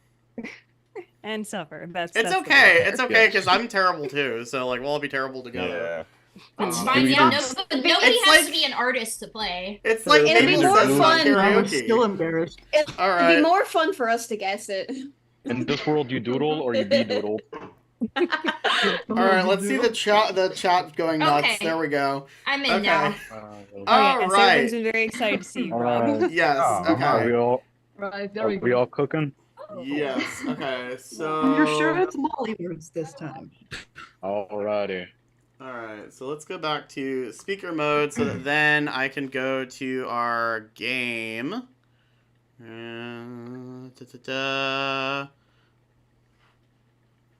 Boom. Okay. There we go. Who's Jimmy Neutron? That's me. I'm Jimmy Neutron, which is really funny. Who's Jimmy Neutron? Guys, if you're James excited, Isaac Neutron. oh, looks like we're starting. If you're excited for Scribbly, say Fortnite in the chat. So everyone Fortnite keep in is mind gonna that take a this is Fortnite to a finish. Molly McGee themed scribble. So everything here is Molly McGee related. Oh. And we are all trying to guess. Is that the Yeah. setup? Yeah. All right. Yep, we will take turns to draw and then we guess. Perfect. Okay. All right. So whoever sin is, I believe it's your turn. Yeah, I'm starting it. So, okay. Alrighty. Come on, don't disappoint us. Hang on. How do I? Hang on. My iPad isn't registering this. Uh-oh. Oh boy. It's weird. It doesn't want to. Let me check if my pen is dead. Oh, how do we guess words? In the I chat. put them in the Oh, chat. there we go. Yeah. Yeah, you put them in the chat. I chose a word and I'm gonna draw it. I just have to. Oh, I see. Oh. Now I finally found it. There we go. Rebecca's on board. Hang on. Give me 1 second. I'm just loading up my pen. I didn't realize it wasn't plugged into my iPad. Give me 1 People are saying Fortnite in the chat. G Cookie. Let's see what you got. So. Oh yeah. Okay. Man, I'm cooking. That's it. I'm cooking, man. Okay. Call me Pablo Picasso. I made a masterpiece. I gotta stay ready. Wait, okay. I didn't see that one. So Pardon me if I'm not participating really right now. I'm messing with stuff with the thing, so don't mind It'd be me. like that. Yeah. Yeah, you all good. Okay, I think I got kicked out. I don't know what happened. Oh, hang on. Oh no. I guess technical issues again. I think someone else should go first because my pen is I think it's already moved on, so don't worry. Yeah, okay, just Yeah, making sure because my You're pen just good. died. So yeah. So it's And Mann's the turn. slideshow Man will is be doing still- This is gonna be Well, really tricky. a long one too. Whoa. Goodness. Oh man, that's gonna be like an episode title.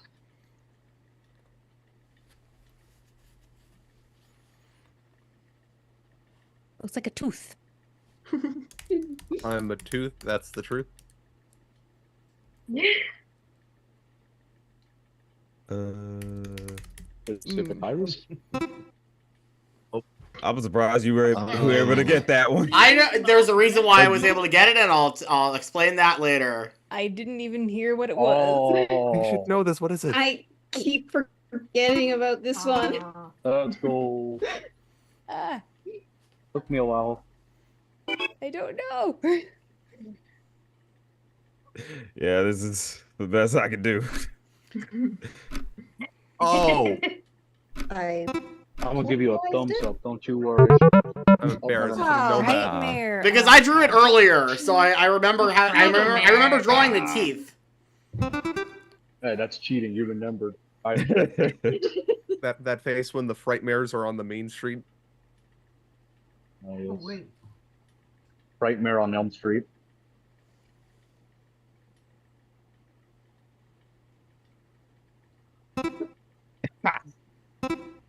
Okay. Jordan? Oh, hang on. I don't know. Oh. Yeah, that was really good. Why are you cooking like this? Yeah.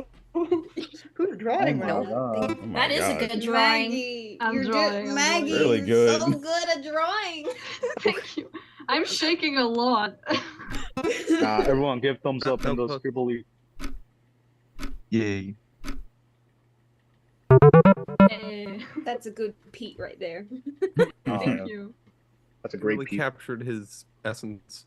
He's such a guy. He's such a little guy. Oh, my turn. It's the guy of all time. Okay, give me a sec here. This is my first time drawing this character. Oh, that's exciting. Yeah. Hey Rob, are you still in the chat right now? I'm just taking this all in. I've never seen this before, but this is exciting and new for me. Hey, so Intimidated. I figure since you're here a little early, why don't we throw out some Q&As while we're doing Pictionary? Oh, sure. Oh, Can I okay. ask a question for Rob? Yeah. Okay. So the song hit restart. How do you Yep. imagine Molly went to jail and Daryl died? what? That's a great question. I liked how dark we were able to take it with that one. I feel Bro, like who starts a Q&A like that? yeah, starting the Q&A with Daryl's death is a dark. What other way is there? Yeah, I want to say that I can't take credit for Daryl's gravesite. I feel like that was a joke pitched by one of the writers that was in the script when I received it. But darned if I wasn't happy to see it there. I thought it was hilarious that they would go that far with it. Yeah, I don't know how. I guess we should ask Bill and Bob, who would probably have a better sense of how Daryl would come to his ruin. Daryl opted by the Yakuza. He made a bad deal. Well, so that explains why he had a tombstone in a day. Yeah. Molly goes to jail. Probably seeking revenge on the Yakuza.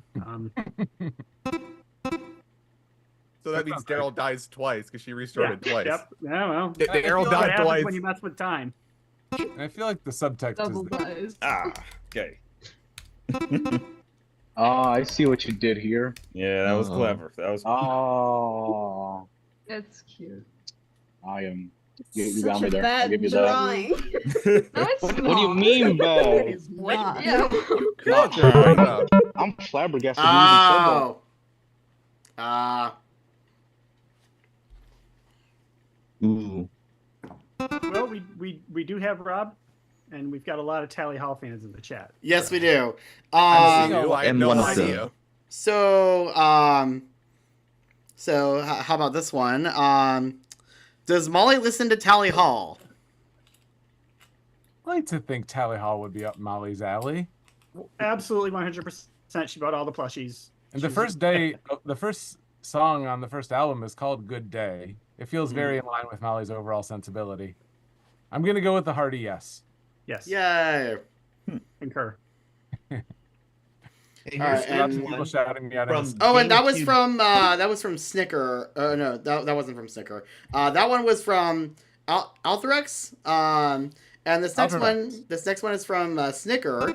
Do you have any specific shows or movies or musicals you pull inspiration from when writing songs and making sure it flows well with the plot? Well, one thing that was super fun about writing songs for the Ghost and Molly McGee was that we would usually all kind of collectively decide on what genre, what type of song we wanted to, parody or reference for each episode. And it was always something that heightened the humor of the situation, or it was a funny reference. And so, yeah, it was always a conversation, or it would, be something that Bill and Bob and the writers would come up with, or we'd discover it in our sort of kickoff conversations. But it's a great system. The writers would put in the script, hey, we're thinking something like this song or that song, and then sometimes we'd discuss it, and sometimes we'd say, yeah, that seems right, let's go, and other times we'd be like, or yes, we went in a completely different direction. Or I remember specifically the Abraham Lincoln rap song. I think was originally meant to be like a country song or something. It was a completely different genre. Yeah. And we were like, well, maybe it should be a rap. Yeah. Yeah, I mean, raps about historical figures are fairly popular. They're in. Yeah, they're all the vogue. Good. I know by heart. Here is another one. This one's from Mimi. Hello, Rob. Big fan here. I know your music from Tally Hall, and it brought me to watching your show. The soundtracks are beyond amazing. I really wanted to ask, what were your favorite and, of course, least favorite parts about working on The Ghost of Molly McGee? What are you planning on doing now that the series is over? Thank you so very much. Oh, well, what a kind question, and thank you to who was the person who submitted that one? That was from Mimi. Oh, Mimi, right. Mimi. That's what my kids call my mom. Perfect. Mom? That's from your mom. You? Well, Mom, let's see. So, favorite and least favorite songs or parts of working on it?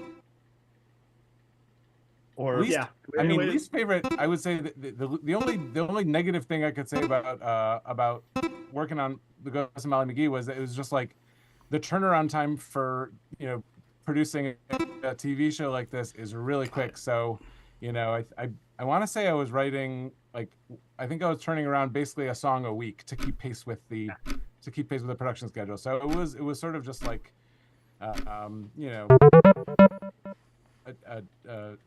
high time sensitive, high pressure time sensitive situation, and there was no real margin for taking a breather or slowing down. Touching every genre under the sun too, right? Yeah, but that's a good problem to have. So it's hard to complain about having tons of work to do. And then my most favorite song, gosh, it's hard to pin it down. It changes day to day. A couple that spring to mind are, for me, the goat song. I really liked that one. I don't know if anyone remembers that from season 1, when Molly's trying to train. Yeah. What's the goat's name? Totes. Totes the goat. And Scratch is simultaneously training Pete. So a great intersection of the two storylines that happened to coincide with the song moment. Oh no! That beat plot was so good. Lose Lose. It was like sort of a ballad from season 1 I really loved. I could keep listing. There were a bunch that I felt lucky to be handed the prompt for, because in general I would get the scripts for the show and I would get to the song beat, and my mouse is not even cooperating. I'm sorry. Oh no. Oh my goodness. Yeah, it was just fun. Give me a moment. GameCube Chair asks, Rob, what was your production process for the music on the show? Production process. Well, we would start with a script. Obviously, Bill and Bob and the writers would be writing the scripts, and in advance of each song launch, we would I would read the script, and we would have a kickoff call. You know, the three of us plus some of the production team and Dave Knott, who was, I think he was on earlier, right, talking about his role in the project. Yeah. Yep. And we would just talk about what was gonna be happening on screen during that part of the episode. What were the key beats that needed to happen story-wise, and then any fun ideas for jokes or song references we wanted to discuss, and then I would go off and write the song, and a week later send it to Bill and Bob and be like, is any of this working? they were very supportive. The best thing was our emails going ding, there's a song from Rob for you to listen to, and it's like if we could drop everything, we dropped everything and listened right away. It was always like absolute cinema. I see Milkshake GD says, are they taking questions from the chat, or is it only from the form results? Yeah, we can take questions from the chat, especially because I think we got through all the questions from the form results. But actually, I had one for you, Rob. Because I actually happened to see, and I'm sorry you guys can't see me, it's just because we're on the presenter mode right now, or the speaker mode, and it's not going to show my screen. Anyways, my question was, because I happened to actually see a short asking this question. It's like, well, what actually brought Rob to work at Disney in the first place? Because you started working, I believe, with Happy Monster Band. Is that correct? That's it. You hit the nail on the head, Chandler. That was yes. It. That was where my relationship. So kind of walk us through that. How did that come about? Tally Hall was managed by a management group called Hornblow, and they also represented They Might Be Giants. And They Might Be Giants had done some work with Disney. They wrote a bunch of songs for Mickey Mouse Club and other stuff as well, I think. And so through I guess the link of our manager knowing them from the They Might Be Giants stuff, they presented Tally Hall as an option for looking for opportunities for us to write songs, and they ended up hiring us off of that. I guess. I should thank Nancy Cantor, who's the woman who I think originally brought us into the fold. No relation. But, that's like Gary Marsh. Swampy would always tell people he and Gary were related, and he's like, "We are not related." I should probably claim I'm related to her. That would benefit my career. But yeah, she hired us to write the songs for Happy Monster Band, and that was exactly it. And honestly, that's indirectly how I ended up working with Bill and Bob on Ghost and Molly McGee, because Steve Loader, who was their co-executive producer on this show, was the director on the second season of Happy Monster Band. So that was how I got to know Steve, and how we ended up working with him on a Tally Hall music video. And yeah, Steve's responsible for a lot of Disney, opportunities that have come my way. He introduced the three of us for sure. Yeah. Mm-hmm. Yeah, in fact, it was Steve who was suggested, essentially, we should put some songs in this. Well, this is hard. And he's like, I know someone who'd be good for this. So. Yeah, I haven't gone back and listened to the Happy Monster Band stuff in a long time, but I probably should. So someone else said They Might Be Giants in Tally Hall. Yeah, actually, so as mentioned earlier, I work at the Emporium at Magic Kingdom. So every day before the parade, they have or at least most days before the parade, they have the marching band go down the street. And I just so happened to be talking to a friend about They Might Be Giants. I'm like, well, there's a couple of They Might Be Giants songs I hear almost every day. It's like, it's the hot dog song and the Mickey Mouse Clubhouse theme, because they're always playing those as they march down Main Street.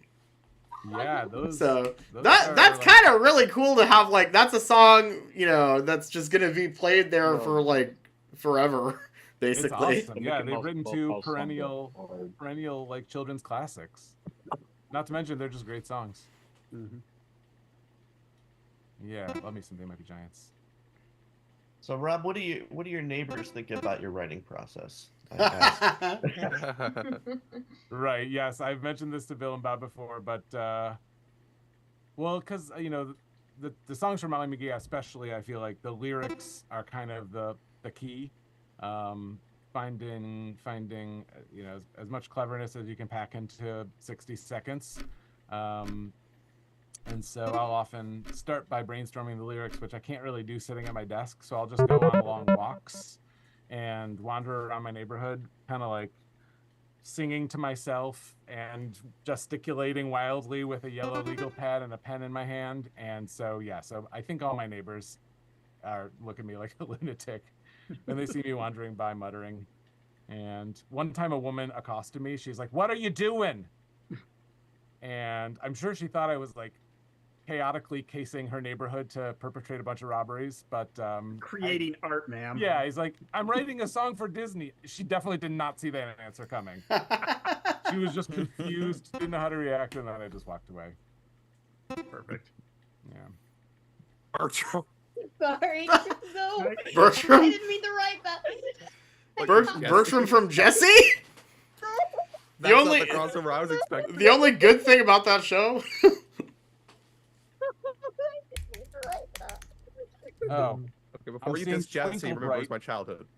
I'm seeing Twinkle Bright in the chat is saying she loved the song "Live a Little," and I was just gonna say that is a special one in my heart because it's one of the two that were collaborations with Mike, Right. our series composer, which was a fun. Maybe it was this a is the fun point to challenge bring to Mike take. out. Yeah, maybe we should bring Mike out to take his. He's here on end-credit Zoom, but he's theme. muted. Hey guys. Hey, Mike. Hello. Hey. Hello. Good to see you, Rob. Hey, Mike. That was really awesome to see how you combined everything, our two musical universes together. That's pretty amazing. It was super fun, yeah, and I love that. I love Mike's end credit themes. So it was. I think it was Bill and Bob's idea to, end this. Well, certainly it was a great idea of yours to end the series on a more positive note than Scratch's Lament, which is certainly the saddest song I wrote for the show, and maybe the saddest song I've ever written. And yeah, then it was a natural thought to take the end credits theme and marry that with, like, I guess a vocal melody of some kind. Yeah, it was a perfect way to end it.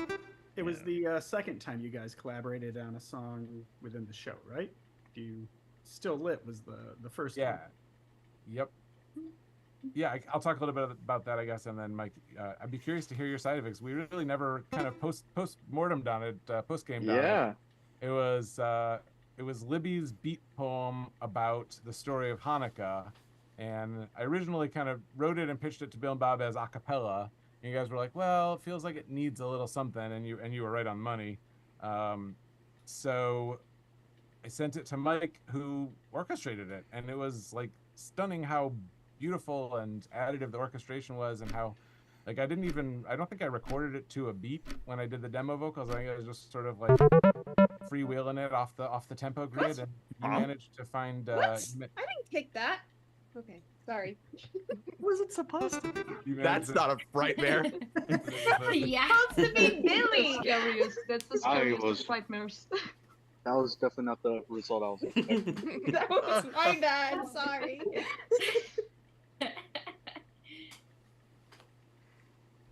Okay, speaking of Live a Little, Sarah, don't you have a very specific question about that song? Yes, I would absolutely love it if you could release like the sheet music for it or something, because I would love to learn how to play it.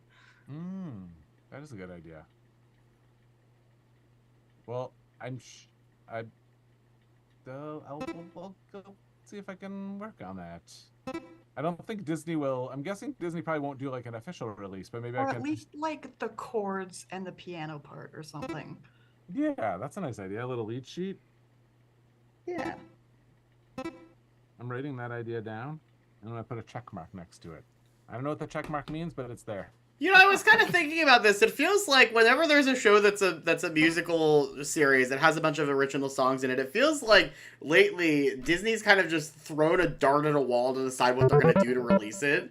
Because Look at Moon Girl season 2. Yeah, well, because like Moon Girl, it's like some songs but not others, and that was the same with season 1, and same with Hamster and Gretel. But then you've got like Milo Murphy's Law never got anything. Kif, I think, just got the theme song. You mean in terms of soundtrack release? Yeah, in terms of soundtrack release, like they never actually did like a full release of some of these shows, and I have to wonder, just like, what is the thought process behind it? I don't know. It's complicated. we dug and dug and It's dug. all and never really got it. all backroom stuff. I'm sure it's just like but I have to wonder if part of it with this show in particular is that the songs tend to be on the shorter side. I'm not really sure. Well, here's what I would say: if you guys want a Molly McGee soundtrack, I would start pestering Mondo. Okay. Mondo Records. Like we tried on our end to say, hey, would you guys be interested in it? And we might as well have just shouted out the window. They didn't. We never got. They a didn't. response. They didn't say anything. But if they knew there was a fan base there that would buy, Rob's, almost 80 songs from the 2 seasons, I wonder if they would, because they do tend to specialize in those small vinyl releases for. Yeah. Well, are they the ones doing the Gravity Falls one that's coming out? Possibly. I have no idea. That would make sense. That would make sense because I know there's a Gravity Falls album that was released, and I know they're releasing a vinyl, or maybe they already did release a vinyl. I'm not really sure. And of course they're doing the new book, but that's completely different. So I don't know. Anyway, baby bubblegum. I think we kind of accidentally Are stumbled. you taking questions from here? Go ahead. I have a question. Is there any songs you had that never made it to the show? Like any that I guess got scrapped? There was one full song that got scrapped. It was from season 1. Bill and Bob, help me remember. It was when the episode where Molly is chasing around Daryl's spider. Oh yeah. And then we did release it on YouTube though. Yeah. Yeah. I'm glad that still got released. Yes. And then let's see. Oh, is it my turn? Okay. I did go through my computer to see if there was anything else fun I could share. There's a song that most of it got cut that I could play if you're curious. I shared it when we did our Comic-Con panel a couple years ago, but it was meant to be just a 5-second clip of an a cappella group auditioning at the beginning of one of the early episodes. Oh yeah. But I ended up writing a little more than that about organ harvesting. She stole my spleen. Actual cannibal Shia LaBeouf. Exactly. Yeah, I guess left to my own devices, my sense of humor leans pretty violent. Fair enough. Yeah. Do you want me to play that? I have it right here. Sure, play it, and then when you're done with that, Mike, I think, has a extended version of the main title. Oh, or awesome. at least the main title V1, right? I'm very curious to hear that. Mike mentioned that to me. I'm very curious. Extended version. Okay, let's see. Host disabled participant screen share. Oh, hang on. I had it. That idea, Hang on. guys. Oh. This file name says CMM106 because it precedes the change of the show from Curse of Molly McGee to Ghost of Molly. Mm-hmm. That was definitely a curveball. Especially for the guy trying to finish the theme song. Yeah. A little bit. Like the last minute. Yeah. Yeah, slightly. Because you were already on episode 9 or 10 by the time the show was. There we go. Got it. We were rolling. All right, Rob, you should be good to share now. If we're gonna, I don't know if we can really pause Pictionary. There won't be. Oh yeah, I don't. Oh, you're just playing something, right? I was just gonna play this this MP3. Hold on, I lost my screen here. Here we go. Share sound. Okay, let's see if this works. Is this working? My dear Doreen, she stole my spleen, my only spleen. I woke in a bathtub full of ice in New Orleans. Without my spleen, my Doreen. That's all. That's perfect. Unsilly. That song was Well, inspirational. that's extra funny to Stern because he lives in New Orleans, so. Oh, nice. Born and raised. It feels like the place your spleen will get pilfered if it's gonna be somewhere like. Oh, absolutely. If anywhere, yes. If anywhere. Hopefully the So stream good, isn't lagging too bad. Mike, will you play us the first version of the theme song? You mentioned this. I'm very Yeah. excited to hear it. Yeah, let me pull this up. Okay, let me see if I can share. Okay. Da, da, da, da, da. Okay. I forgot her name for a minute. At least you didn't forget her last name. My electricity turned off for like a minute. Oh. So. Oh no! I'm gonna throw myself to the floor. Bill So- Phantoms, I forgot her name. The curse of Huey Magoo's.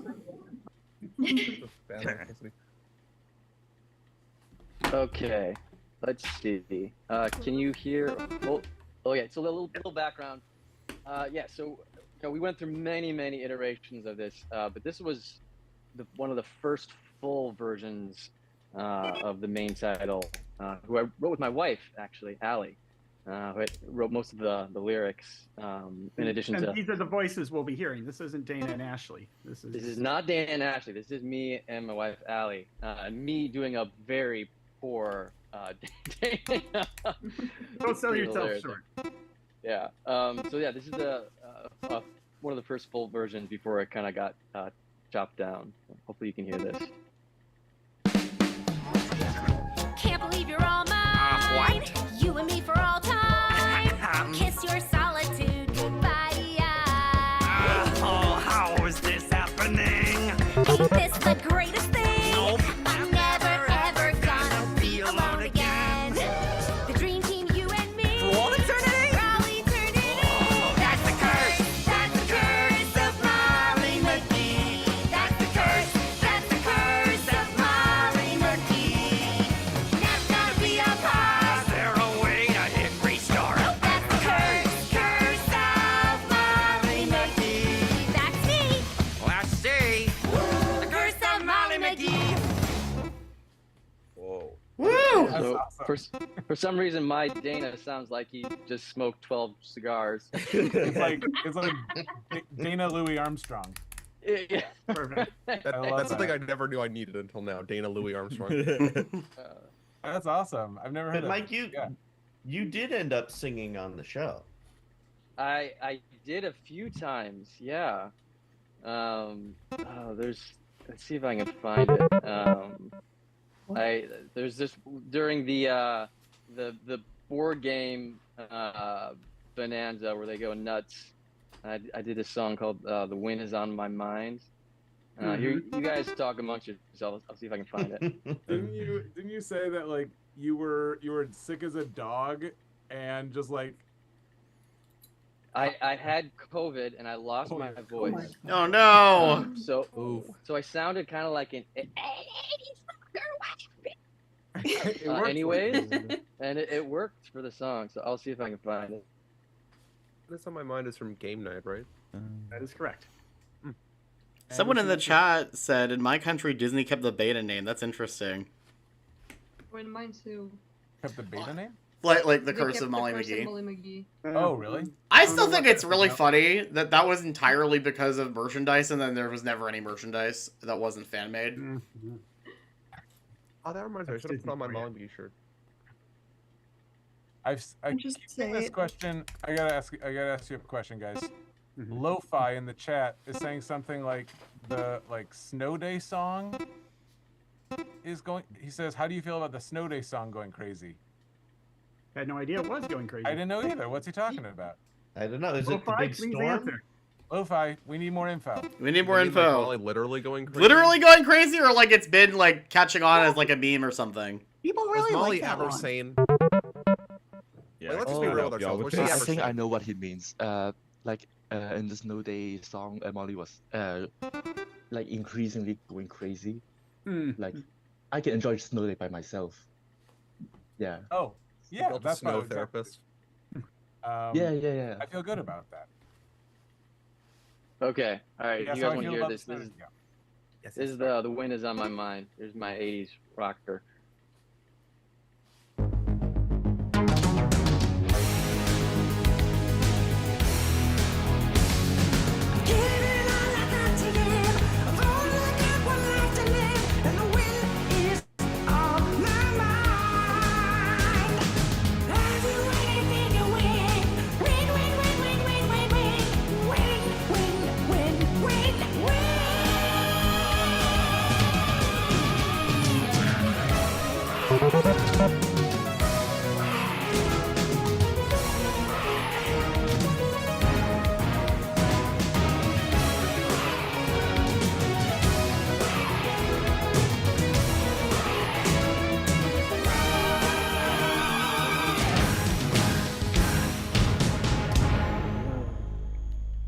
Mega City is mine. So silly.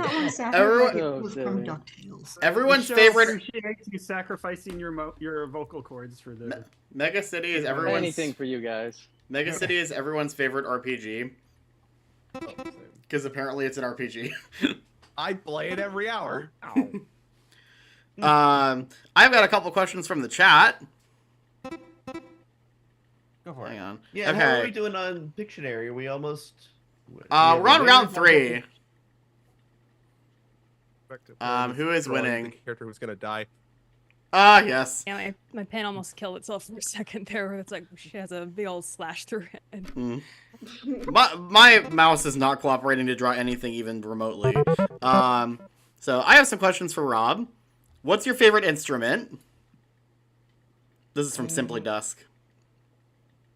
I guess guitar. Guitar? Yeah, let's go with that. Do you have any plans for the future? And I know obviously you might not be able to say some of them right now. I have lots of plans for the future. That's pretty open-ended. Yeah. You gonna have dinner later? Or? Yeah, What you getting for dinner? Pizza? Do you have an IRA? Yes. I think they probably meant professionally. Professionally fair. Yeah. I'm working on a couple of shows for Disney at the moment. One is for the little kids called Pupstruction on Disney Junior right now, and a couple others that are coming down the pike that maybe haven't been announced yet. But yeah, keeping busy on that side of things, and continually plotting the release of music that's not for kids or not for a TV show, but don't have any hard and fast dates to share with you on that front. Okay. But, yeah, is that vague and Yeah. is that vague enough? That's Probably. Will Tally Hall actually return, which has nothing to do with the show, of course, but That's a great question. Enough said. Yeah. What's your favorite animal?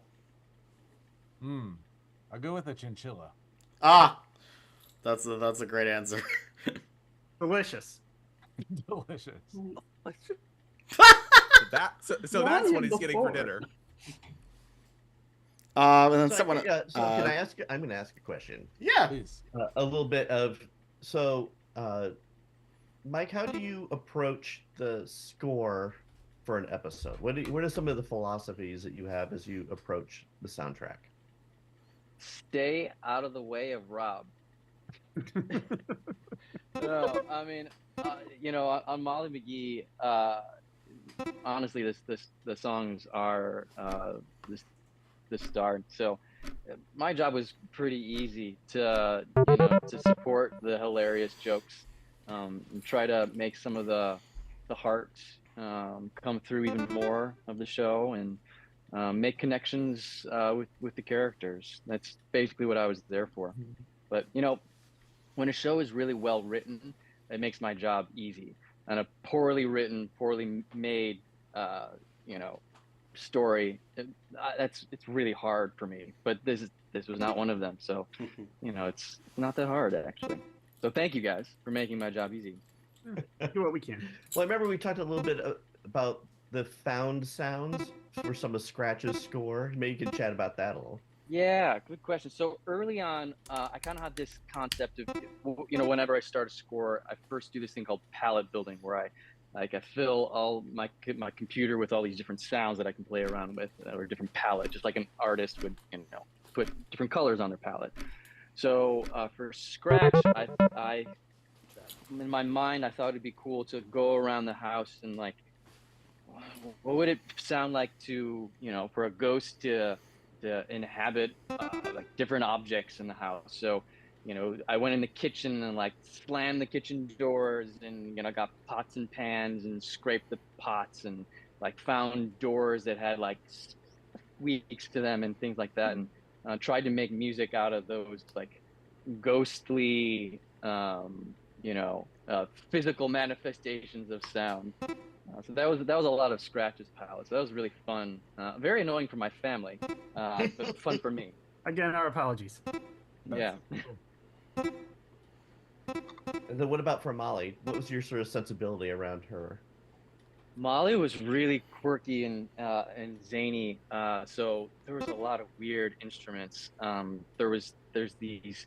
One of my favorite from Molly are these tubes. I forget what they're called. They're kind of toy instruments.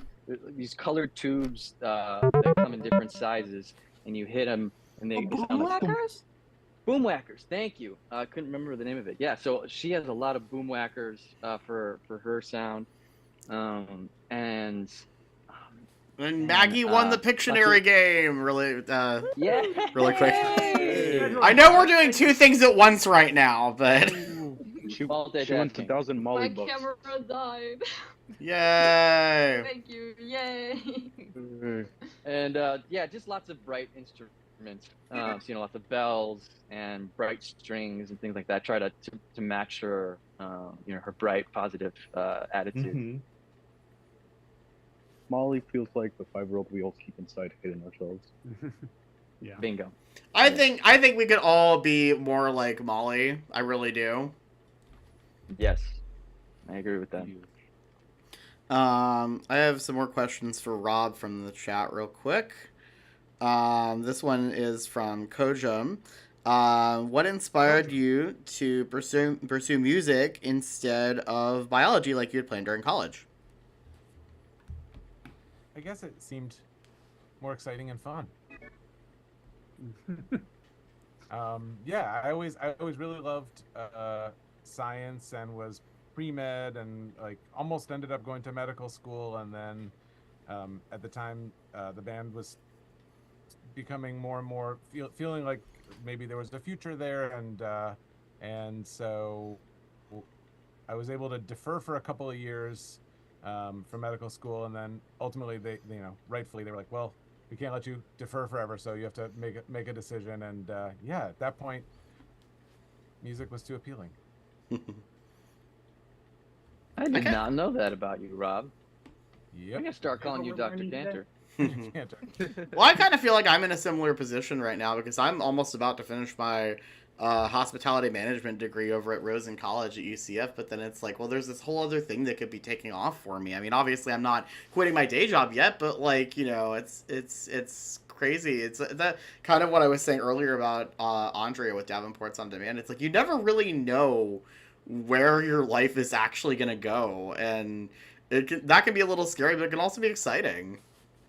Absolutely. Another question for Rob from Kojum. I probably need to pick someone else, but I like this question. What character in the show do you relate to the most, and why? Well, Kojum, I also want to give you a shout out for naming your username after, I assume, after Bora's band Kojum Dip, which is very exciting for me. This is my friend Bora Karaja's band, and if that's not the case, then what a fabulous coincidence. I'd say Pete, probably, because I got kids, and I also just love all the Pete humor. Something about how he always ends up in a stick. It just always tickles me. Yeah, I'm gonna go. I relate to Pete. Mike, do you have a answer for that question as well?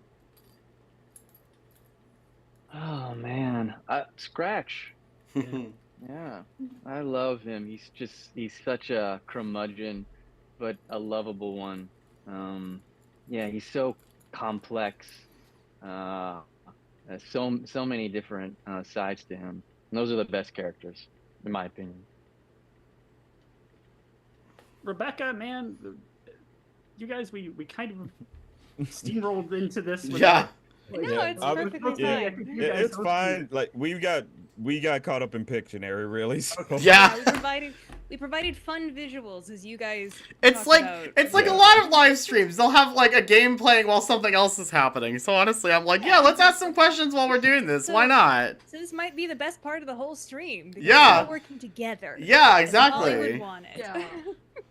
I just got told I sound like a 50-year-old housewife. What? I What? think you sound wonderful. Yeah. Oh god. Anyways, if You know what? I would choose to take that as a compliment because you're very sweet. Thank you. Toboggan. So we're still on the topic of music. Yes. So, musical fan, I just have to ask the selfish music theater nerd fan question. What's everyone's favorite musical? Nerdy Prudes Must Die. Dear Evan Hansen. You're not gonna see my face right now unless I switch, but I'm gonna say probably Hamilton, or maybe Beetlejuice. I don't know. They're both great. I mean, there's so many good ones. That's the problem. Yeah, Beetlejuice is amazing. I did just see Les Miserables, the movie, but I want to actually see the stage show later this year because I haven't ever gotten to see it in person, and I'm like, I need to fix that. Can I just say, at one point, Bill described the theme song as Dear Evan Hansen meets the Muppets, and I cannot stop thinking about that. That's pretty apt. Phil and Bob, do you guys have a favorite musical? Well, I'm gonna shout out to How to Dance in Ohio, I think it's called. It was just a new one that was on Broadway, closed. My son's girlfriend helped launch that musical, so I'm super biased. That's awesome. Wow. I'll say Hamilton. I love Hamilton. Hamilton, like, okay, well, so watching the Disney Plus version of Hamilton, but then actually getting to see it in person, which I finally got to do back that was at the end of 2022 when it was here in Orlando. Oh my gosh, and we won the ticket lottery to get, like, $10 tickets, so I paid $20 for my mom and I to go see Hamilton. We actually spent more on merchandise, but oh my gosh, that whole set is just amazing. Like, the set is a character in and of itself. There's always something moving. That whole show is so kinetic. It's incredible. It's so cinematic. It's amazing. There's a deleted joke from one of my my videos where I said, $800? Do you know how many tickets to Hamilton I could get for that? One. This question keeps popping up, and I'm gonna bring it up because I don't know if this person knows about the French horn in the show, but Rob, somebody's asking, can you play the French horn behind you, or is it just for show? There was a time when I would confidently pick it up and toot a tune for you on demand, but my chops are withered. I still play it for laughs every now and again, but I'd say it's 95% decoration at this point. But yeah, I was pretty serious about it in high school and college. Mike, do you play a wind instrument or a string instrument, or are you a pianist primarily? I play some flutes, but mostly strings and keys. Yeah. But Mike, I think you'll also recall that anytime we want a serious moment, we're like, French horn, right? That's what we use. Isn't that what you use there? And I'm like, call Rob. And I'm like, guys, call me in high school. You're 20 years too late. Wait, Mike, did you play a lot of live, was it a lot of audio, or was it primarily like would you play in flutes and strings, or is it just too much of a time crunch to do? Yeah, no, a good amount of both. Nice. Which is fun, playing live instruments and then sampled instruments in the box, as they say. Yeah. But I always love doing that. It makes the score feel more alive when there's an actual human playing on it. Indeed. I see a question in the chat. Can I read this question? Go for it. Oh, well, it says this isn't a Ghost and Molly McGee question, but if they're asking if... Oh, shoot. Now the chat moved and I can't find it anymore. I got it. Okay. I'm a huge fan of your... Okay, now it's moved. Okay, I'm a huge fan of your music, especially Tally Hall, and I was wondering, even though you don't have a favorite song from the show, what song was the most fun to write? Oh, certainly not the sad song that Scratch sings in the last episode. That put me in a depressive state for several days. Well, I think maybe, I'd say the one that sort of flowed most naturally without much effort, I feel, was the Story of Hanukkah beat poem that we mentioned earlier that Mike orchestrated. That one was, just like I took a walk and kind of just wrote it, and that is a delightful experience to not have to wring the towel for every drop, and it just sort of comes, which is for me at least kind of a rare treat. So, correct me if I'm wrong. We have about a half hour left to talk about the music, right? Yeah. So. Okay. I think as Pictionary people should probably get moving so the professionals here can talk to that. Well, thank you all. That was fun to watch was the fun. Pictionary part. Yeah.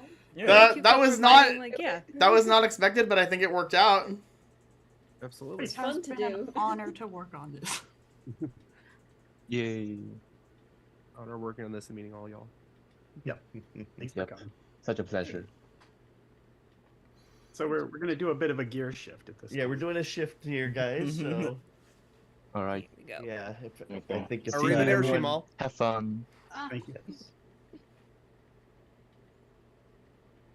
Okay. Yeah, if everyone can drop off, but But the musicians? yeah, but just actually Bob, Mike, and I for a moment. Sure thing. Yep. Bye-bye. Thank you, guys. Let's see. Is Jonathan dropping off too? Yep. Okay. So, what we're going to talk about next may be too intense for younger and more sensitive viewers, but it gets at the very heart and soul of why we're doing this event. When Chandler suggested Give Kids the World as the charity for Operation Enhappification, he had no idea of the very personal connection with the show. On February 1st, 2023, Mike and his amazing wife Allie received the worst news imaginable. Their three-year-old son Theo was diagnosed with a cancerous brain tumor called DIPG. It was inoperable and incurable. The following 9 months was a roller coaster of emotions, heartbreak and joy, progress and setbacks. I'm sorry to report Theo passed away on Halloween morning, the day after his 4th birthday. Mike, if you would, can you share some more of Theo's story with us? Yeah, thank you guys for that kind intro. I know this is quite the abrupt gear shift, but I appreciate you all, hearing me and Theo's story and our family story. And so, okay, where to begin? First, I just want to say just a big shout out to Bill and Bob. I've been working with these guys for a while, almost 9 years now since we were working together on Lego Star Wars, and I'm still in awe of them and their incredible blend of humor and heart and smarts, and that is reflected, in their shows and also their fan base. And so when I heard that their fans were actually making Enhappify Day a reality, I was blown away. And then I heard the charity that they picked, and it blew me away even more. I want to tell you a little bit more about my son Theo. Theo is a sweet and curious, wise, and brilliantly magnetic little boy. And ever since he came into this world, he has been teaching me so many important lessons, including how to be brave, like when you're speaking in public right now, like what I'm doing right now, about an incredibly personal and painful subject. So last year in February, I was busy composing for Molly and trying to be a dad of 2 beautiful little kids, Theo and my daughter Remy, who was just a few months old. And all of a sudden, Theo started to have some balance issues. He was asking us for help walking down the stairs. We didn't think too much of it. Maybe it was just growing pains, but a few days later, after he woke up from his nap, he started slurring his words. So we took him to the hospital right away, and they took an MRI, and we got the diagnosis back. That was the worst diagnosis any parent could hear. And that was he had a brain tumor in the back of his brain, right on the brainstem, and it was inoperable and incurable. And they gave him 6 to 9 months to live. So as you can imagine, we were pretty devastated. But we took him home as quickly as we could. But he in the hospital, he deteriorated quickly. In just a few short days, he lost the ability to walk and talk and eat and move most of his body. But about 11 days after diagnosis, we took him home. And then we were in this impossible situation of trying to balance treating him as best we can to try to save his life, then also to try to give him a childhood. He's still a 3-year-old at this point, and to try to create magic for him. And one of the things I was found on the internet was actually Give Kids the World Village. Was considering taking him there, but he was not in a place where he could travel that far. He was too sick. So instead, we had to make magic at home. And my wife, Allie, who actually co-wrote the Molly McGee theme song with me, she organized an incredible lineup of experiences for Theo. There were puppet shows and fire jugglers and a whole concert series, and he got the chance to drive construction vehicles. These things brought him back to life. And that's where organizations like Give Kids the World Village are so important. For critically ill kids, creating a space for them to dream, to laugh, to play, and to escape from their pain for even a brief moment of time is its own form of medicine. So, I think back about one of these moments. We had a chance to take Theo to Disneyland for the first time, and we took him to Cars Land, and one of his favorite characters was Mater, Tow Mater, and he was he couldn't walk at this point. So I carried him on the ride, and he was so excited by this ride. He was so amazed and delighted and overcome by this experience that at the end of it, he grabbed the handlebars and he stood up. It was amazing. He actually started walking towards his wheelchair. And it's the first time that he'd walked since diagnosis. And that's where these kinds of magical experiences are so amazing. For kids in his position. And I just wanted to share, that from my perspective as a parent who's been there with a kid who's been through this, to share what it's like. And I wanted to share something that I've been working on. I've been making a little documentary about Theo's life, and I wanted to share a small portion of it with you today. As Bill and Bob said, it's just a warning to viewers. It's not an easy watch. It's a tough watch.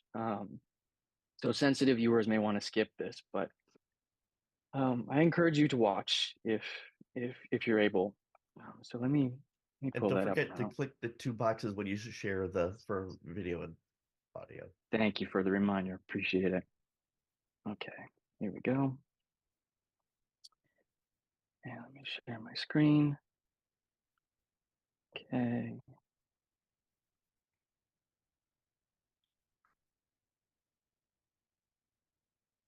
Okay.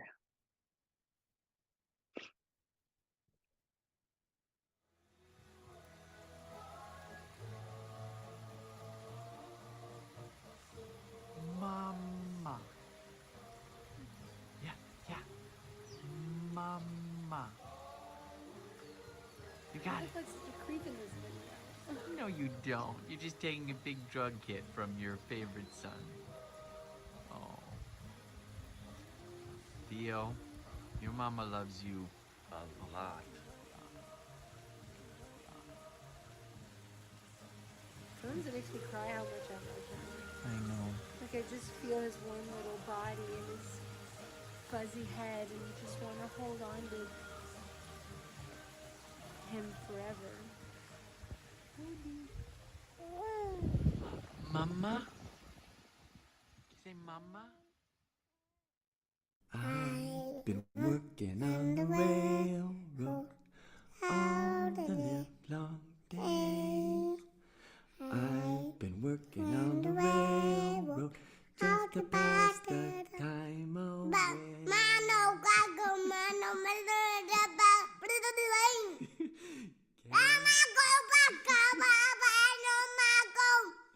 Perfect. Can you hear the whistle blowing? Rise up so early in the morning. Can you hear the whistle blowing? Dinah, blow your horn. Dinah, won't you blow? Dinah, won't you blow? Dinah, won't you blow your horn for me? Dinah, won't you blow? Dinah, won't you blow? Dinah, won't you blow your horn? Someone's in the kitchen with Dinah. Someone's in the kitchen, I know. Someone's in the kitchen with Dinah, strumming the old band. Yeah, we can strum the banjo. Strumming the old banjo. You got a sick day on the couch. I'm sorry, Booty. Oh, I know. Oh. Hi, Booty. Oh.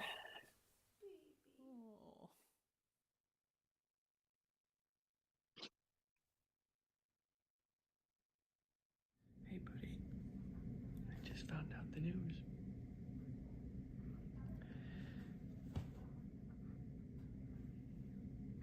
I love you. I'm gonna take good care of you.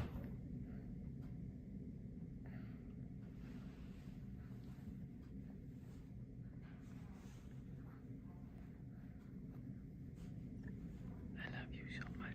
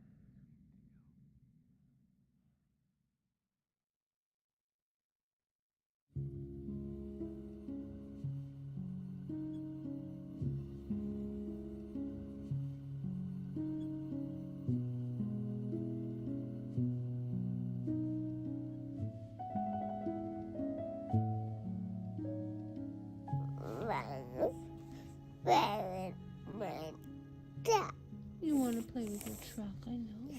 Which is your favorite truck to play with? Which one do you like the best?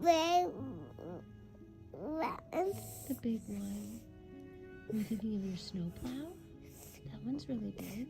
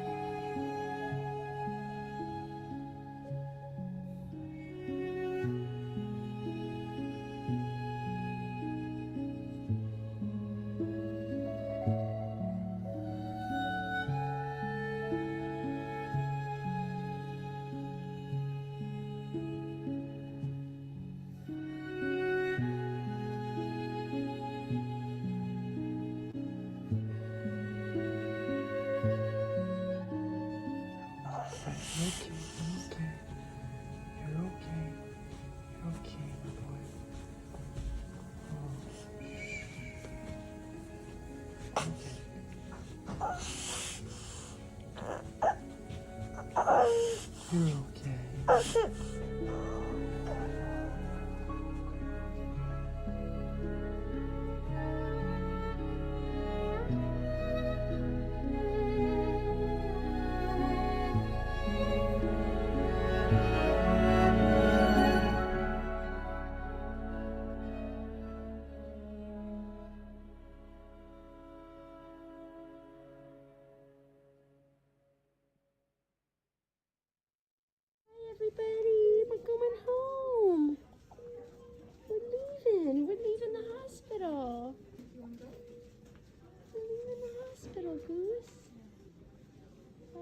everybody. I wanna get up now, baby. Yeah. I wanna get on the same page. I wanna bring in the new age. I wanna get off the screen unless they're watching cartoons. Listen to the action. Turn the ditches in the matrix. To get back to the basics. I bet you we can all agree. I wanna be from somewhere. I wanna stand for something. But the price of my freedom could pay for nothing. I wanna die an old man, be in the presence of love, with the special someone sitting right next to me. Who's talking about a movement? Who's talking about money? They shouldn't take a revolution to get some milk and honey. Oh, yeah. Who's talking about a living a little closer to the bone? Yeah. Who's talking about the one thing I thought that everybody wanted to be?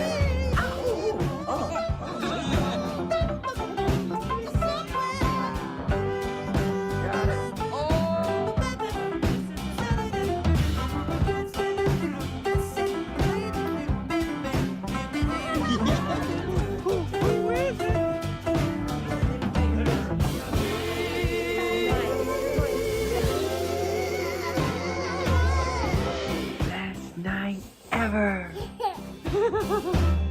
Look at his cool face.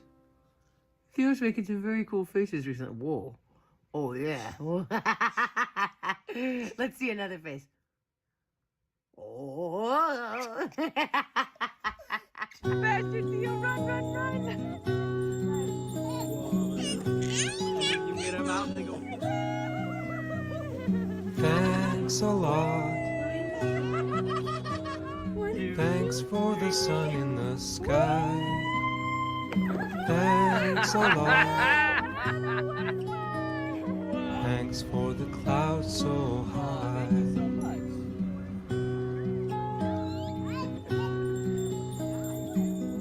My goodness, this is a very happy piece of broccoli. La la la la la. Welcome back. This is my diaper. Now what? Thanks a lot. Thanks for the whispering wind.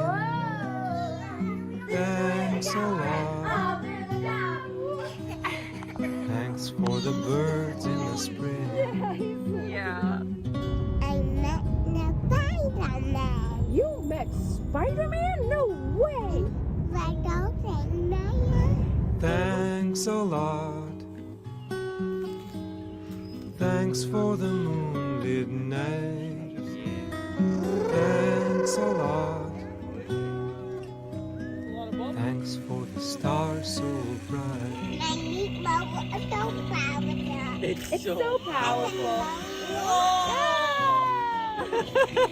I blow you away. Thanks a lot.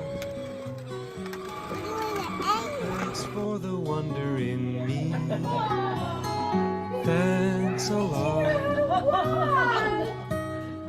Thanks for the way I feel.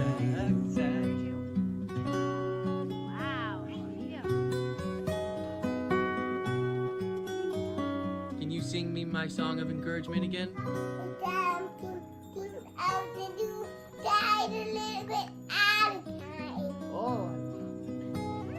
Thanks for the animals. Thanks for the land. Can we go through it one last time for mommy? Okay, one last time for mommy. Here we go. Thanks a lot. Thanks for all I got. Thanks for all. Yeah. That was fun. Now let's go back home. All right.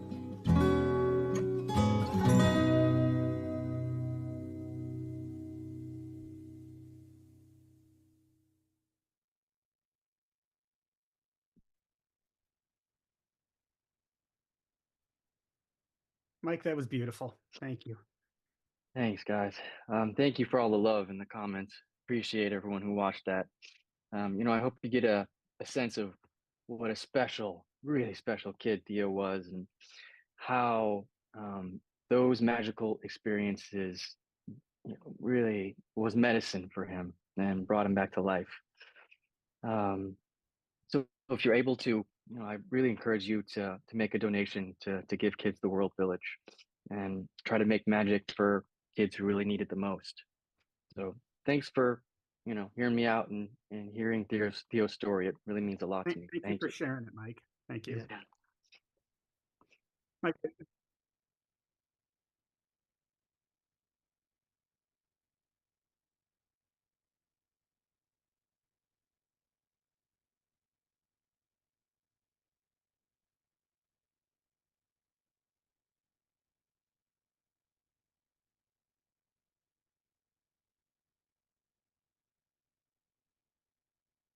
Hang on. Okay, there we go. Yeah, Chandler, unmute your audio.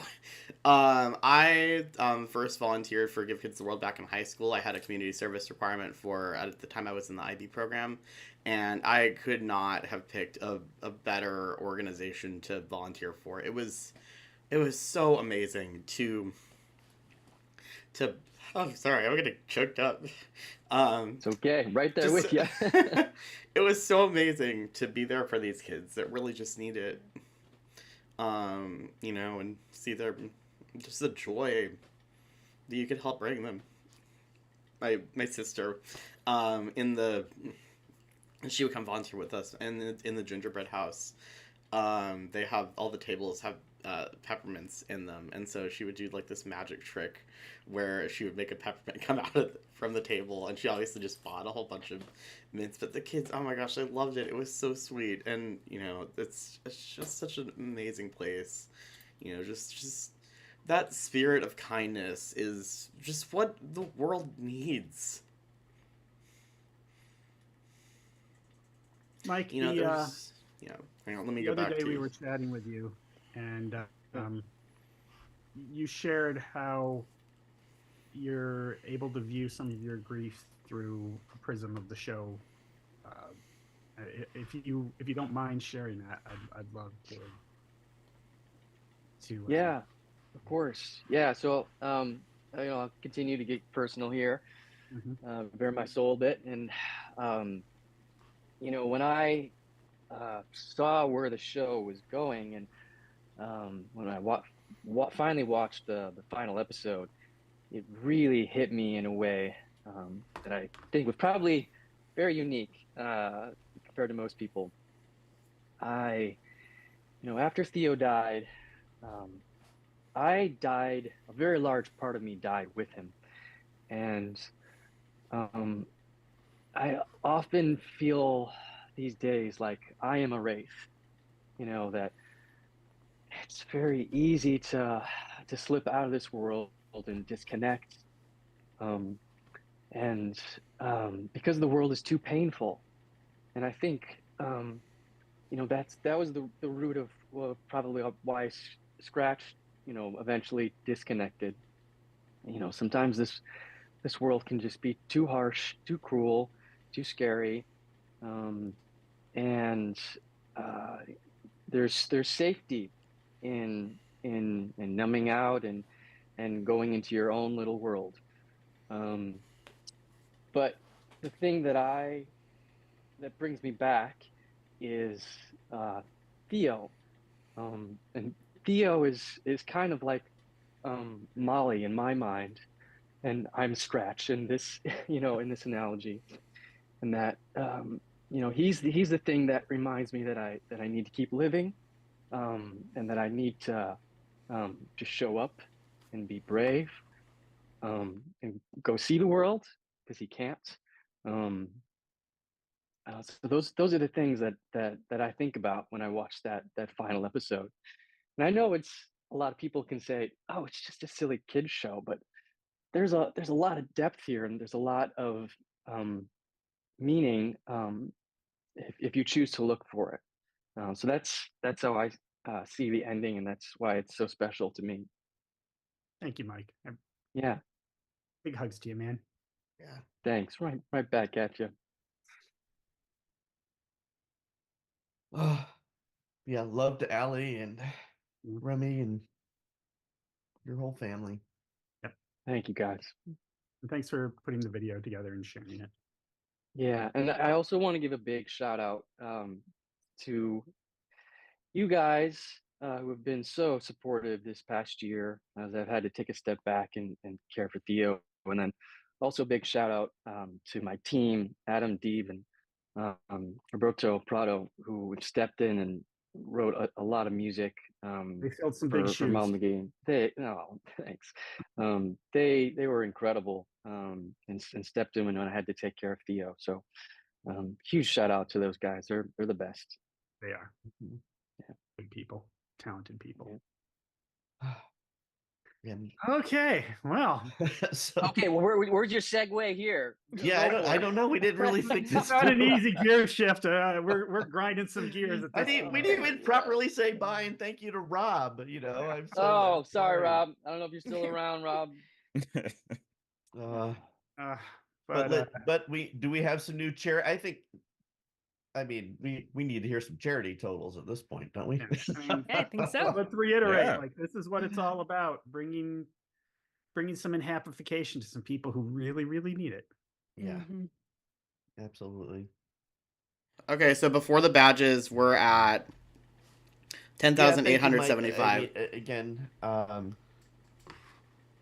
I don't and think that most of our fans were at all aware of your story. And this time I was muted on your end. Okay, so with the total, we're at 10,875, and then that plus the badges. Let me hold on. I should be able to. I have the other one. Hang on. Okay, so we're at 13,112 right now. So obviously we're not at our goal of 20,000 yet, but this is going to be, everyone's been asking, well, is it just going to end at the end of the stream? No, of course not. This is going to be open all month. You guys can donate for the entire month. So, yes, Enhappification month. Think of it as, of course not. Of course not. No, she would do the whole month. And you know what? My birthday is actually in 2 days, so you guys can consider this my birthday present too. Give Kids the World, please. They're an incredible organization. They deserve all the support.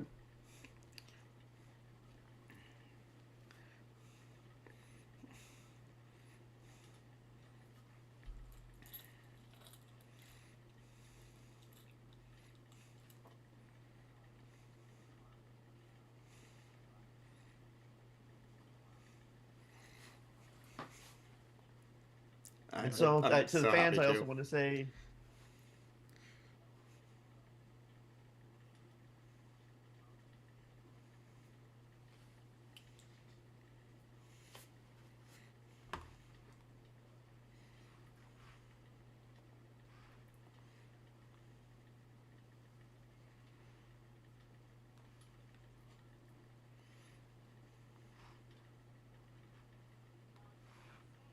of the show is people who have been deeply touched by everything that you have put out there into the world and how you have laid your own souls bare in the form of these characters and these places and these circumstances, and the courage that it can take to be vulnerable in that way. It makes it that much easier for us to connect as people, to connect as human beings, by really touching on what is hard sometimes, but what can also be joyful. And Molly, the Ghost and Molly McGee, is a brilliant example of that. And I just say to all of you on that show, the writers, the cast, the artist, and the two of you musicians, thank you. Thank you for just a little more joy in this world. Yeah, the Ghost of Molly McGee is something that speaks to every person because it's so human of a story, be it just experiencing having to grow up or just having to deal with, financial struggles. But it speaks to the heart of what it means to go through the struggles by focusing deeply on community, because let's face it, times are tough and trying to face it alone is pretty insane. So if we all come together, we can all face this. We pretty much can enhappify the world if we all come together. And I think that's something the Ghost and Molly McGee just absolutely excelled in getting that message across. And I think every single person who worked on this put all their blood, sweat, and tears into this, and it comes across truly, and it's just a genuine show that touched so many people across the board, and I think can touch so many people in the future who choose to watch it, because it's such a vital message. And I think every single one of you guys in the cast and crew deserve a pat on the back, deserve all your flowers, deserve the round of applause for all eternity, because this is such an amazing series, and you all deserve all the props for it. You guys are such wonderful people for making this. And we look forward to what else you can do. Absolutely. Because, I mean, does anybody have any secrets they can share about what maybe we can expect from you guys in the future? Nothing we can share yet. Exactly. It's all Indeed. very. Animation is a long process. It's a long road, so it's, you know. We get that entirely. Yep. All right, so hang on, let me go back to my camera. There we go. All right, You're so not muted, right, Chandler? I'm not muted. I'm not muted. You got it. I'm not muted. No, I'm still not muted, and I also still have the Zoom audio in the background, so you guys should, in theory, still be able to hear that, or maybe not. I don't know. So we have one more thing to show off before we go. This is a multi-animator project. It is not Dana Snyder in a mermaid costume. They couldn't hear you just now. It's not Dana Snyder in a mermaid costume. This is a multi-animator project that was put together by shoot, how do I pronounce their M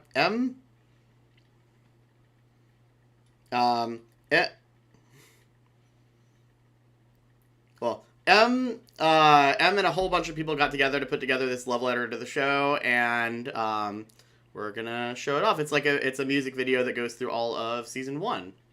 Oh, fantastic.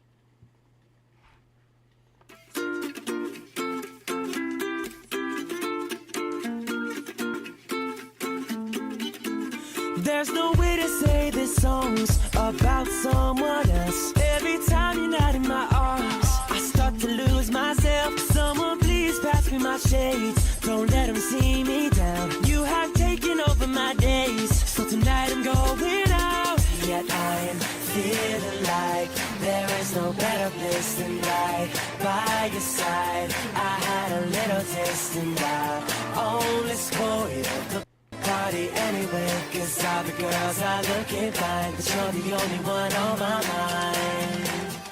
La-di-dee, la-da-da-do, la-da-da-me, la-da-da-you.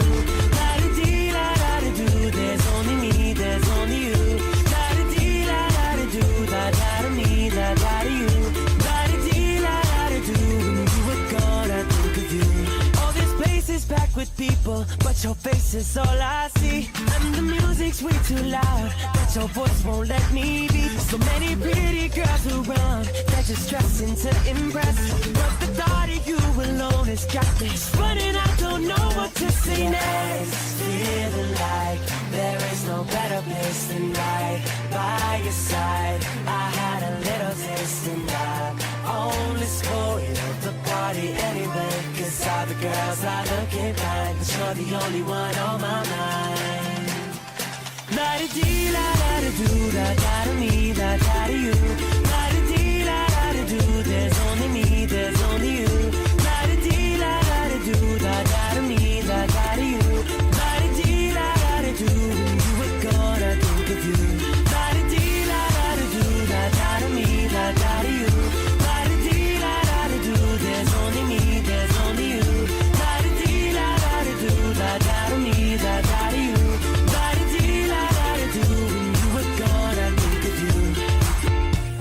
Pretend the night is so beautiful. Take a photo with the bros. La-da-dee, la-da-da-do. They won't see through my disguise. Right here behind my eyes, replaying in my mind. La-da-da, yeah. Feeling like there is no better place than right by your side. I had a little taste and I only spoiled the party anyway, 'cause all the girls are looking fine, but you're the only one on my mind. La-da-dee, la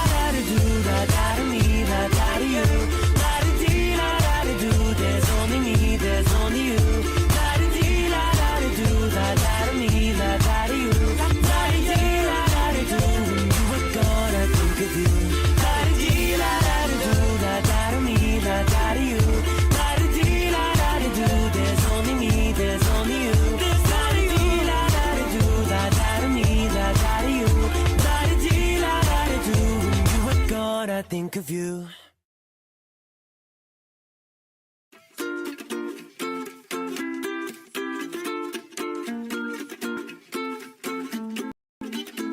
There's no way to say this song's about someone else. Every time you're not in my arms, I start to lose myself. Someone please pass.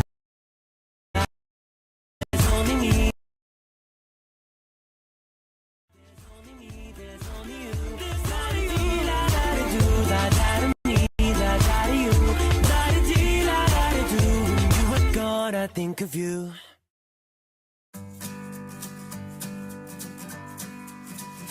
If you feel like you're becoming someone else, if you're losing track of you inside yourself, if you're feeling out of practice like the cactus on the shelf, go explore. Get out your door, live a little. Live a little. Spread your love far and wide. Eat a churro, maybe 5. Maybe while you're still alive, live a little. Do, do, do, do, do.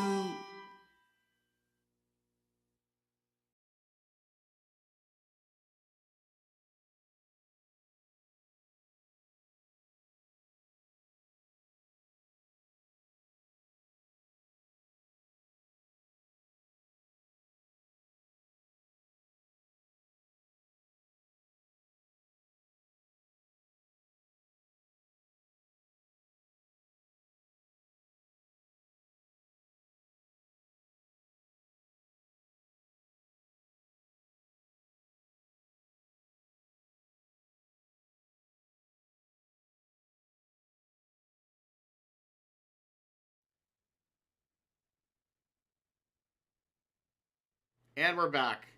Yeah, that was absolutely incredible. Thank you so much to Amazing everyone work, for everybody. Amazing for contributing to that. That was just fantastic. You work on things, and you know, animation can be a lonely business. It takes so long to do, and then you put it out, and especially in the TV world, you can't even sneak into the back of a theater and watch an audience watch it. You just, all you have are some abstract numbers to tell you it connected or it didn't, and you often wonder, are we just shouting into a void? And it is so nice to see that this connected with people. Mm-hmm. Thank you for that. Yeah. That's a wow, because I mean that kind of really helps put into perspective as someone who was a fan of all of the many shows that even some of you that you worked on, and growing up drawing the fan art for that and posting it out there to the world and making all of these creations. Like, a lot of the creators of these amazing shows will see the effort of the fans, and it does reinvigorate that passion for the show and the interest in pushing it further. So like, I think that is a wonderful message to your fans, is to keep being enthusiastic. Yes. Go out there and spread the joy of your artwork all around the world. Let people know, let people see it. And when they ask, hey, why did you do this? What was the inspiration? Let them know it was a little show on Disney Plus called The Ghost of Molly McGee. Let them know, and you know. Hey, we love them too. The thing that, you know, we said at the top of this, for those who aren't, is like, you know, who weren't here with us, our big goal for this show was to just spread a little joy in the world, and you know, we've succeeded. Today is proof we've succeeded beyond our wildest dreams. So thank you everybody. Yeah, thank you to this whole amazing team. My gosh, what a fantastic! I have no idea what's going on in the Discord. There's like a my god, no, this has been I'm gonna switch to my camera for a second. It's hang on. Yeah, being a part of this has just been absolutely incredible. Thank you to Fazly and Stern and just everyone else who has made this happen. I keep saying it. I would not have been able to do this without all of you. Thank you so much. Thank you to Bill and Bob for working with us to put this together. it's just been absolutely unbelievable. This is All the we did was coolest show up. thing. This is the coolest thing I've ever been a part of, easily. I am so just beyond humbled to have been able to do this. Thank you. Thank you. And Rebecca, thank you, man. Yes, thank you Hanson's both, disappeared, yeah. But thank you to him as well. You guys have been fantastic all day. Well, and you've made it a pleasure, an absolute pleasure with your wealth of knowledge and great comedic timing. Oh, speaking of great comedic timing, Rebecca, guess who showed up, like, right at the end of this? What?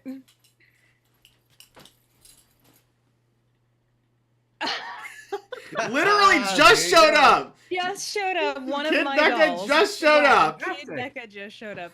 That is inspiring. Well, thank you.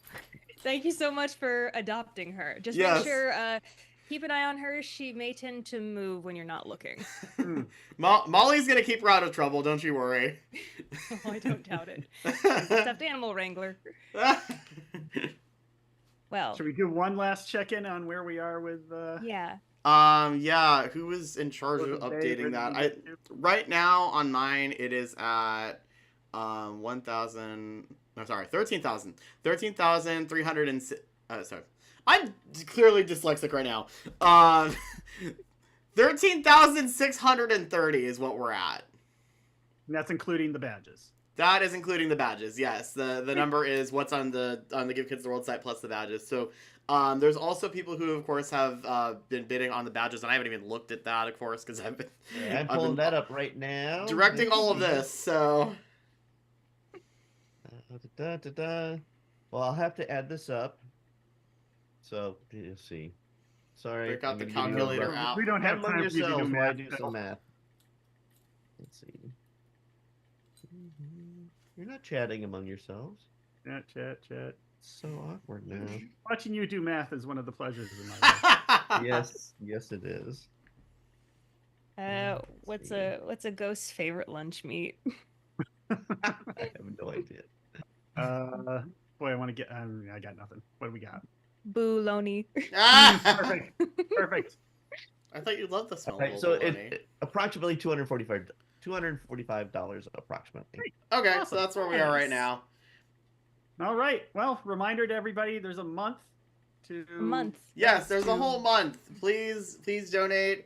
Even though I wasn't able to go before the stream happened, I'm really hoping I could still make it over to Give Kids the World. Maybe take some, bring the Molly plushie, take some pictures of her over there. I want to go over there and do a volunteer shift because I haven't been over there in so long. So I would love to go back over there. And Enhappify. Exactly. Indeed. All right, guys. Well, thank you. It's been fun all day. Yes, It has. Thank you so much. Thank you everyone who's been here this whole time.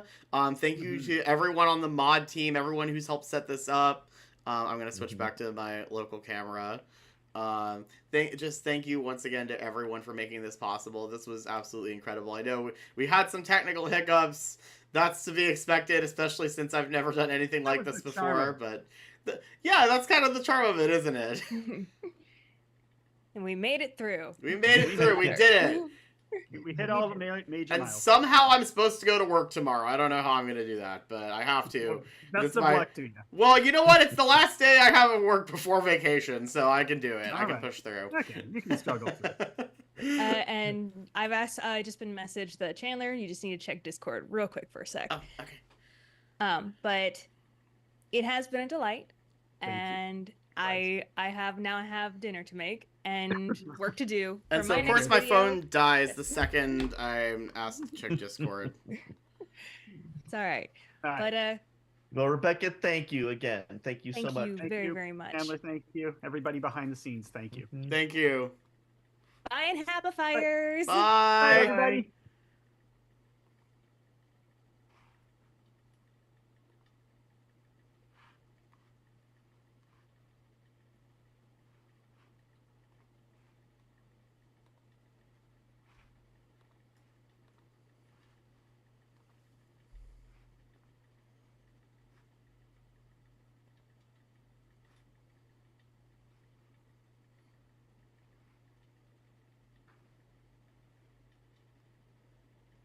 was right there. It was right there.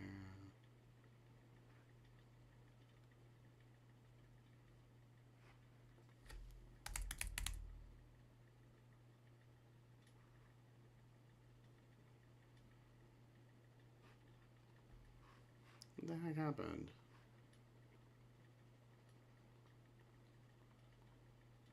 Oh.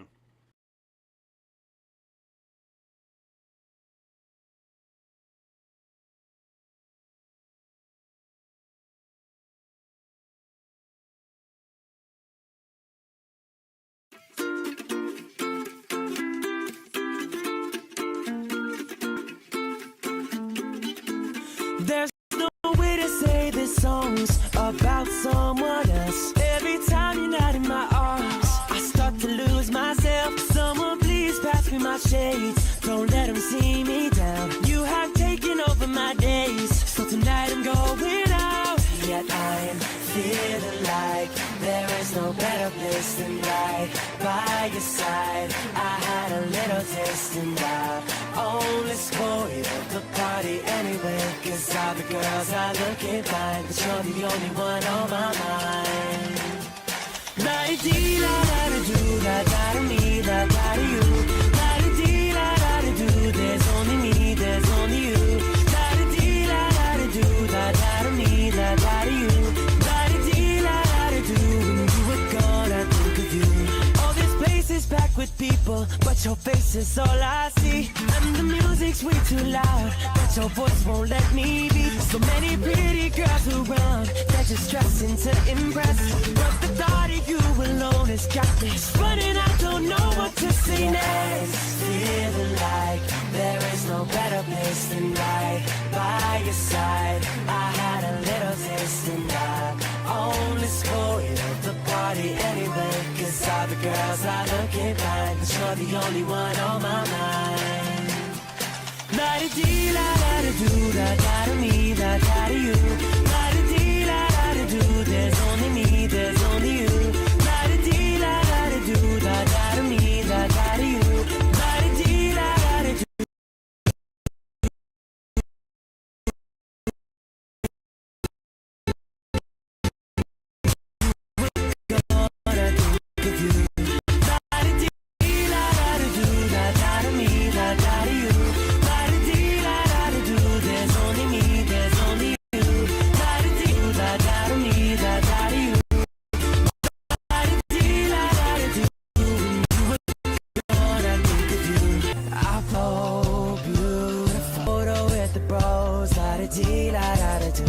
They won't see through my disguise.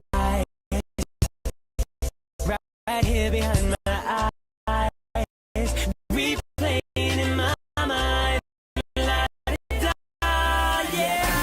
feeling like there is no better place than right by your side.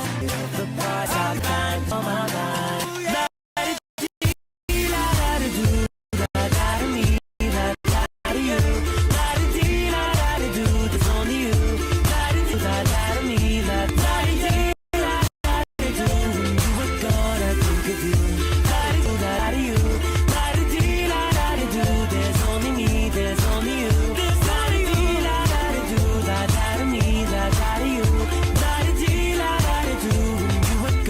Think of you.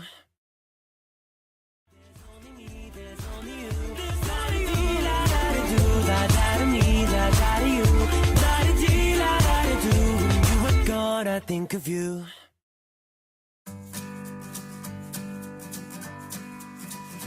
If you feel like you're becoming someone else, if you're losing track of you inside yourself, if you're feeling out of practice like the cactus on the shelf, go explore. Get out your door, live a little. Live a little. Spread your love far and wide. Eat a churro, maybe 5. Maybe while you're still alive, live a little. Do, do, do, do, do.